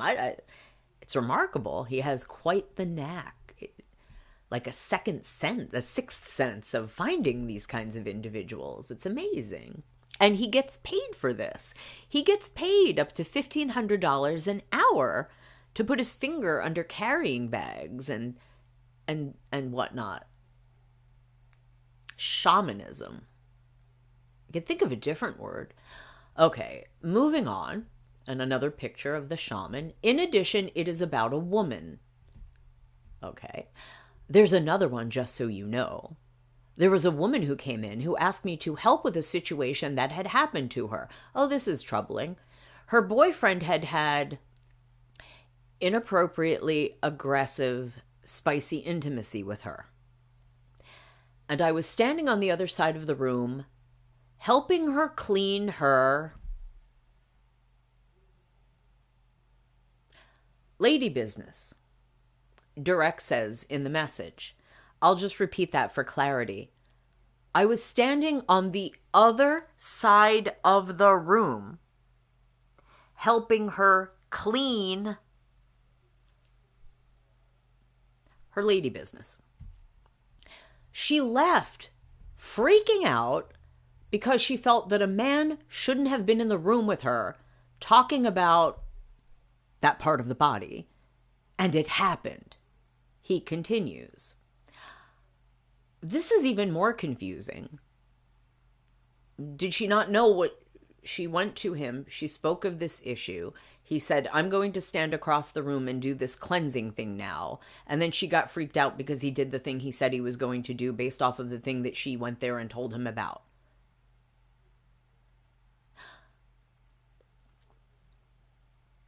Maybe the shaman is not the person to go to for these issues. And maybe standing across a room and telling a woman that you're going to clean her business out is not the best way to deal with someone who may have been, violated in a possibly criminal way. But the ways of shamanism, so difficult to understand. And there you go. Durek also believes that clients sometimes misunderstand. For example, okay, ladies and gentlemen, here we go. Strap in, focus up, and think back. Male clients. We've heard of at least, I think, 2. I don't know if Gerard Butler counts as a client. Chris Pine was mentioned. I feel like maybe there was one other actor or famous dude that was mentioned. Those are the only ones that I can remember off the top of my head. But here we go. For example, there was a famous actor who came in and he got a firmness. And I came back into the room and then he was doing it to himself. And I asked him to stop, but he kept going and finished all over my couch. And I got really upset. Well, that's understandable. And that's when my team and I introduced a clause that people can't do spicy, intimate things to me. He continues. Okay, so the shaman is claiming that a famous actor handled himself to completion and left a mess on his couch. I'm not sure where you would confuse going to a shaman with doing that. I'm not sure where the confusion would have come in. This doesn't make any sense. And that's rude as all. That's rude AF to leave a mess on someone's couch.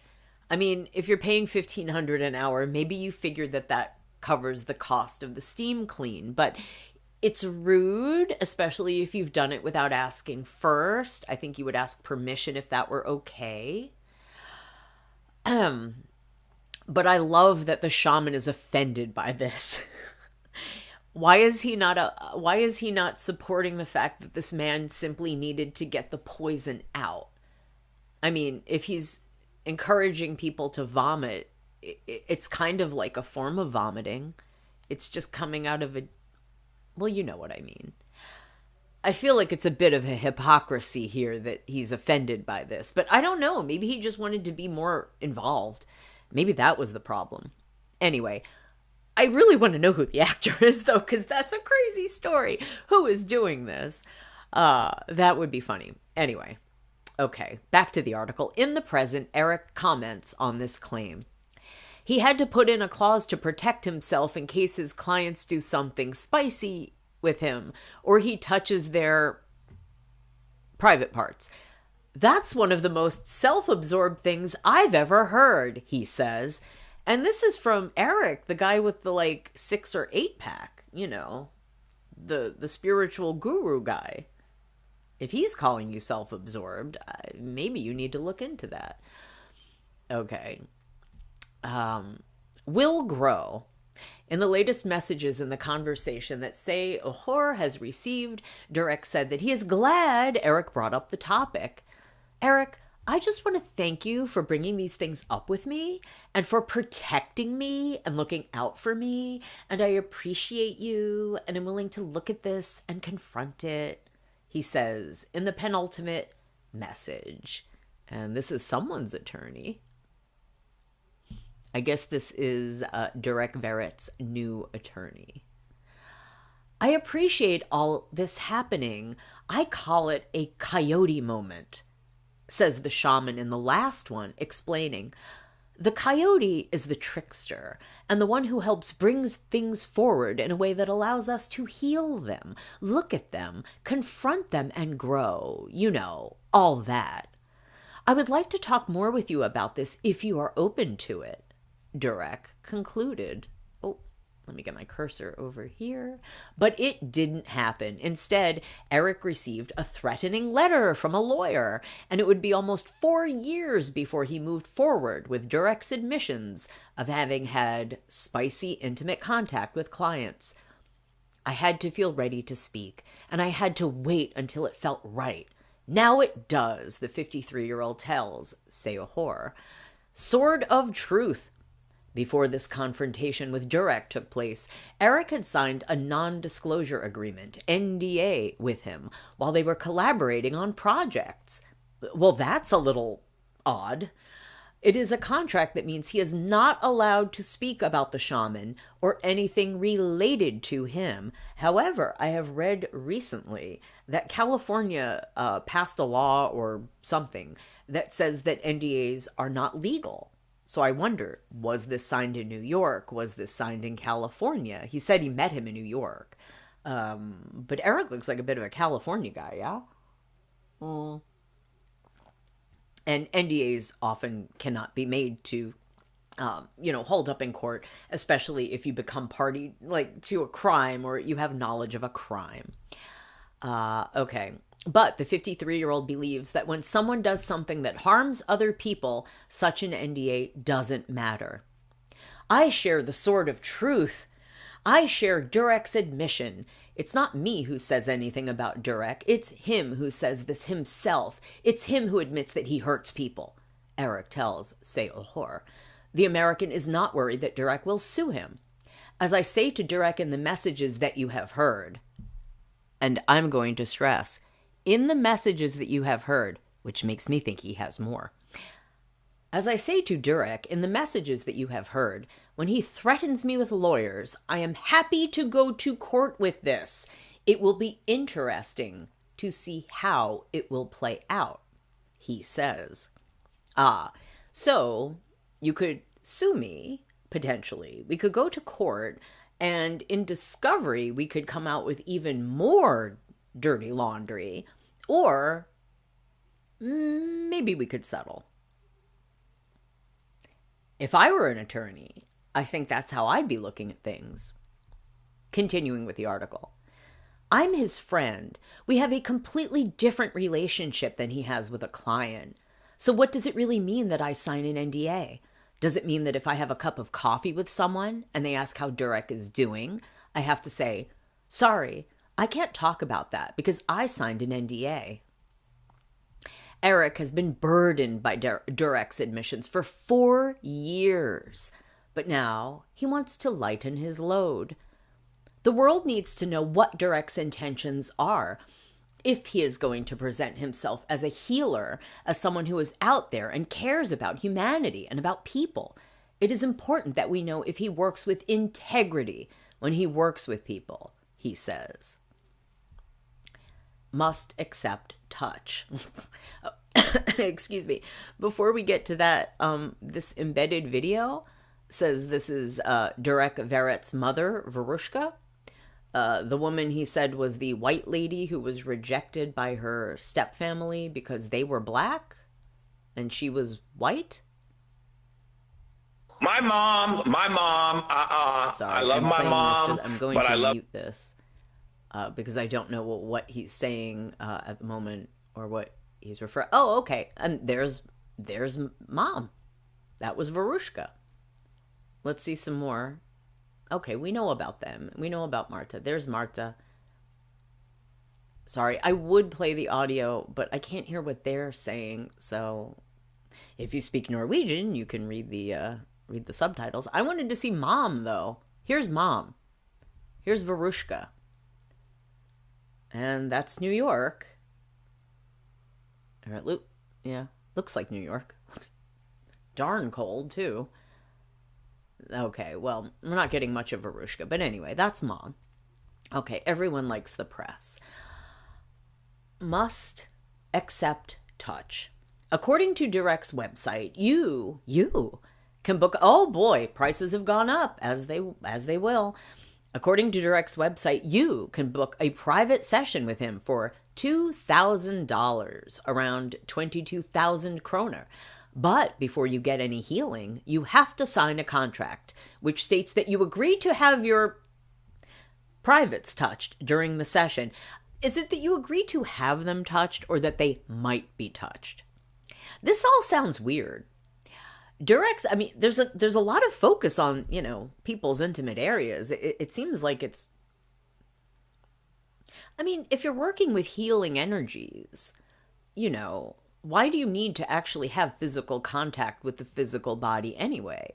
Light workers, that sort of thing, if you believe in that kind of thing, like let's say Reiki, if you believe in Reiki, which is, energy coming out of one's hands to heal the body of another human being. Reiki workers aren't supposed to actually touch you, like physically make contact with your body. They're supposed to just sort of, hold their hands around your body over the affected area to, transfer energy from them into you. You don't have to actually make contact. It's spiritual. Anyway, back to the article. Durek's press spokeswoman Jenny Weinman referred to this contract in connection with Se Ahor's article last week about Swedish Joachim's experiences with the shaman. That was the article that we just read. Because his work involves various healing methods, including touch, Durek has a legal document in place that must be signed by anyone who uses his services to protect themselves from people with evil intentions like Joachim, she writes there. Eric doesn't believe that type of contract was in place while Durek worked with his clients, including celebrities, for decades in the United States. This specific clause about touching the privates was first written about by Vanity Fair magazine in November 2020, and we read that article in a previous stream. I believe it was part 4. After Eric confronted the shaman with the allegations of spicy intimate abuse he had heard from former clients. When Dagbladet Borsen wrote about the clause in January 2024, Durek explained that the clause was only added to protect him from unreasonable lawsuits. I don't touch people's privates, but during some sessions, I have to work on the lymphatic system, which is in the lower groin area. It's near the privates, and my lawyer advised me to include that to protect myself. Some people are very eager to sue in the U.S. Oh boy, howdy are they. Well, this is the man who's threatening people with lawyers himself. I've talked to my lawyer many times about removing that bit because it sounds so crazy, but she says it should be there for my own protection, he said. Okay. Again, I am not a medical doctor, but my scientific knowledge is such that I would like to throw out there that the lymphatic system is actually throughout the body. And while you do have lymph nodes in your, armpit and groin, as they have mentioned before. You have them elsewhere. It's not just down there. And that's not like a thing. Well, whatever. Okay. Do I really need to explain to other adults that you don't have to grab people's junk to help their lymph nodes? Come on. All right. And if you really were interested in lymphatic drainage massage, there are other ways of doing it. And I would also like to know what massage therapy schools or training that he has attended. Just shamanism? Okay. Back to the article. Strange. Well, that's putting it mildly. Eric believes that one should think about this clause a little. Durek doesn't market himself as a massage therapist or body worker, but as a spiritual shaman. So why would a client lie on a table, and why would that client take off their clothes or be physically touched, he asks. Exactly. And this is the man who had a platinum-selling workout tape. So he clearly knows about body work. Shh. See? Silence. Uh-oh. Silencio. Oh, and is that the same yellow watch that we've been seeing? I guess that's his favorite watch. In the voicemails from 2020, Durek admits that he has both had spicy, intimate contact with clients and in one case performed, well, we heard about that. He did mouth stuff with one of them, and that he understands that it is wrong. After the settlement with Eric, settlement? What settlement? The business as a shaman has continued with ever new clients. Do you think he will show any kind of remorse when this comes out? No, I don't think so, says Eric. He will really surprise me if he comes forward and tells the truth, he adds. Then why do you refer to this man as your friend, Eric? You need better friends. And that's why Eric wants to share Durek's audio messages. I want to protect people from what he does, he says. He was my friend. I trusted him. Now I want to vindicate myself. And I am sharing this information so that others who have been violated by Durek can use this information to heal themselves and set themselves free. Will inspire. Durek's former good friend hopes he can contribute something positive by sharing this. Hopefully, this will inspire and give courage to others to come forward with their stories. And I think of everyone who has experienced intimate abuse by someone, especially in the spiritual community. It is time to come forward, says Eric. Hiding the names. Seohor has not been able to contact person Z and person Y, whose real names are being withheld for protection and privacy reasons. According to Eric, they do not want to talk about their experiences. Understandable. We do not know the identity of New York 1, New York 2, or the woman Durek refers to. We only have Durek's words, his own admissions in the recordings of what they experienced in sessions with him. Here you can read the responses from Durek's press spokesman. Okay, well, we've already heard that. Okay, oh, look. Posed in spicy photos. I have not seen this. How old? And I don't know that I want to. Oh, this is from the end of September. Worked as a model and actor. King Harold's son-in-law posed in shiny brass, but he wasn't destined to be a supermodel. No, a shaman. He had a much greater calling. See the photos of all the royals with a scantily clad past. Well, I don't think we need to look at all of them, but okay, how spicy is this going to get? Okay, we can't get that spicy. 1 second, let me check. I'm sorry, I can't show bare bottoms on the stream. That shows a bare bottom from the side. He has very long legs. I'll show you his legs. They are quite long. Here, I'll show you. Look how long his legs are. Very long. I can't show you his bare bottom, though. Let's see. I'm scrolling through to see if there are any I could show you. Okay, this is okay to show. That's just a modeling photo. Durek with what is probably a Davidoff perfume in his hands. Okay, that's fine.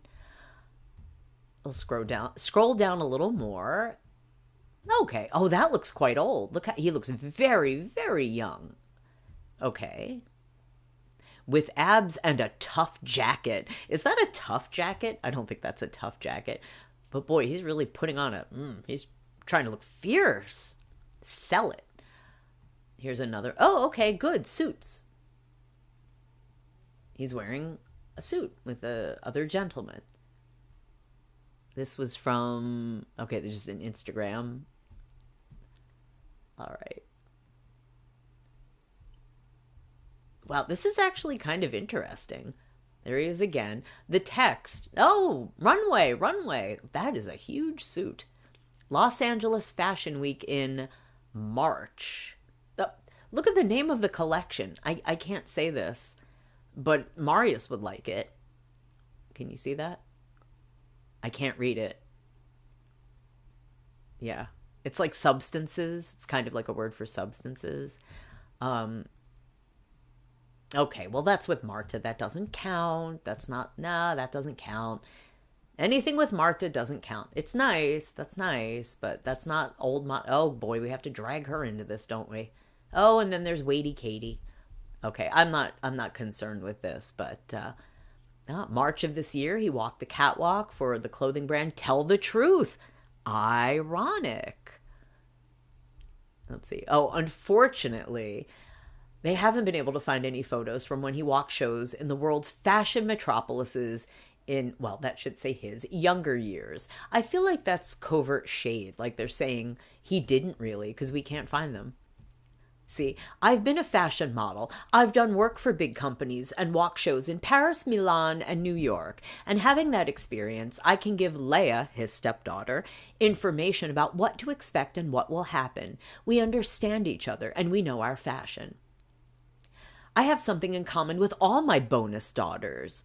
Stepdaughters, they call them bonus. What's wrong with step? I've been in the art world for a very long time. I have my own art gallery in New York City.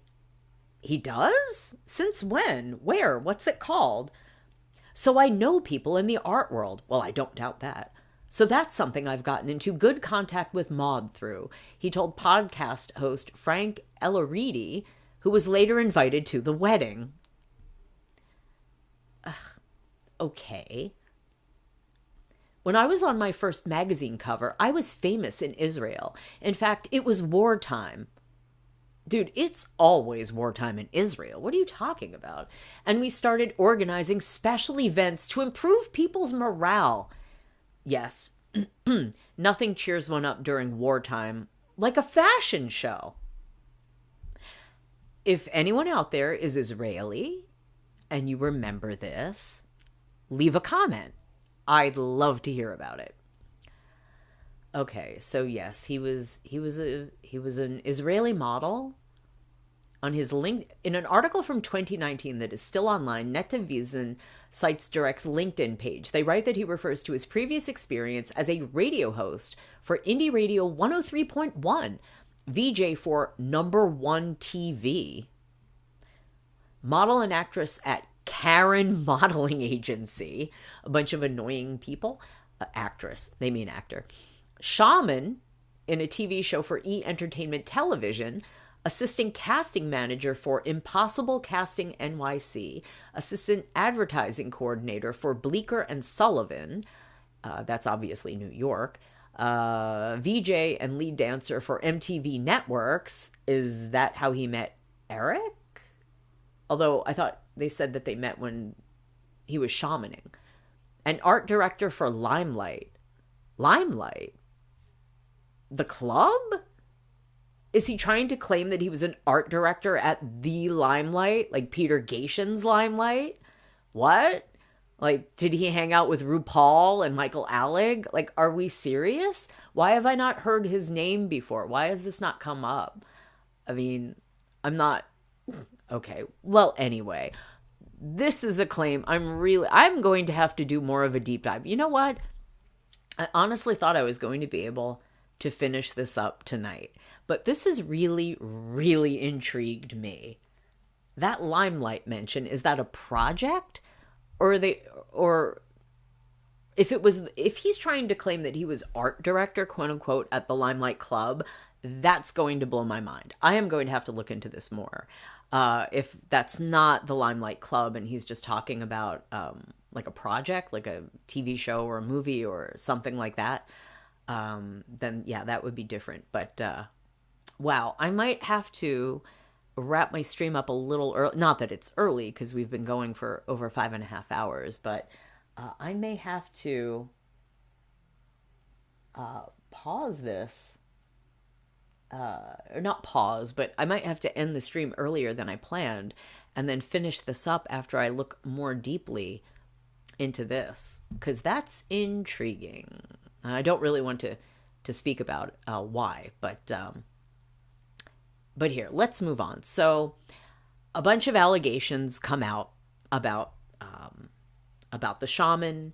Obviously, for a long time, people have been questioning the stories that he has about his background, his childhood, his upbringing, etc. And then the spicy allegations, the, inappropriate, intimate touching allegations come out. If it were simply Joachim from Sweden, maybe that could be dismissed as a one-off.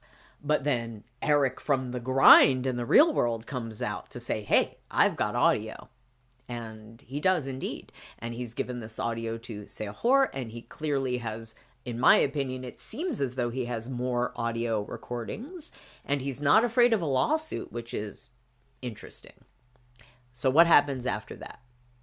Well, what happens after that all comes out, and here we are.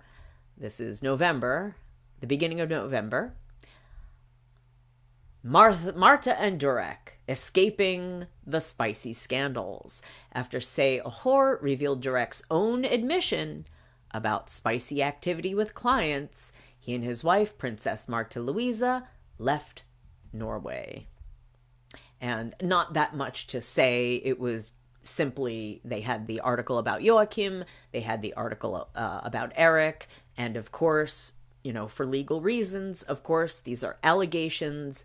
No way of knowing if they are true. They have not been taken into a courtroom, not a civil court, not a criminal court.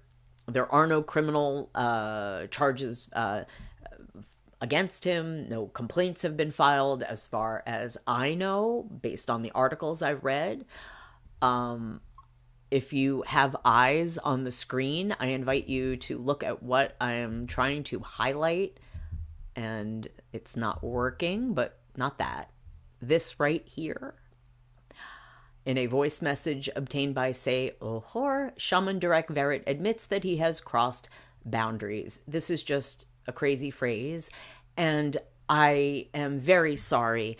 I had a link to an audio of him talking about this, and it is one of the creepiest things that you'll ever hear, that I've ever heard.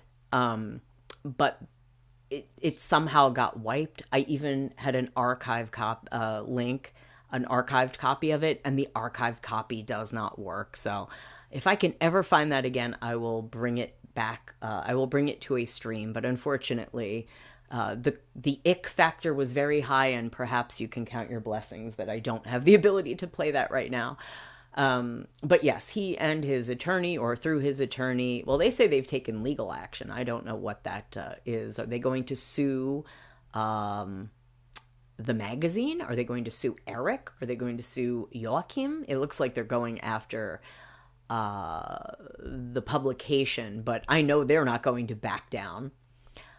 They even have audio recordings, and here they are. Here's Marta Louisa looking less than thrilled, but she's still repping Hest with her poncho or whatever that is. And there's the shaman wearing what looks like a giant man's jeans that have been cut apart to make a cape, a denim cape, and the bandana pants, which we are now learning have a black stripe on the side. Even more unpleasant than when we first saw them face forward. All right, so there's not that much more to say about them leaving. They fled Norway, went back to the United States, and while they were in the United States, even more things came out, and this was one of them. Marta does not answer. After Seohor's revelations last week, many are wondering what Princess Marta Louisa knew. According to Durek, she knew everything. Listen to the audio clip here. Now, this one will actually play. I will not be able to hear it, unfortunately, but you should. So here we go. Marta knows about every single thing, and Marta understands every single thing. I en samtale over talemeldinger med sin daværende venn Eric Nies innrømmer Shaman Durek Verrett seksuell kontakt med sine klienter. And the reason why I make those... I'm slightly concerned that he is going to say something that might set off YouTube a little bit. So, unfortunately, I might have to save this for a future time when I can actually listen to the audio, which I can't do right now.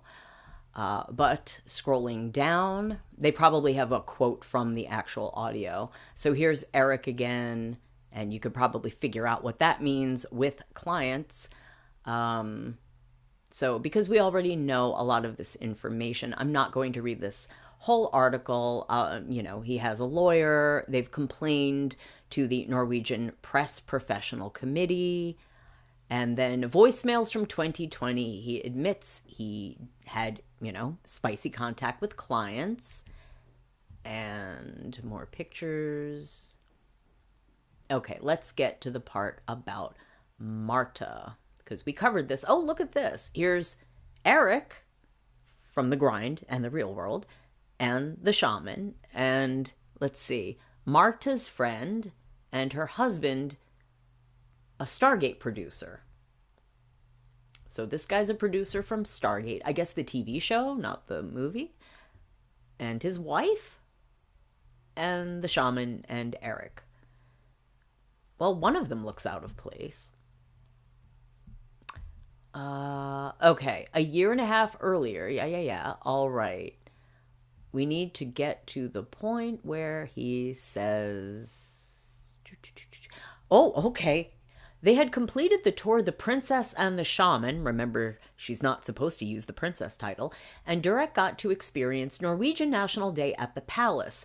They had led a march for Nelson Mandela in New York, visited Gwyneth Paltrow in the Hamptons. I like how they give everyone's ages in parentheses. Gwyneth Paltrow, 52, in the Hamptons, and stayed at Antonio Banderas's 64 home in Madrid. Oh, a 64-year-old, huh?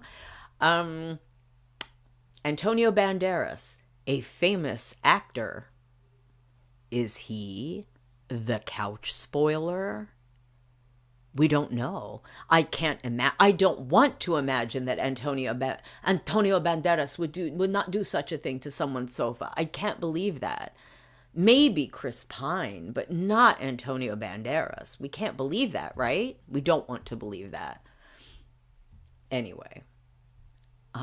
Okay. So, oh, here they are. Look, hashtag Mandela Mile. Oh, that's right. I believe that they described this in the Vanity Fair article, and it was kind of silly. Why is she wearing a t-shirt with what looks like a sequined skirt? That does not look right at all. Okay. Movie of the week in the chat. Hey, there are hot 64-year-olds out there. There are hot 64-year-olds out there. Of course there are. God bless them all. Okay. Okay, so more and more. Oh, look, it's Goop and Marta. Goop and Marta together. I want to know, when did Marta know? What did she know and when? Oh, no, Antonio, say it ain't so. There's Antonio with Marta. The great dress. She looks awesome in that. And then there's the shaman. And they're lovely color coordinated. And I really don't want to believe that Antonio was messing couches. Please, Antonio, no. Oh, look at that. Marta's 3 daughters moved out of the house at Lommedalen so that Durek could move in. He had to be quarantined for 10 days because you know what was going on around the world at that time. Her daughters who recently lost their father tragically had to move out of their home during the worldwide you-know-what. So that the guy who allegedly lymphatic drains your business, whether you want to or not, can move into the house with their mommy. Okay. So, everything indicates that the shaman is in Norway when he and Eric have their conversation via audio messages. So these aren't phone calls. These are literally just saying something and then sending it to someone, and then they say something and they send it. Weird. Do they end every message with over? The shaman reveals that the princess is sitting next to him and hears everything he says. Quote, Marta knows about every single thing, and Marta understands every single thing, says Durek in one of the voice messages. That's not good. Yes, and then this goes over a lot of what we already covered in the previous article. Wow. Yep. Eric and Durek had already talked about this face-to-face in the U.S. That conversation took place at Durek's home, and according to what Say Ohor has learned, several family members were nearby. But Marta was far away at the time. She had to stay in Norway because of, the big worldwide shutdown thingamajiggy, Don't want to say it because YouTube is sensitive to that. Huh. Okay. And in Durek's messages to Eric, it appears that the shaman has raised the topic with his girlfriend. The reason I make these mistakes is because sometimes guys want to do things, and I have this part of me that doesn't put any limits on me because I live in a world where I'm all about love, connections, energy, and so on. Marta knows about this side of me, and she's helped me process these sides and look at where they come from and what they're about. She's actually here right now listening to our conversation, he says. Only Durek's voice can be heard in the messages he reads, so we only have his word that Marta Louisa is present. Seohor has attempted to get confirmation from the princess herself. We have contacted her spokesperson and asked her questions in connection with this matter, but we have not received any response. Let's see. These are the questions that Marta has not answered. In the voicemails, Durek says, you know everything. Is that true? Durek also says that you are sitting next to him when he records some of the messages to Eric. Can you confirm that? How do you react to Durek's admissions that he has had spicy, intimate contact with clients? Well, that is the face of a woman who has only just learned of such a thing, I think. But I don't know, considering all of this, maybe she did know. It's all very odd. Okay. And then this repeats a lot of the same stuff. Durek's work as a shaman is not regulated in the Alternative Treatment Act in Norway. Huh. And as far as Say Ohor knows, he is not a member of any of the healer organizations in Norway. The largest organization for healers is the NSH, Norwegian Spiritualist Healers Association, which has around 200 members. They are approved by the Norwegian Directorate of Health as a practitioner organization for practitioners of alternative treatments. So there is indeed like a shaman board that you could complain to in Norway. Fascinating. I had no idea. And had Durek been a member here, his practices would have been seen as a clear violation of their ethical guidelines. Strict ethical rules. We have been in contact with the organization, which emphasizes that they cannot comment on Durek Verrett's work, but they can respond on a general basis. When people come to us, they don't have to take off their clothes. It's not necessary to perform healing, they tell Seohor. We also have strict ethical rules which state that even if the client is wearing clothes, we should not touch them. What we call an extended bikini area for women and a swimsuit area for men. This means that touching privates is clearly unethical behavior, they continue. This is a clear violation of our guidelines, they state. If one of their members had engaged in such behavior, it would have resulted in their ban.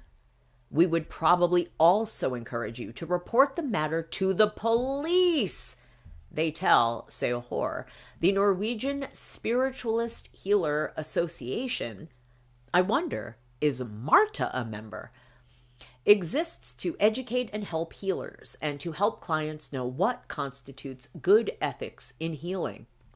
We think it is sad that individuals are discrediting something as beautiful as healing, but we also expect that people will see the difference between a serious healer and someone who is not, they tell Seohor. Well, no, you can't expect that. You can't.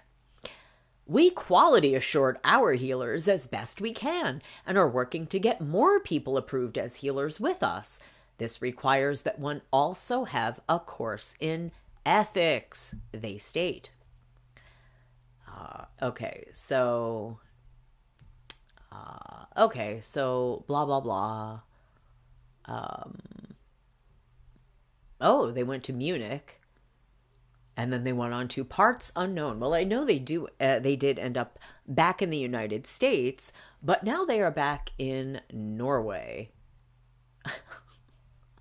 The couple caused a lot of attention with loud talking and many questions about where their correct street was. A fellow passenger she's supposed to be clairvoyant? She's supposed to be clairvoyant. Speaks to angels, spirits, and the dead. And he's a shaman. And they get lost. They get lost traveling. I'm sorry, that's really funny to me. Okay, and then they just talk about how Marta's wearing clothing from her own clothing collection. Their flight left early in the morning, but the newlyweds seemed ready, even though they had probably left home before 4 a.m. They joked and laughed and looked in shops. Marta and Durek walked hand in hand at the airport and certainly didn't try to hide, a fellow passenger tells Seohor. Well, okay, let me take one moment because we are now coming up on 6 hours of streaming, and that's a lot of sitting and talking for me and a lot of listening for you. So I think we're going to have to save the rest of this for a part 8. I had no idea that this would go so long when I first started it, but there is just so much interesting stuff to talk about. And I am going to look into that limelight thing because that fascinates me. And I am going to try to get more of these technological problems sorted so that maybe I can actually hear the audio that I am playing, and then we can play next time the actual audio of the shaman speaking to Eric, and I may even be able to pull up some other interesting audio, but I'll save that as a surprise if I can manage it. But we do have a little bit more coming on the story of the shaman and the princess, and a little bit of a preview. We are going to hear what his sister and his mother have to say about the shaman and why he has threatened, if I remember correctly, both of them with legal action. We are going to hear more complaints regarding the wedding and money and bills and debts that Marta Louisa is responsible for, and a little silliness to move away from the heavy topics, and then the latest that is going on with the princess and the shaman, and what is going on at the palace, discussions about Marta's title, and the most important information of all, how will the shaman and the princess be spending their first Christmas together as husband and wife, princess and shaman, a couple united in spirituality and controversy. So I think I will save that for next time. And if I'm very, very lucky, next time will be tomorrow afternoon. And I thank you for joining me. If you are listening live, I applaud you for being here. And if you are listening to the recorded version, I thank you for joining us. I thank everyone for joining us and enjoying this tale with me. These very interesting people. This is French Dip Empire. I am the Empress. This has been part 7 of an ongoing series of the current and apparently never-ending scandals of the Norwegian Royal Family. Next time, we are definitely getting up to date with the latest on the princess and the shaman. If anything new is going on with Marius Borg Hoiby, the son of the crown princess, we will be updating that. And I've got some more things in the works for the rest of the year, which there isn't much left. We only have a couple weeks left, but I have a couple new topics to bring to the table, and it's been a lot of fun doing the research for that, and I'm very excited. Excuse me. My throat is starting to give out after 6 hours of talking, so I'm going to rest my voice, get all of this stuff prepared for the next stream. As I said, fingers crossed, we will be here tomorrow afternoon to wrap this up, and then future streams. Well, one of them is going to involve someone who was mentioned more than once on tonight's stream, but not a Norwegian and not Eric from the Grind. And I hope that you will join me for the next stream and the future streams. I hope you have a good day. Thanks again. This is French Dip Empire. I'm the Empress. Please like, share, and subscribe, and come back for more. I'll see you then. Take care.